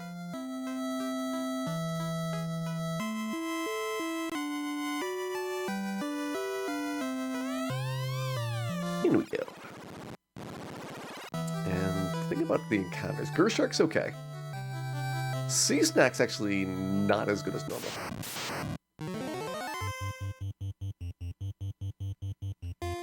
That is probably going to be something that we have to figure out how to get maximum value out of this place.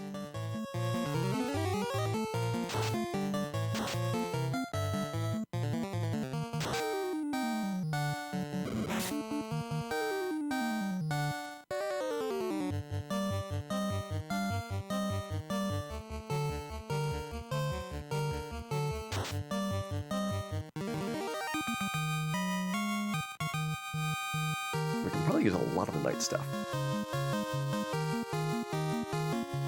Alright.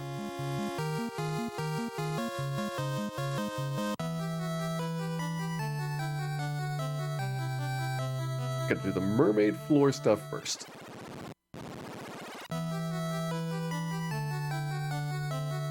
Gotta head over there. I doubt I need to double Lit 2 on this. Nice, level 15. Yeah, level 15 is really good. That's our first 5th tier spell charge on the Red Mage. We're getting one level away, I think, from having a soft charge on Max P.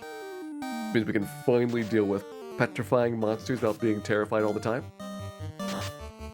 Should probably have that for the waterfall. There are cockatrices potentially there.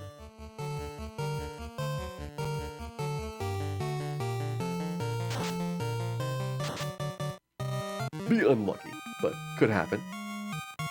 Also need to get pro rings for waterfall, so that we are protected from the perilous squint.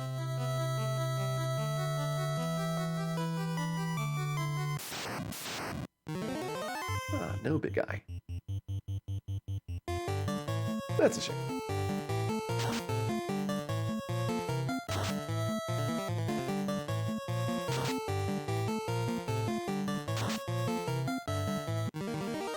Nice thing about these fights is experience is pretty good. Like Gershark's 0.9 of an Agama. It's quite respectable.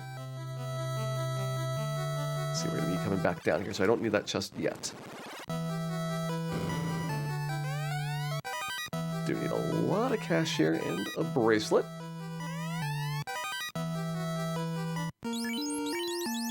With that, go opal here, gold here, silver we can sell for a little bit of money.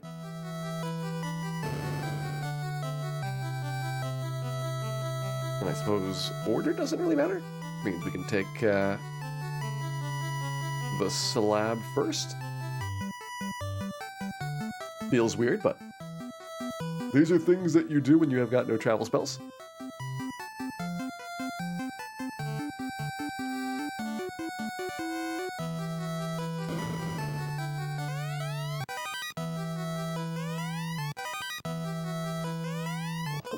Scarlet Opal Slab.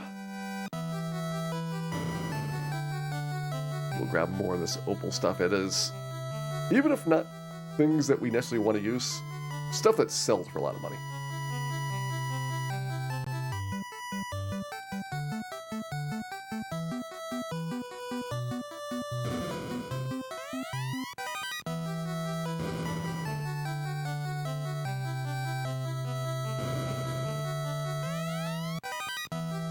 Ooh, which one's the 10? Which one's the 10,000? I think 10,000 is on the right. Nope, it's on the left. Fooled again. Gets me every single time.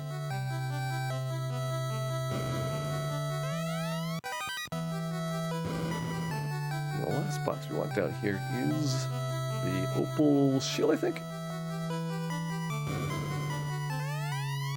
There we go. There's only 2 bad boxes on the entire mermaid floor. It's really good for treasure.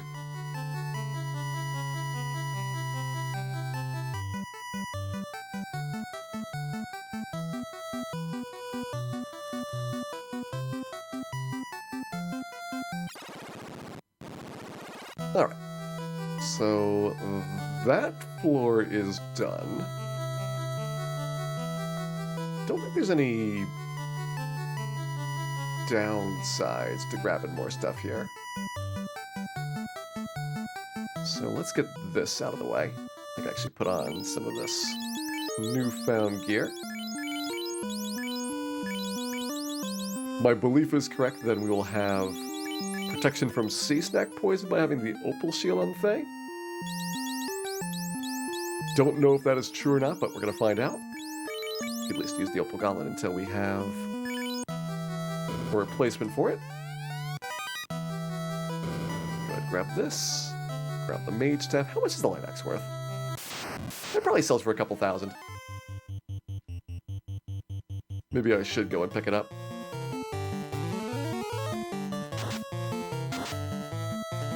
Part of my punishment for not getting the items out of the ice cave. I'm gonna grab extra money here for shopping. Would like to have 80,000 gold for the pro rings.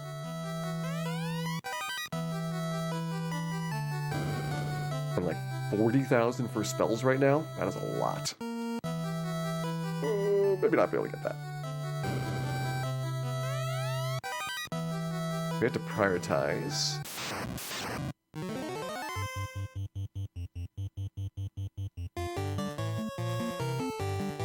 I think the pro rings are more important than the spells, other than possibly exit.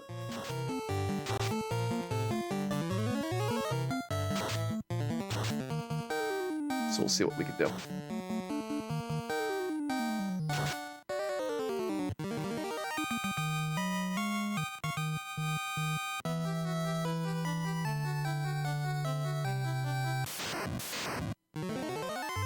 Nice, only 1 water?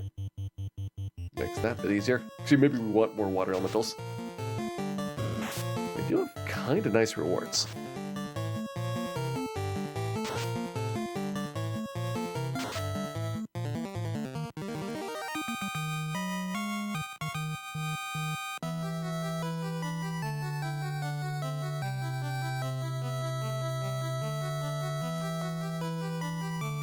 Go ahead and snag full armor. Didn't get the ice mail. If I get the dragon mail, I can skip the flame mail as well. There you go. Opal here. Swap your shields. Just get better elemental coverage that way. That's worth basically nothing. These aren't worth all that much. But I don't see a reason not to hold on to them.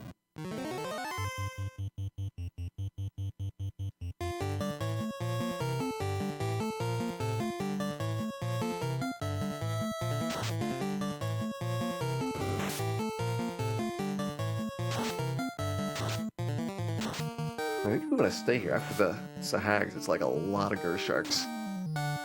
Don't know if we've got the survivability, but it's really good experience.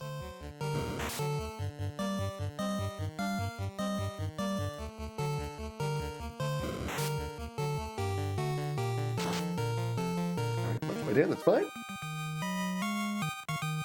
He's been munched before.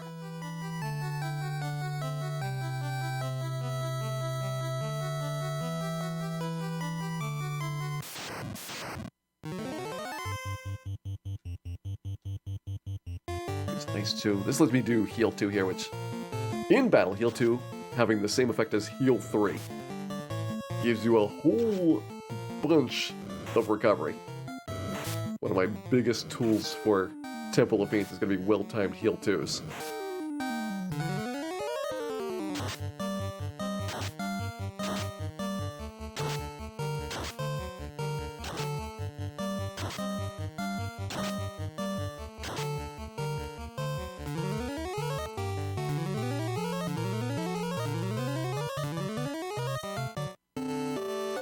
There.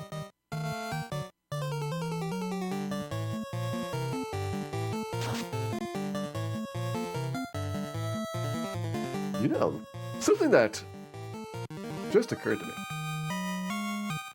that we have not done all that often outside the randomizer is, right now at least, this light axe is a better weapon than the silver sword. I'm gonna equip it.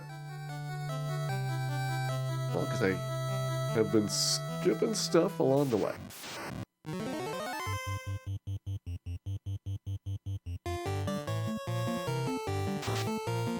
Light axe is about as good as the flame sword. It's got a little bit more damage, a little bit less accuracy. So depending on what your level breakpoints are like, you might take it over flame sword in many circumstances. With ice sword being the first one, the clear winner. And this game is just so heavy into swords that unfortunately you can't really specialize in any of the other weapon types. That's another thing that's probably very Dungeons and Dragons inspired is I think every single D&D based RPG that I've played has always been long swords for days, and then every other weapon type at best gets a couple scraps. One day though, one day we will have the game for everyone that loves using axes. Or polearms.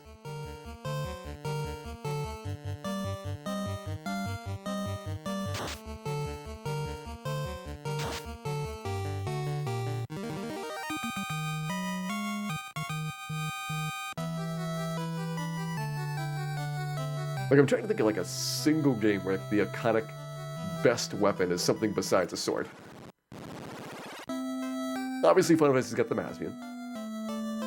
But if you go like other Final Fantasies, like everybody's got like the best thing overall is some type of sword.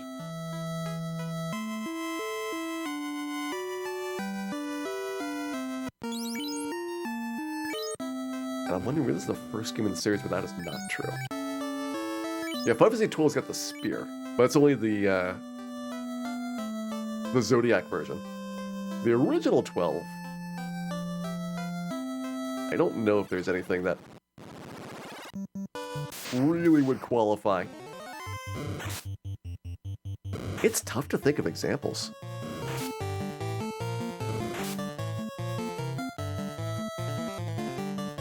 Just means that the sword bias has gone on for too long.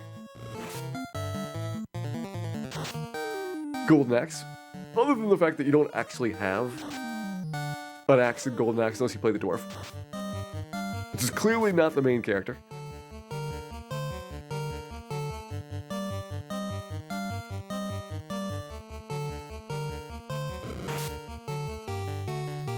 I mean, one's obviously swords. Two, yeah, like all the really interesting weapons in 2 are swords, like the blood sword. You don't find any really cool other weapon types ever.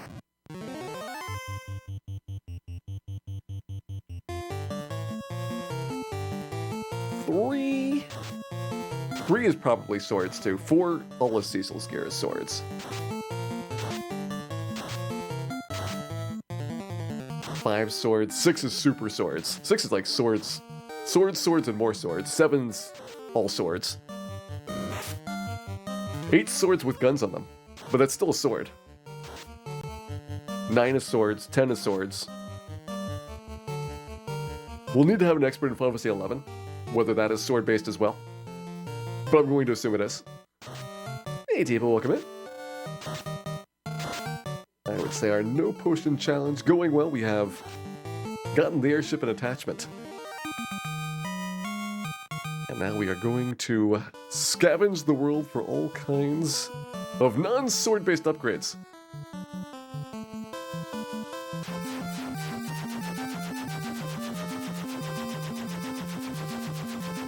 We're kind of talking about 12 and 13, yeah, Space-Time Continuum. 12, I think only the Zodiac version. Because it's got the spear is non-sword, but the base game was swords. 13's definitely swords, like. Lightning is all about swords. 14, another one we're going to need some expertise in. And 15 is about cooking, so maybe cooking is the first non-sword-based Final Fantasy.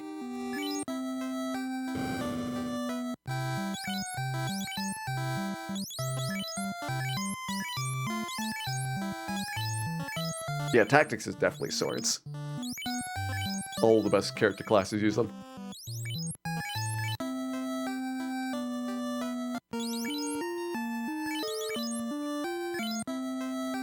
I think the sword's still the silver sword. 10-2 is dancing based. That may not be a sword. I don't know, 10-2 probably use some sword dances.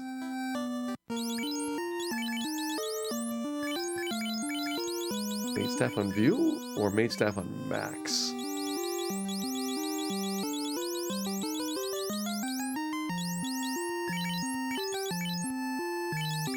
Let's have Mage Staff on View.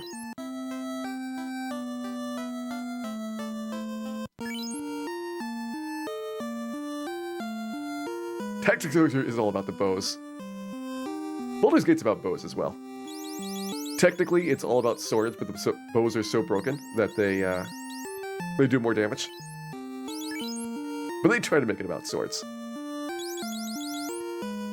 we doing pro rings? I think we do pro rings. Got just enough that 4 pro rings is making sense here.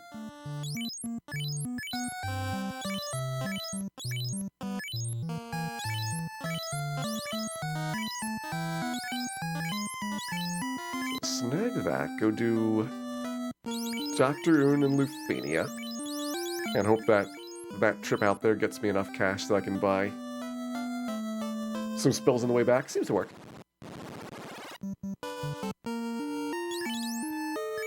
Yeah, just nearly level 16.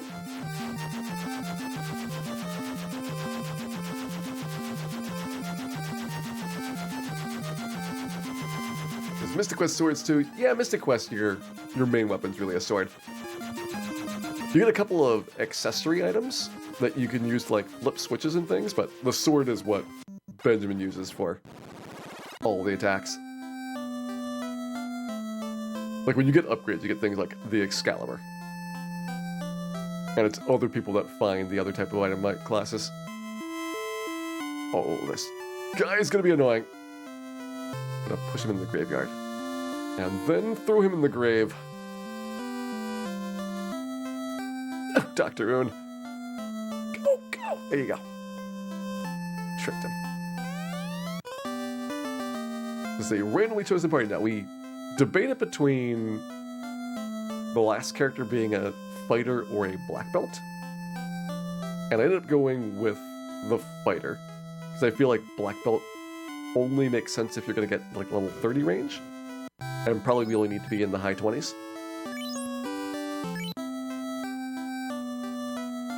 But likely could have gone either way. Black belt would have been a slower start. Needs more experience. But if you get the experience, then it's a better ending.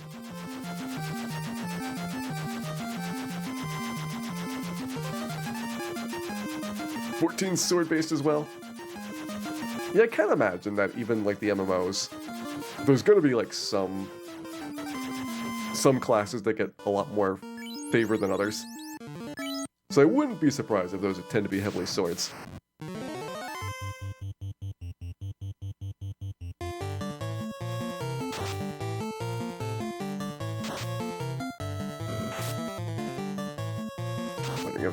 Obviously 16 is going to be swords as well. I'm pretty certain that in the trailers that they have shown so far, it has been mostly swords. There was a Dragoon, but the Dragoon got murdered. So I'm going to guess that that's not a very good character class.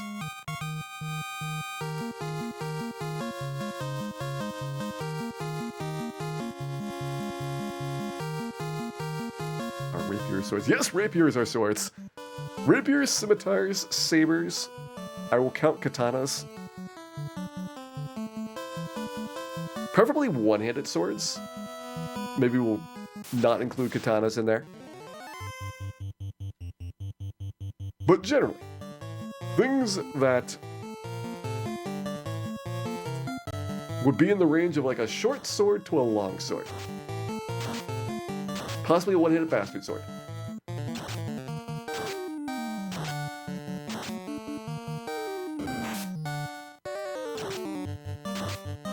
I think at least two-handed swords are far enough off the traditional path that it's at least showing that they have considered non-sword options.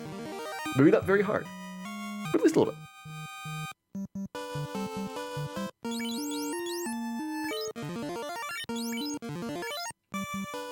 No, it's just sailed all the way.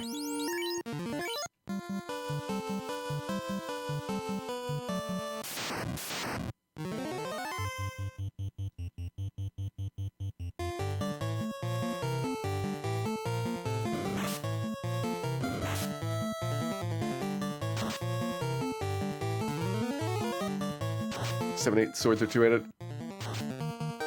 Look, Cloud is using that one-handed sword without a shield just to flex. Whenever he spins that thing around, he can clearly use that sword one-handed.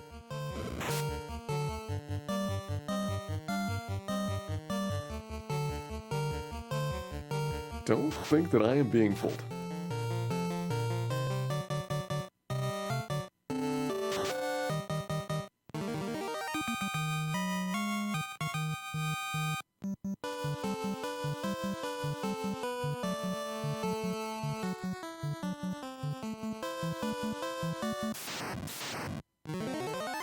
I'll take giants. These are not unreasonable.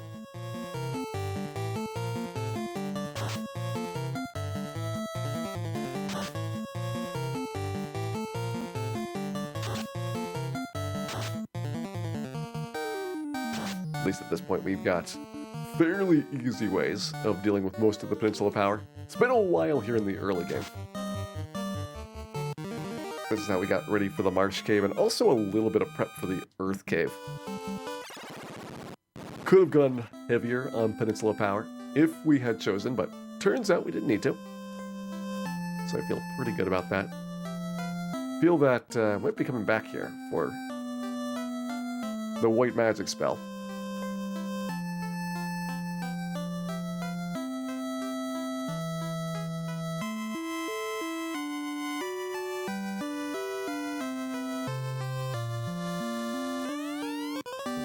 We have got the chime.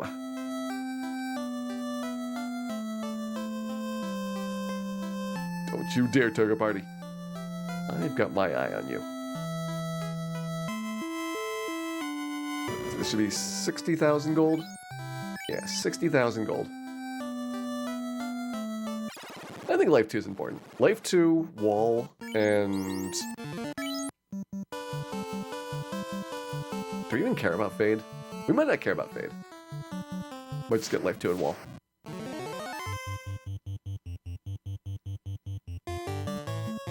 Call that good enough for Temple of Fiends.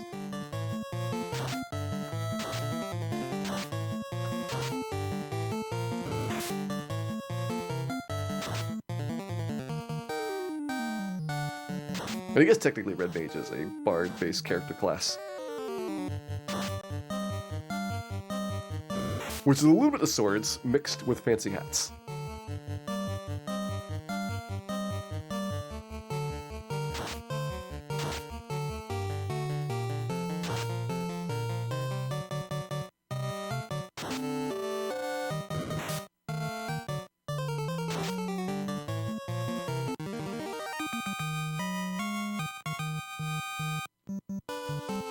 Let's see how we're doing for money. 22,000. I think I need 32,000 for the 6-tier white magic spells. I'm pretty certain there's 16,000 a pop.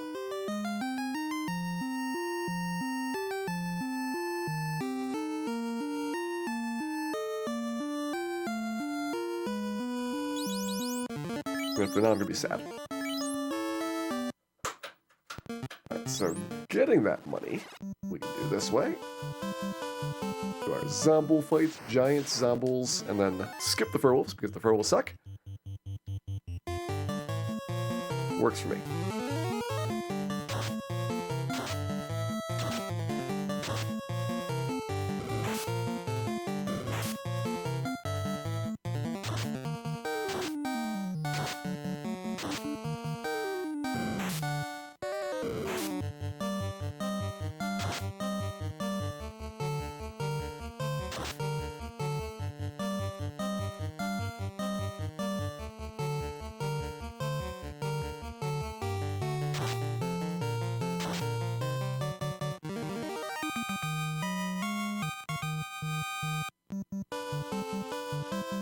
We got a waterfall coming up. Mirage and Sky. All these really need the exit spell. So we're gonna make sure that we are ready for that.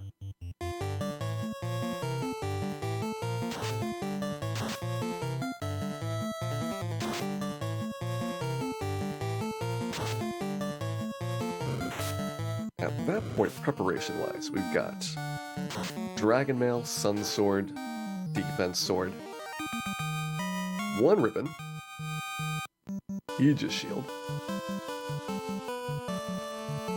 get one of the heal helmets. I actually can't hold both heal helmets easily. That may be a problem later. I probably do want to have double heal helmet, heal staff. Oh, I know what I can do.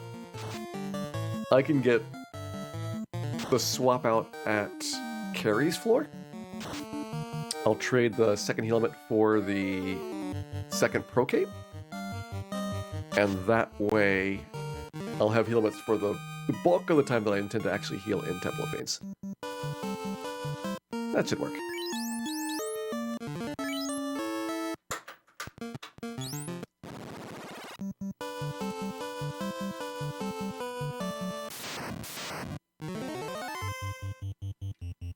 Poultry Zombles. You could do better than that, Zomble. Just need like a little tiny bit more gold. We're very close though.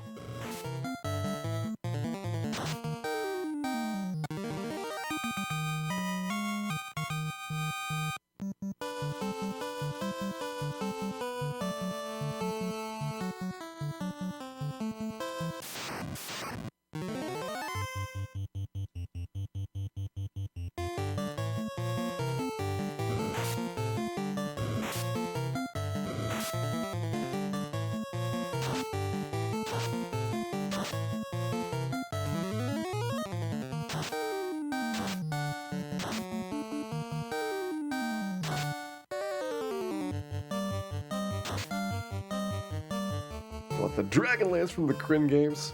I remember the last time I played the Kryn games. They were really good, too. I know I played Pool of Radiance in, like, the last 10 years. I think I did Azure Bonds as well. Azure Bonds is probably my favorite of that original Gold Box trilogy just because of the interesting plot hook to it. And the trilogy of the Kryn games is pretty good too.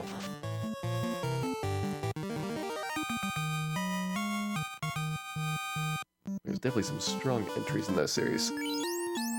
Alright, let's do it. If it ends up being 40,000, then I will be sad. But I think it's 32.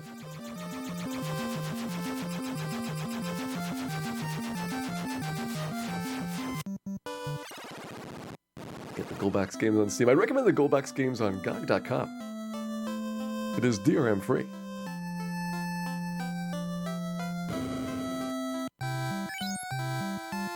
It's 40,000 and I need it. Curse you, Crescent Lake. Alright, well...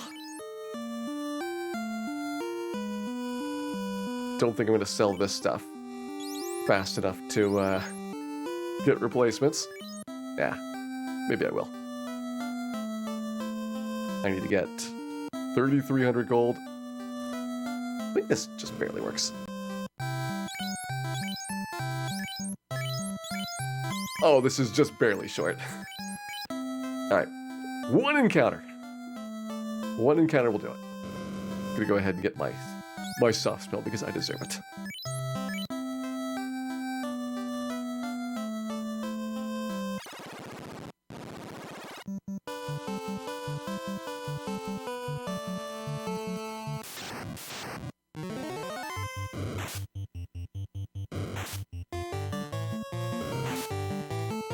All because Peninsula Power cheaped out and didn't give us the good stuff. It's okay, it happens. Every once in a while there is a power failure.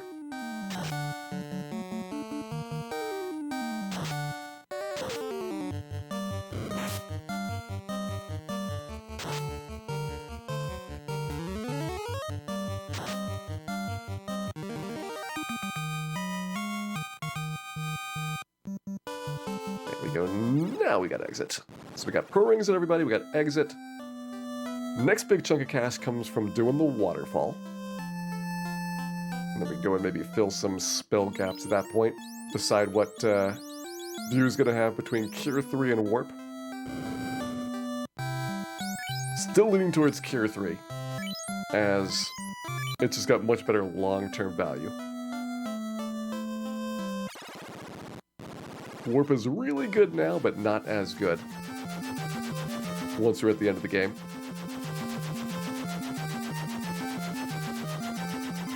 A couple more 6th-tier spells. We need a lot of 7th-tier and 8th-tier spells.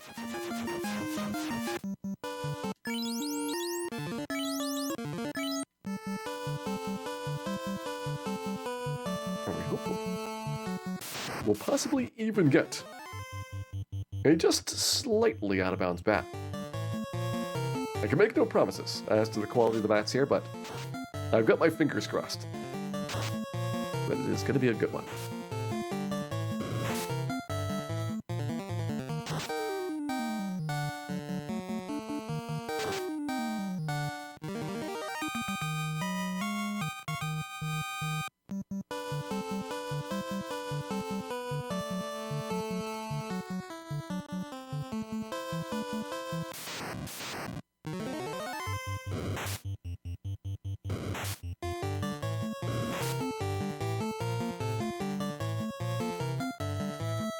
We don't have weapons anymore. Not bother with most of this stuff until we have waterfall done.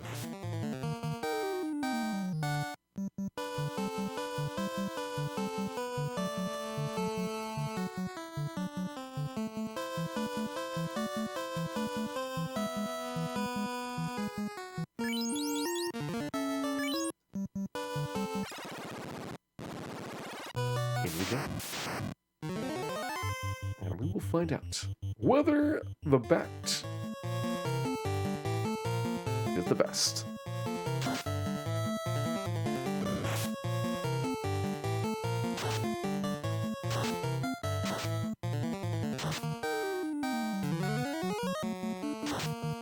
Also, whether these Perisks are worth it. Probably not.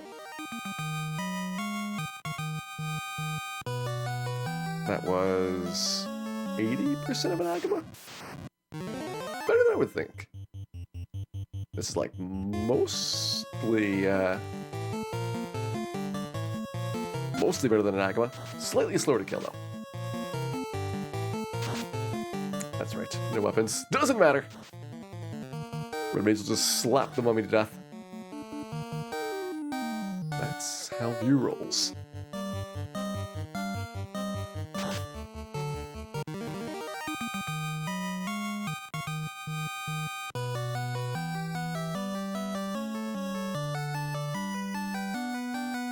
Beep bat, beep beep. These bats distressingly inbounds.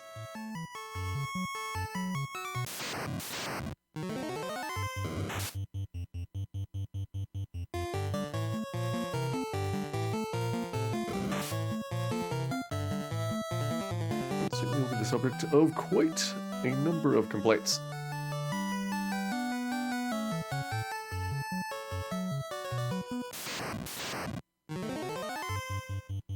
Not worth it. Whiz Mummy is the bulk of the value in these fights, so if I don't get 2 Whiz Mummies, not even worth stopping.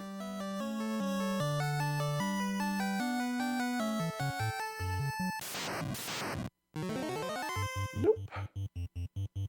It is worth mentioning, though, that perhaps off in the inky greenness of space, down to the south, if you keep your eyes peeled, you just might, as we come around this corner, be so fortunate as to find something out there.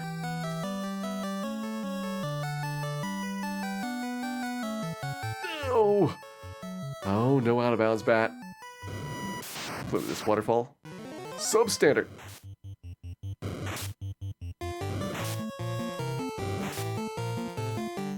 I am pretty certain that is not up to code.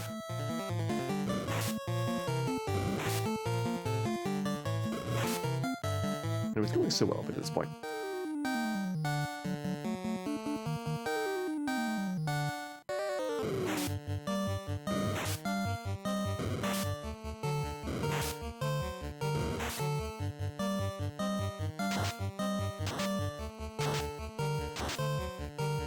Mummy grinding? Average of 1.5 Agamas per fight. It is kinda slow.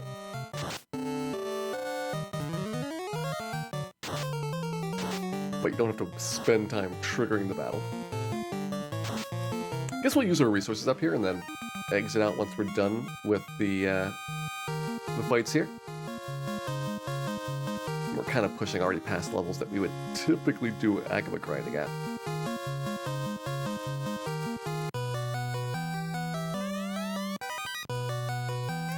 That to sell, ribbon to use, money to spend, robots.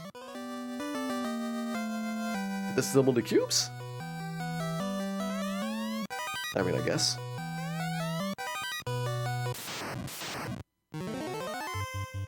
Yeah, sure, we'll take some of these.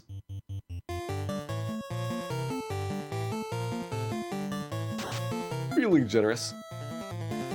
Also kind of perhaps thought about maybe one day using that light axe instead of hitting things with it. But it probably doesn't do anything.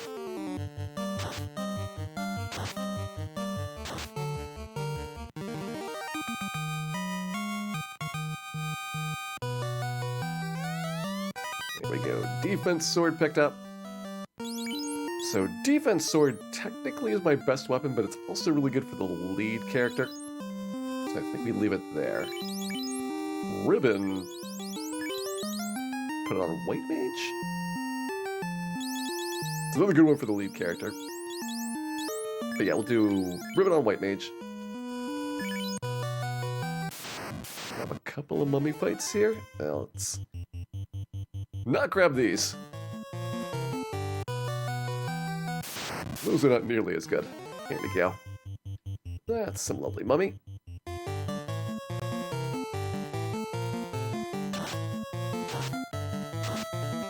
think if we hit level 18, I'll be happy. Try and grab the 1 level experience bailout. Go pick up the stuff out of Mirage Tower. If I climb up to Sky Castle there. I think we just do Mirage.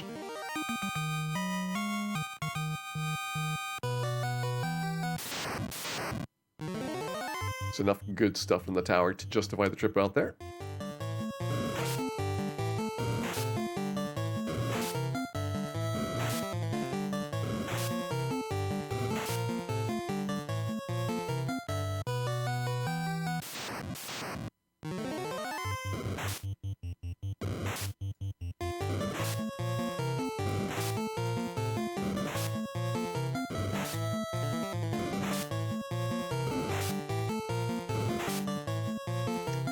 Patient.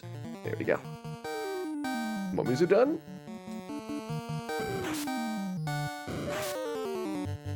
Look at that. Is there anything that we can't sell in Mirage? I don't think so. I think all of it's good. Yeah, we do Mirage, that's a lot of cash. Should be all of our 6th tier stuff purchased. 7th tier maybe as well. And we can't use 8th tier for a while, so I'm not really in a hurry for that. Even 7th tier, we have a bit of a wait before Max gets the first charge on it.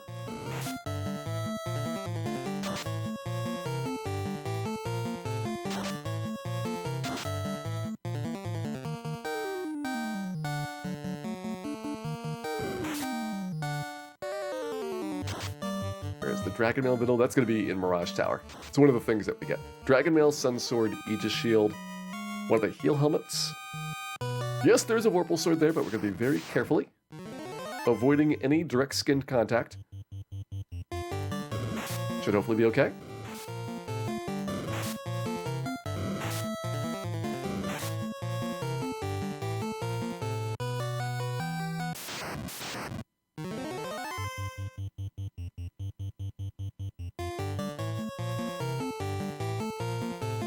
Make sure the cockroach is dying.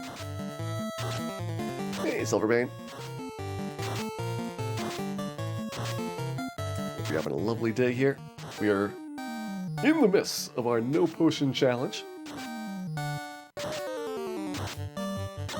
Currently collecting a lot of items and spells that we'll need to beat our fiends coming up. With one fiend, we got our airship, we got our class change. And pretty soon we should have this level 18 done. Like 4 more? I think we can make that happen.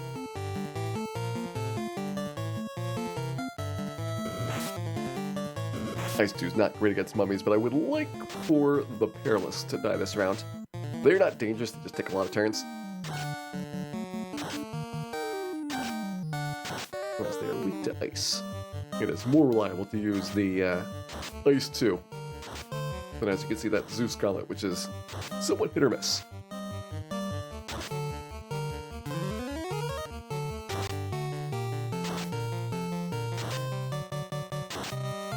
Okay, 2 more Agawas down. You know what I'm starting to get a little bit nervous about? The dangers of losing that white mage. Only person with exit, only person that can de-petrify. Be kinda bad losing that progress, so we'll call that good enough for the waterfall. Got all the items out. Do some sales and exchanges. Do I need another gold bracelet? I don't think so. Let's get the Dragon Mail. We'll have Dragon, Opal, Gold Bracelet, and Opal Bracelet from things we picked up. And eventually it'll be White Shirt replacing Gold Bracelet. So that covers all of our characters.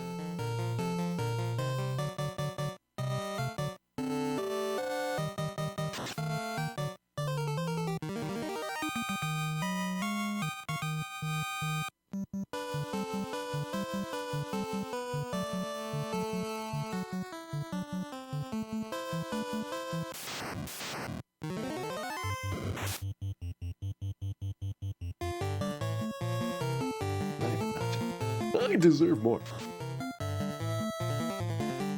More delicious flavor. Hopefully we'll find some good nachos up in Sky Castle when we go there. And not some of those other encounters, which are not nearly as tasty.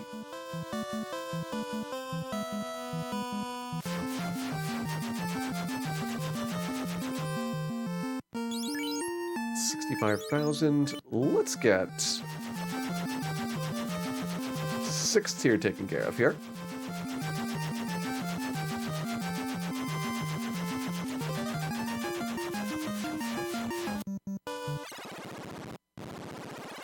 Those are pretty good.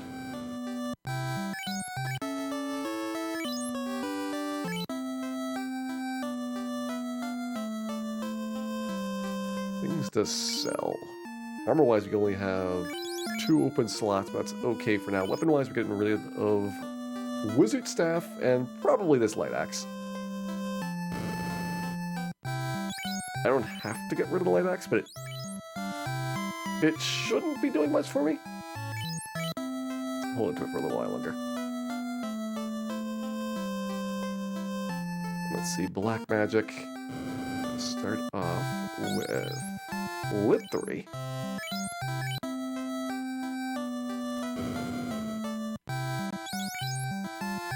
So wish we could learn that on the red wizard. I can get exit though, so at least that's something.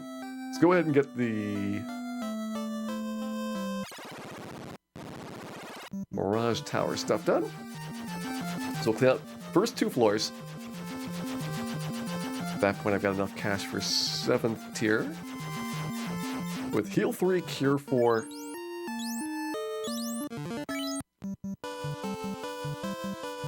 I care about harm 4? I probably don't. I guess maybe you're not going to need all those healing spells, but probably you will.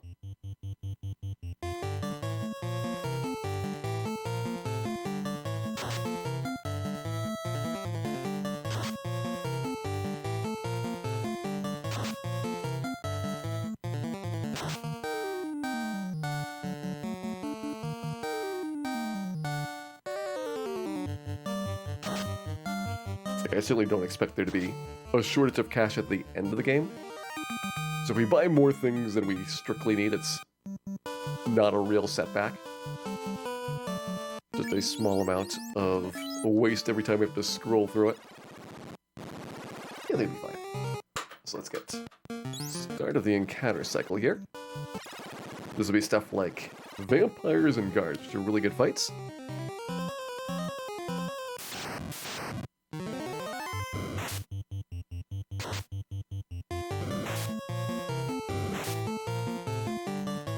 Alright, if we weren't being ambushed, these would be really good fights.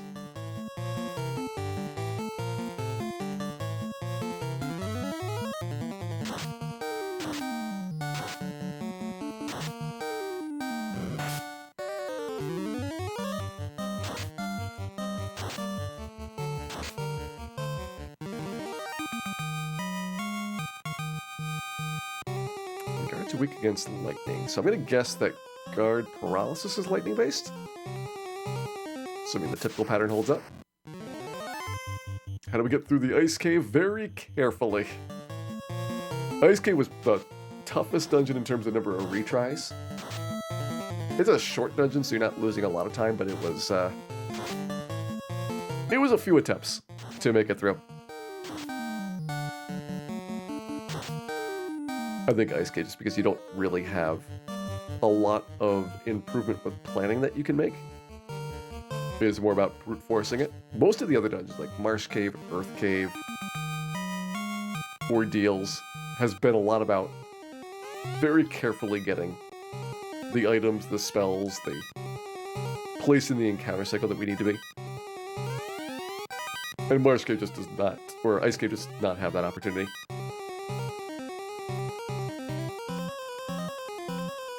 Ice Cave, one of the biggest difficulty spikes. It's certainly a big one. Depends on what order that you do the dungeons as well. That's one part of the game where it's not as fixed and rigid about what order you do things in. So like I usually do ordeals first. So I can get stuff like the Zeus Gauntlet, the Ice Sword, the Gold Bracelet. All that makes the Ice Cave a little bit nicer. But if you choose to do Ice before Ordeals and Gurgur, then it's a really big jump up.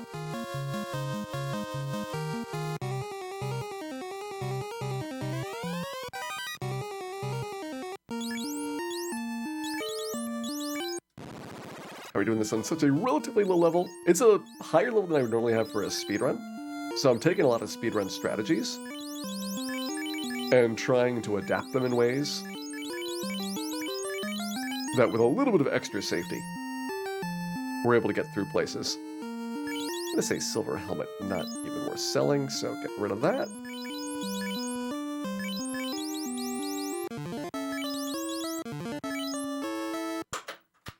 Go up and grab the second floor items. Like a typical speedrun, you'd be ending the game right now, you're around level 18. But the thing is, you'd have a gigantic stack of healing to work with. And that's what I'm trying to figure out how we kind of get around.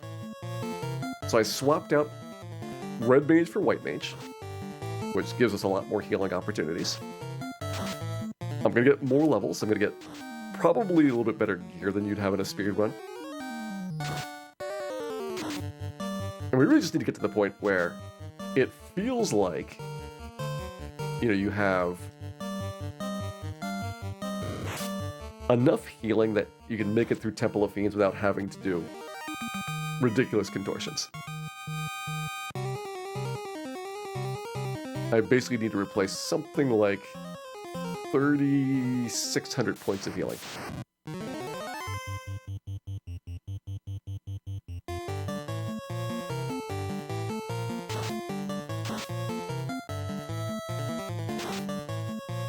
At least offensively, right? Pretty much the same as normal. And as we keep leveling up, we'll get even better than normal.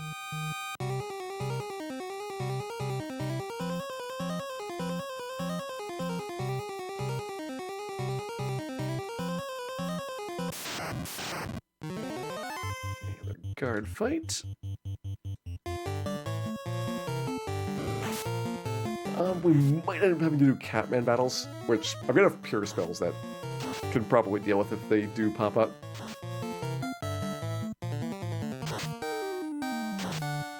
It's a lot easier now that we have the pure and theoretically the soft spell. One day may get used. The pure spell definitely is a big one to have, just very, very limited to how many times that we can cast it. And yep, gonna need it here.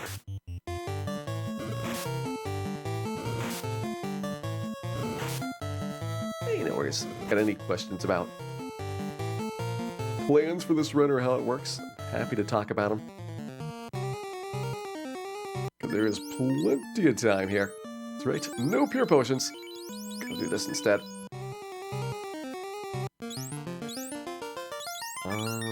What, thing in front? Mage order does not make as much of a difference as the fighter order does.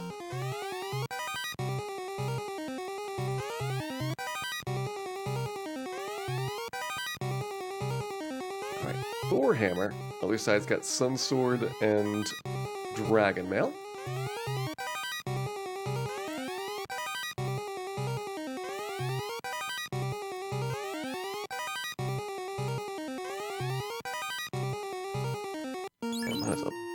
Big bump to our defense. So you're taking that, you're taking that. Iron Armor I think we just throw away. Ice Shield, is it time to sell it? Or maybe Dan's got fire resistance here for a little bit. Till we can get...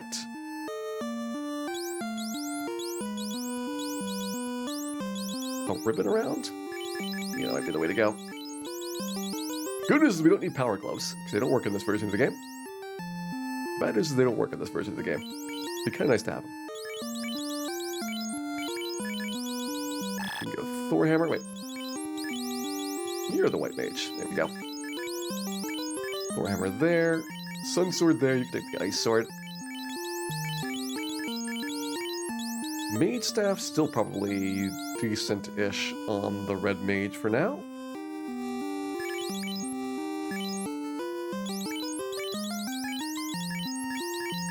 Take Zeus Gauntlet. Alright. That's Mirage Tower out of the way.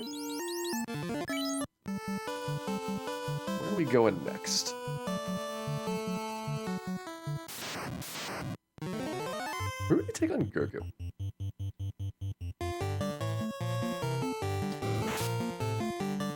Carry's not super hard, but getting to carry is a big slog. I guess we don't need any of the items. So we just run right to the boss.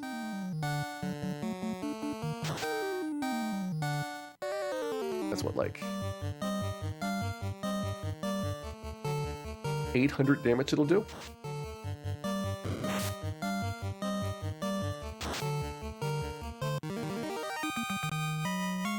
be able to out-heal that. We'll have to see.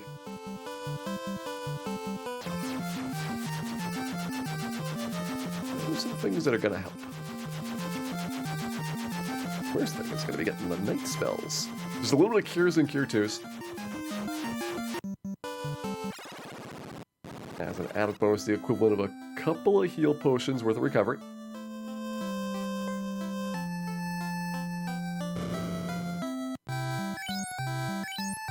That's for you, that's for you. Yeah, we just recently got a couple level ups. I'm not gonna sell that opal shield, am I? Not yet. I'm gonna sell that Vorpal sword. I'm gonna sell that Vorpal sword so hard. That's better.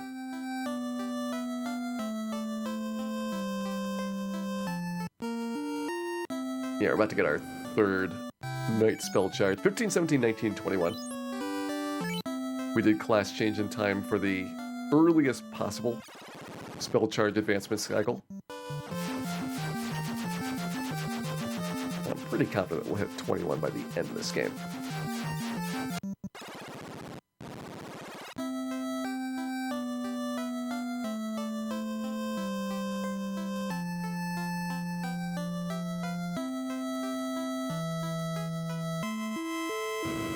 I am confident that we're going to hit actually 25. I kind of planned out that we would be able to get 8th tier spell charges on the red or on the white mage and 7th tier on the red mage, but maybe we're getting good enough to start thinking about what our Temple of Fiends is going to look like.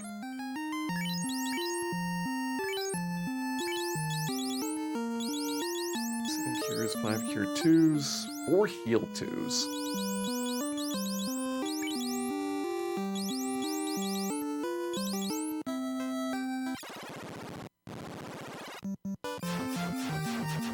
Toughest about no potion restrictions. I've been playing it very cautiously, Max plus Pi. So, a little bit plotting and slow. Getting extra levels, you know, being really careful about setting things up for how we're going to get through the next dungeon. Dungeons have been generally okay, like trying like 6 or 7 times an ice cave to finally get through there. Earth was a slog, Marsh was a slog. This is the first time where I'm kind of wondering, like, how do we even do this? Starting to think about the issues with like getting through Gurgi Volcano. If we had Cure 4s and Heal 3s, I think there'd be pretty much no issue. So maybe we need to get 3 levels? That'd be 2 casts of 7th tier spells in the White Mage.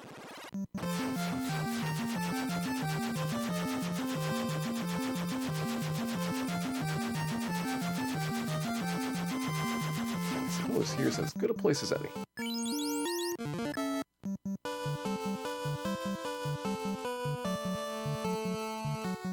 I guess the other alternative is we do a whole bunch of heal staff grinding in Gurgi Volcano, which pretty certain I have not really done before on the way down. But I guess in theory works. There's plenty of monsters that are going to do minimal damage to you. So you can get a lot of HP recovery. Alright, so last fall, have a great night. Pleasant dreams to you.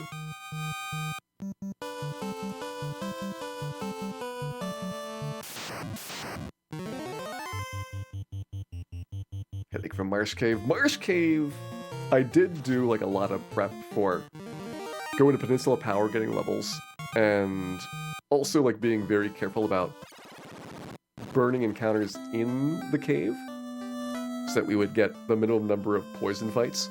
I think it was like second try getting through Marsh Cave. So it ended up working out reasonably well. There's our heal 3. We don't need anything on the black magic side.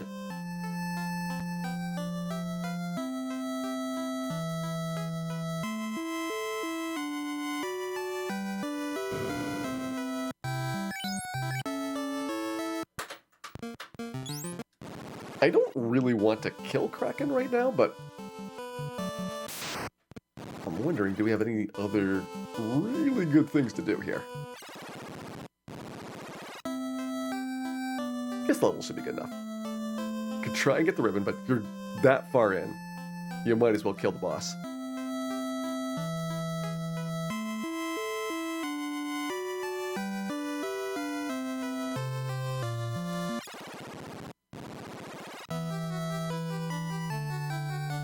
At least order-wise, it may have made more sense to do Kraken before carrying the plan.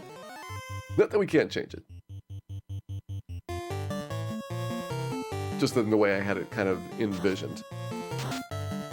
I wasn't thinking about how much healing you need for carry and how close to the Temple of Fiends amount that you're going to be at that point. So, yeah, it makes sense that you wouldn't do carry until you're basically ready for Temple of Fiends.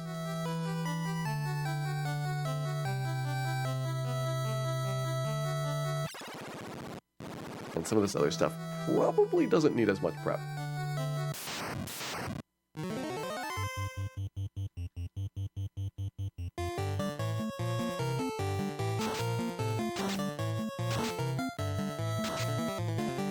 You know what? At least for now, we'll do a little Sea Shrine grind.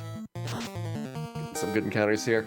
Sea Shrine Pile of Pain is an interesting option, but that is also near the bottom.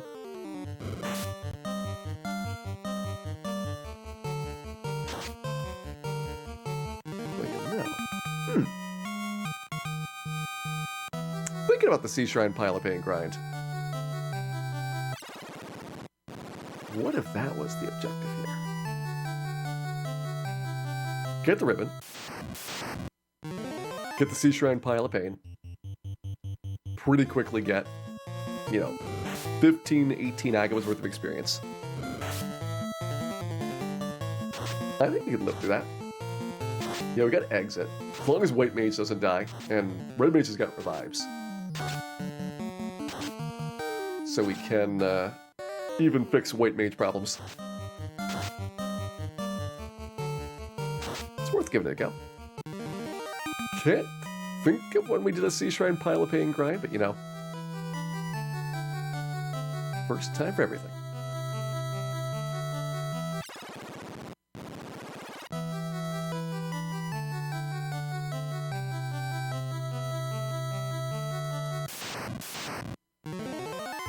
Of course, probably should have thought about the problems like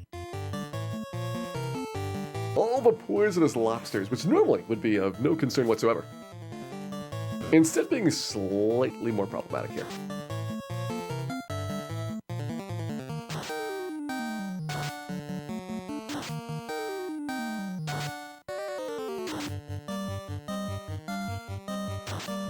I feel like we don't need to have cures for Sea Shrine Pile of Pain grind because you're not taking a lot of steps. So I'll actually cure on the way down. Spend them there.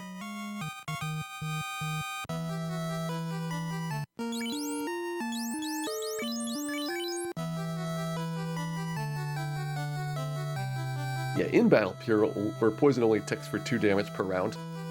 They changed that in the remakes to be percentage based, both for your poison ticks as well as for the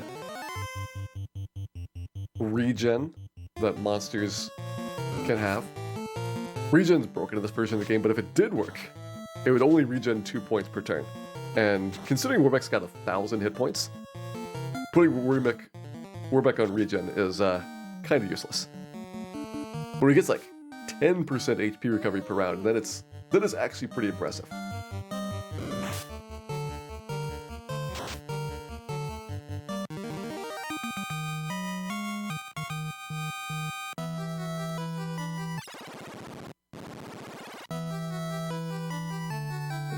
Fourth floor now, so it should be waters.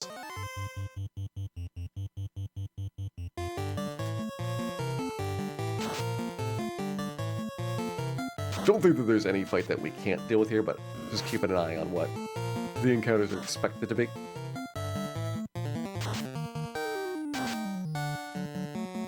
For undead enemies supposed to regen, the vampire regens, but not generally most undead. I think it was like vampire, warmech, werewolves. I'm trying to think about anybody else that had regen originally in the game. It was a fairly small list.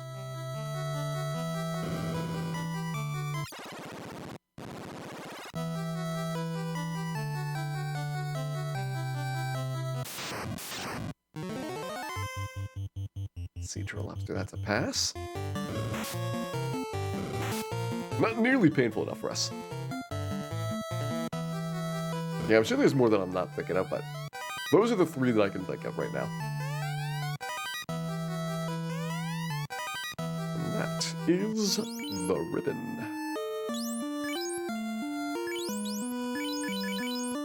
Ribbon on fighter, probably have to do at this point, so we can swap those around. But you can go opal shield at this point. You don't care about your elemental protections. Last ribbon's in space, that goes on view. Dan, well, Dan just does Dan things.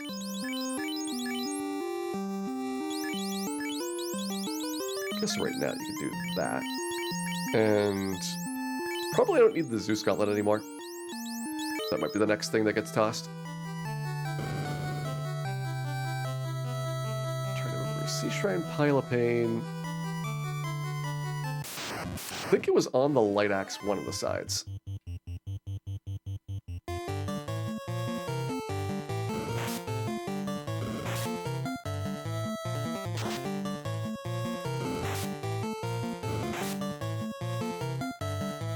Not the Light Axe, on the Power Glove.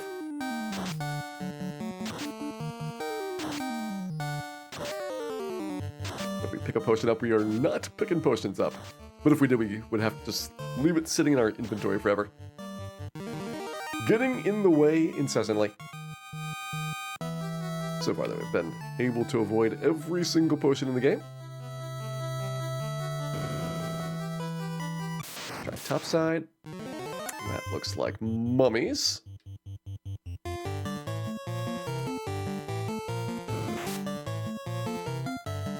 So not this one.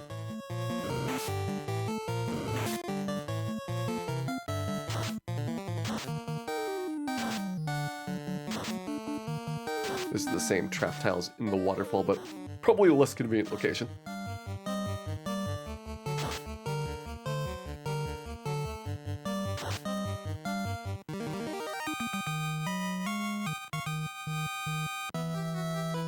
And this should be the pain. Oh, this is waters. I guess they are by the Light Axe then.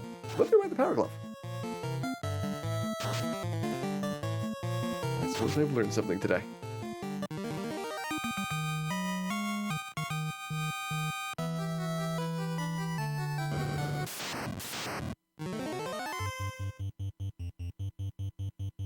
So then one side would be Gershark Wissahag. That's the one in the middle. And I think that's used for one of the sides up here. So which side would I normally not touch? Maybe the left side?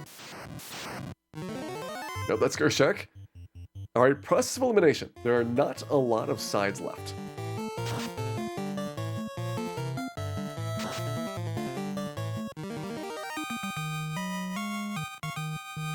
Is this the side with the paint on it? Hey, there we go. Sea Shrine Pile of Pain. It was here the entire time. You can tell that I have not done a lot of grinding on this particular trap tile before.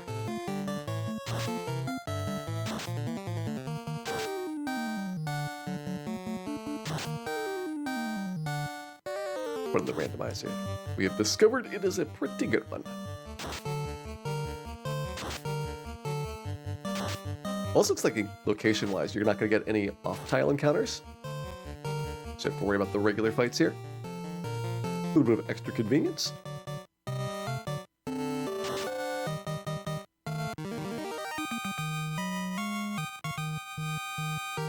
we go. Level 19. Let's see roughly how many piles of pain do we need per level up? 9? Okay, let's do it. 18 piles of paint on the wall. This might be more pain than I think we can deal with.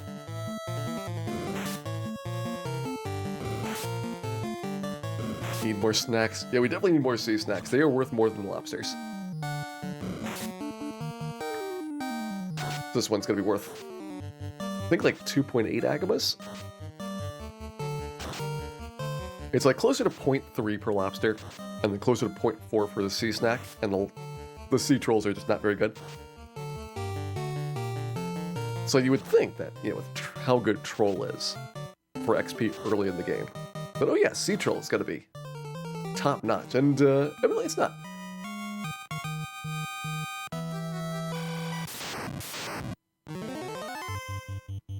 This though, this is a little bit better.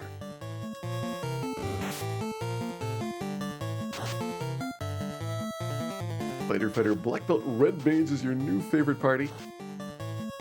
Black Belt is pretty good if you got somebody to carry them.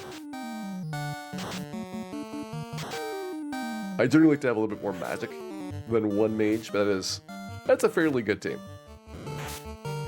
It's actually really tough to build like a noticeably bad team. Other than, of course, thieves. That would be one way to get a bad team, but many other party combinations are going to be fine.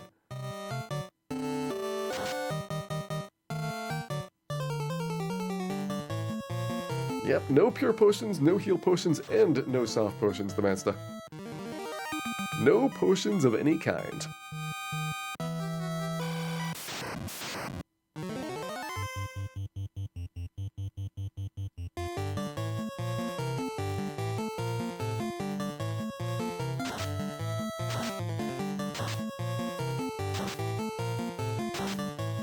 About 90 minutes in, we got the pure spell for limited quantities of poison recovery, and actually it was not that long ago that we got our soft potion, or soft spell, to replace the soft potion. The thing is, soft is very late in the game. It's a white mage exclusive, so if you don't have a white mage, you can't use it at all. And for us, that means that if Max ever gets petrified, that's game over for us. So it is a lot more difficult to get around, at least with pure. Red mage can use it as well, so you got a fairly good amount of charges, all the way to a very inconvenient tier for the red mage.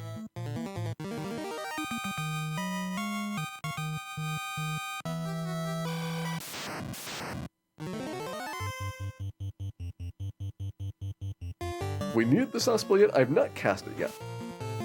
There have been times that we've gotten petrified. I had to reset the earth cave once, and like the ice cave like 5 times. Most recently, cockatrices have been less menacing. We saw them in the waterfall, we saw them in here, we saw them in Mirage Tower, but we're not spending a lot of turns in the cockatrice fights anymore, and our magic defense is much, much higher. So as you get level ups, it is a lot easier to just kind of shrug off the status effects, and they don't even get appeared. That is a big advantage of extra level ups, is how much of a difference it makes for magic defense.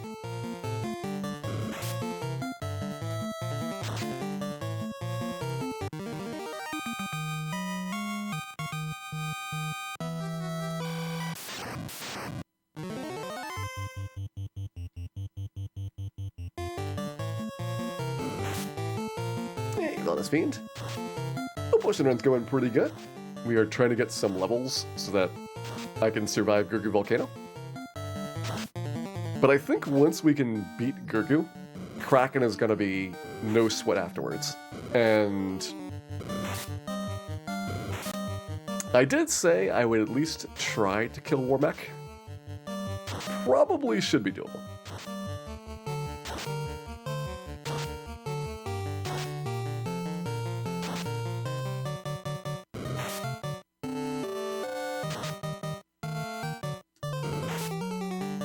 Warmech's kind of a fun bonus.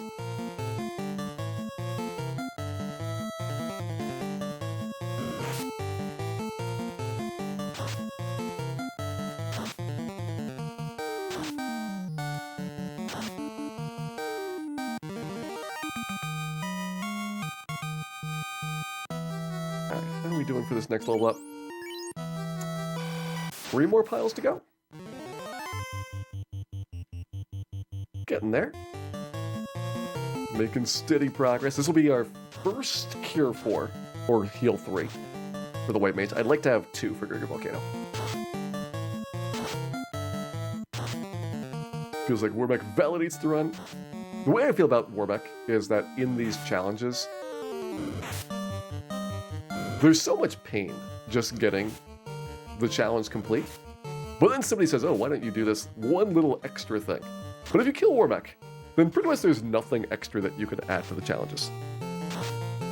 So we did all of the solo character, no class changes. I tried to kill Warbeck in all of those. I think there is just kind of like the realization that some of them, it's gonna be Bane Sword, so it's gonna be uninteresting, but anybody that you can kill without the Bane Sword, I did it.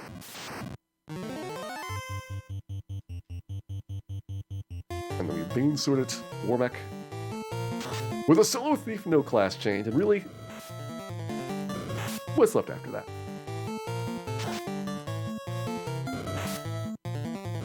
Does Saber work in the vanilla game? Nope, Saber and Temper do not work.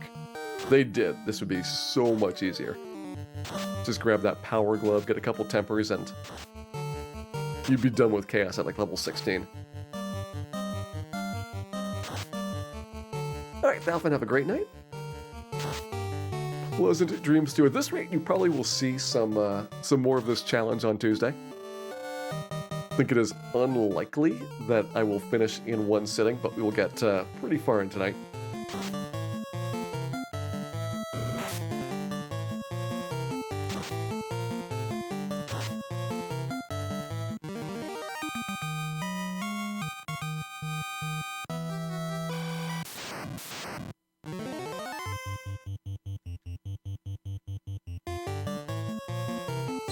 Here.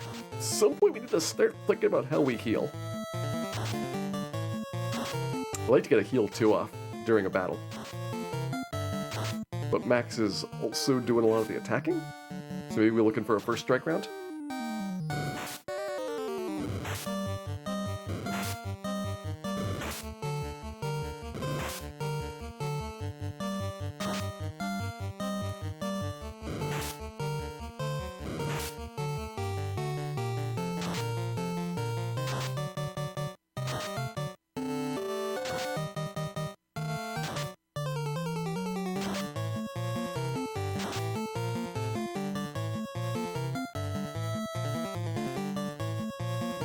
We'll get good turn order.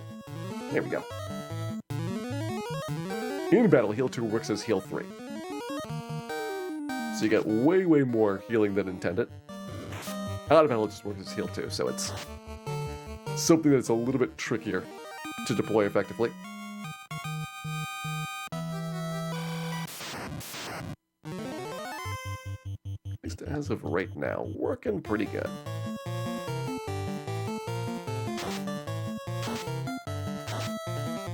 I think we're doing good, Trude and Ryu. There's not a lot for the fighters to wield here. Like, give them a mage staff. But if they go first, it's super slow. Wait for all the fire 2s to proc. Like, I'd rather just take an extra turn than even if fire 2 could kill the stacks, how much slower it would make doing each of these rounds.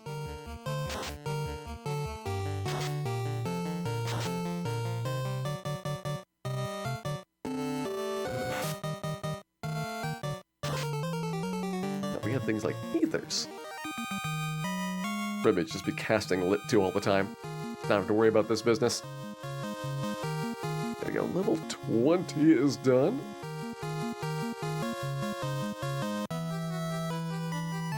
So first of those charges. 14,000 more for another charge. Let's see if we can get it. Like, we're not using a lot of resources here. This is something that you could grind for basically indefinitely.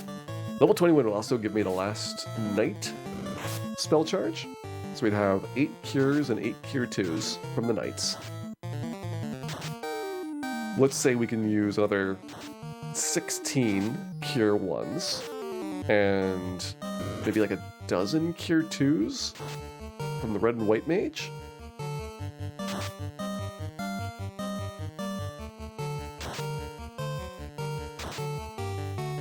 Probably like 4 heal 2s.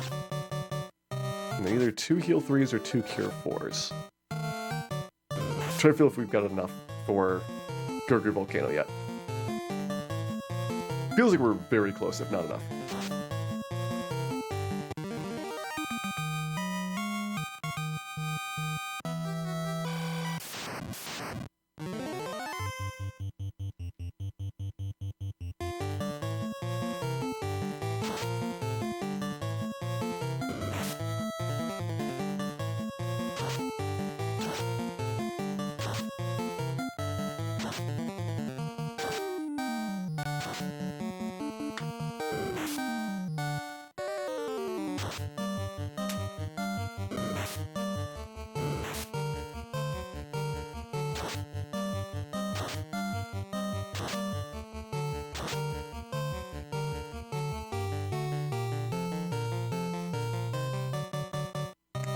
Do I think this challenge is going to take on Tuesday?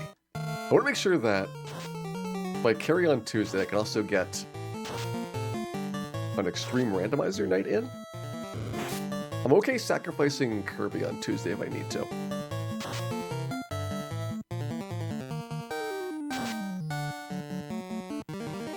It feels like there's less than 2.5 hours left. Assuming that we don't need to get a lot of levels. This is going through Gurgly Volcano. Let's say 15 minutes tops. Back to Sea Shrine, down to Kraken. Again, pretty fast. Sky Castle, killing Warmech. Team up maybe in a separate trip. So that could be 2 Sky Castle trips, potentially. Temple of Fiends leveling. Maybe target around like level 23 or 24. Feels weird being just a little bit short of 8 tier spells at 25, but maybe that's okay. Hey, Mr. Crackums, I would sacrifice Kirby if I thought it would summon potential aid to our team here. But I would feel bad afterwards. I would definitely feel bad afterwards. I was just talking about scheduling. If I don't finish this tonight, which there's pretty much no chance that I want to stay up for like at least another 2 hours, which I think is the optimistic amount for finishing, and 2.5 is more realistic. But we'd start Tuesday with finishing this challenge off, do an extreme randomizer run afterwards.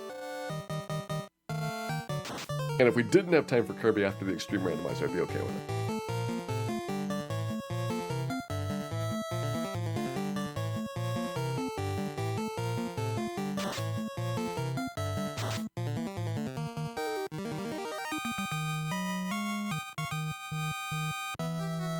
Alright, this got long enough. I don't think we're getting a lot of poison, so let me go ahead and use the Pure Spell and View. I know I could have done that quite a long time ago, but I kind of figured that the lobster proc for the poison would be, you know, like maybe like once a fight or so. So that eventually we just have everybody poisoned. But it's been really, really quiet from him. I guess if they do have the lightning attachment to it, then Thay and Dan are protected. So really it's only Max and View, and they are a 1 in 4 chance of getting hit together. So once a battle may turn into once every couple of battles.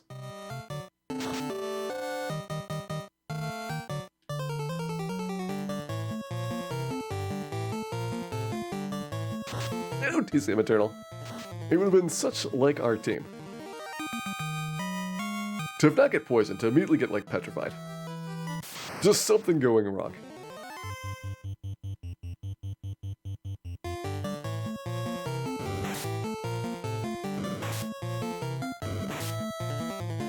I feel like it's one of the things about this playthrough. There we go. View poisoned as nature intended.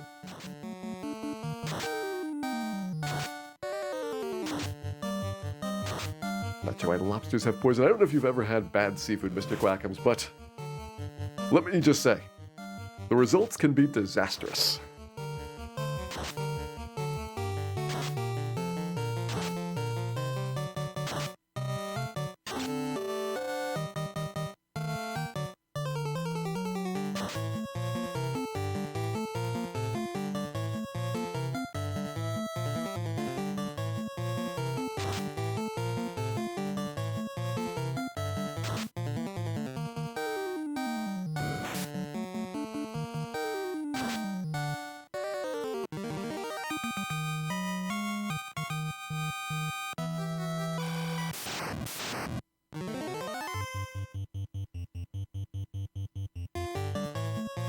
Actually, I'm kind of surprised that with a game like this that they were not exactly that considerate of the player's feelings at the era in which this is being made. They didn't just have, like, poison floors or something. That's what Dragon Warrior games would have done.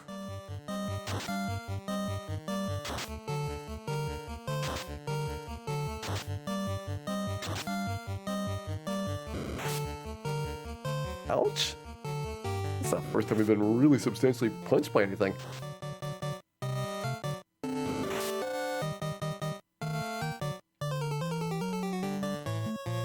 Yeah, I was thinking the pain was all gone.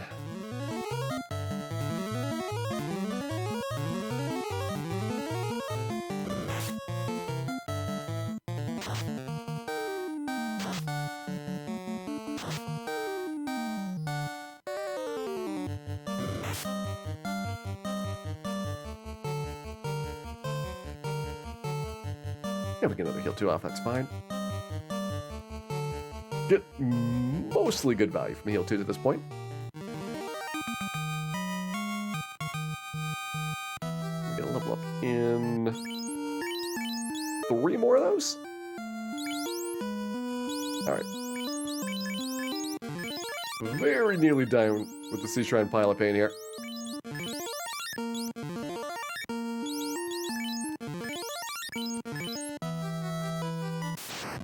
That may be a good point to call it for the night.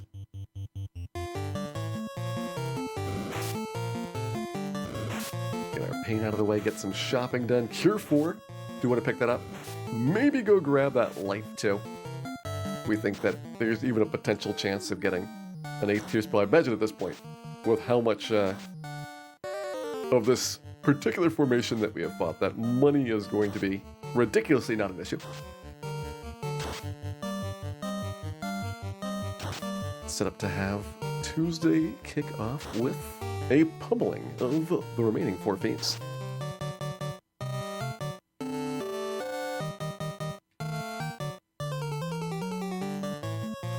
That should be pretty good. I think that'll be a good place to split it.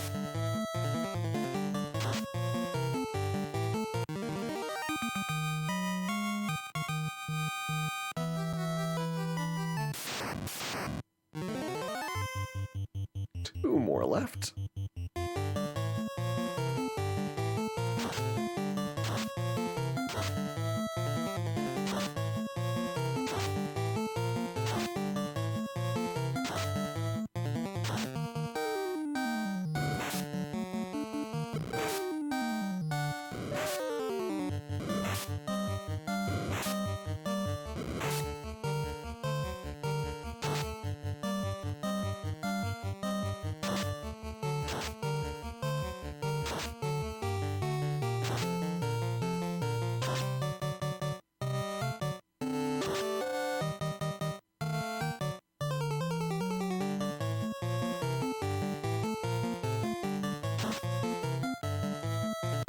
I think what is our last pile right here? This should be level 21 on the team. Hopefully the lobsters are enough. If it was sea snacks, we would definitely have it.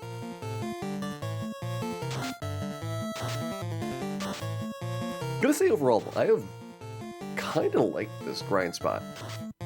Because of the trap tile, you're getting the fights really fast. It is a lot of setup work, but we're taking so little damage. Even with this restriction of no potions, it's going to be much worse than a lot of the other challenge run playthrough types. This might be a pretty good one, especially if you got at least a travel spell. Does help out a bit. Okay, 1 level 21, 2 level 21s, 3 level 21s, and 4. Alright, level 21 is done. So 2 heal 3s / cure 4s. I think that should be good. Let's get...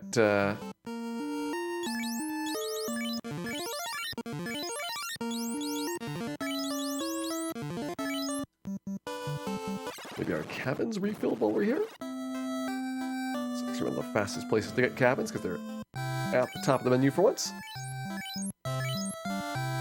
And 240,000. That is enough for probably not my 8th tier spells. Kind of surprised at how low that amount is. I was thinking we'd have like 400,000, but maybe that's what we're gonna have after like Sky Castle. It's another place that's just got loads and loads of cash.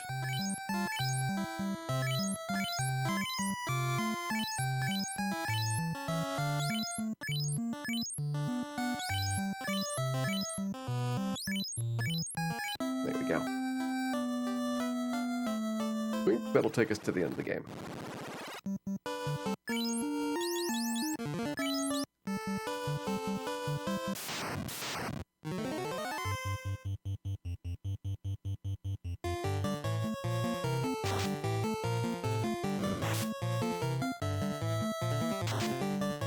Wyvern Root.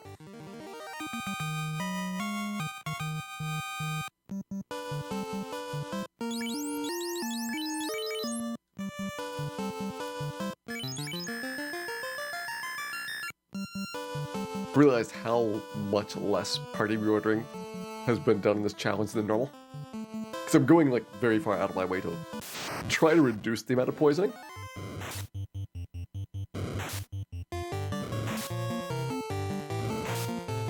As a result, we have not had to shuffle people around nearly as much.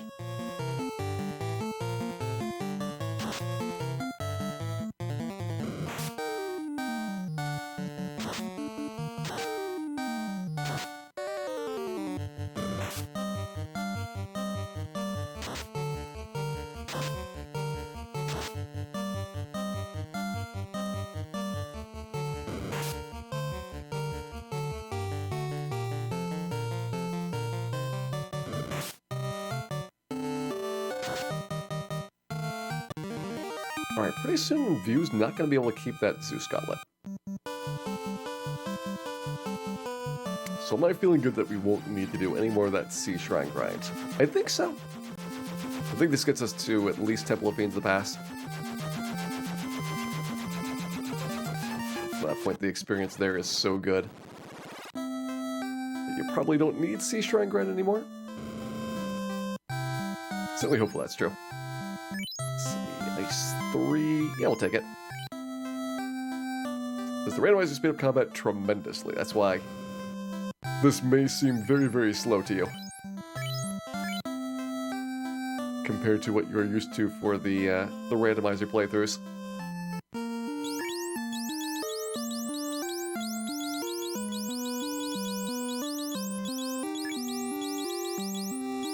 I forget A-Rub on View. Probably not right now. Might be worth thinking about, though, for potential later. A-Rub is sneakily more than just rub protection, which you kind of guess it's like death resistance. However, in addition to death resistance, you also get earth and status protection. And earth is one of the tricky ones to block.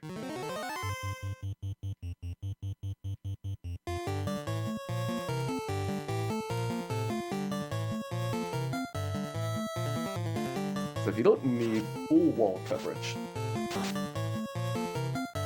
and Dan's got fire, ice, lightning, poison, and death already.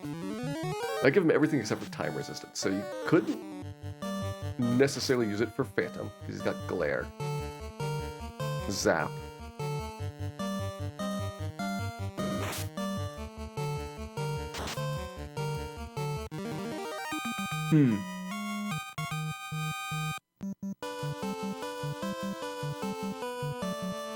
Yeah, I'm not seeing enough uses for it. Just Earth doesn't help in any of the places that we need it to. Like maybe we could fight sandworms, but not gonna bother. Time magic on the hand, that would be big.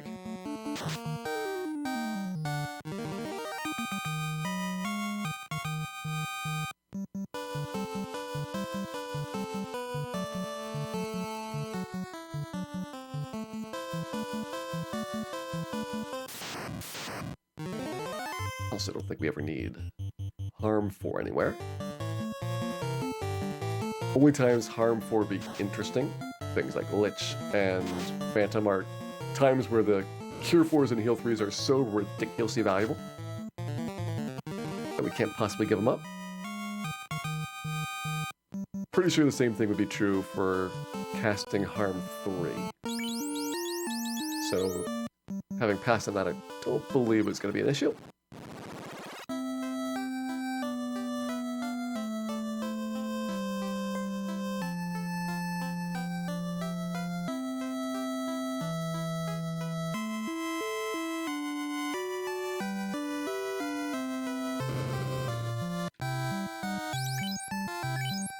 There we go.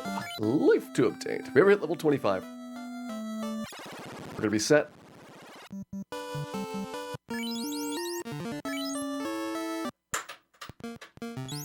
And if not, well,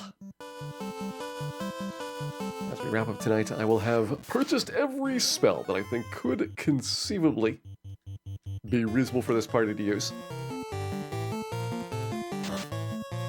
So we shouldn't need to do any shopping.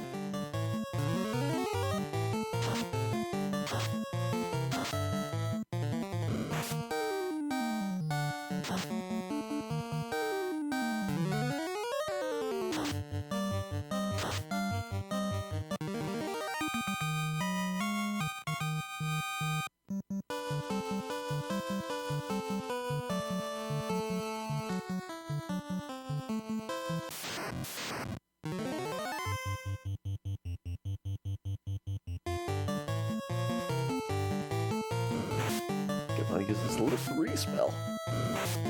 It has never been touched, fresh out of the package. Yeah, it's not bad. It's no Ice 3, but it'll do.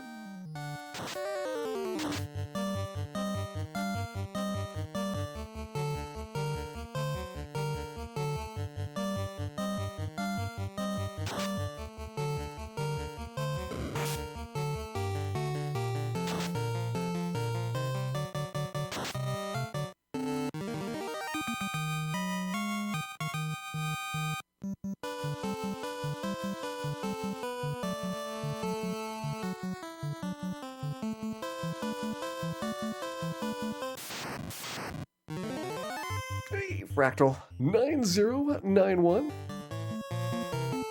Thank you very much for resubscribing back for 23 months. Doing good. Hope you're having a wonderful weekend here. Just trying to finish up the last little bits tonight so that we are ready for a fresh start on Tuesday to go finish this challenge out. Feel reasonably good about how much we've gotten accomplished here. Could probably do this at lower levels. Other than maybe the issue with Gurgu Volcano. And that one potentially alternative was to try to heal staff, heal helmet our way through it. But now I feel like we got enough spells that I'd be a lot less concerned about making it through all that lava. We had a reset for status effects, yes. Early on, a lot of poisons, and then Earth Cave and Ice Cave, a couple resets for petrification. Fortunately, it's been pretty good since then. Grab the wall spell. Fade is just not worth the slots, even if we have no other source of non-elemental damage. I just think the Life 2 and wall is too valuable.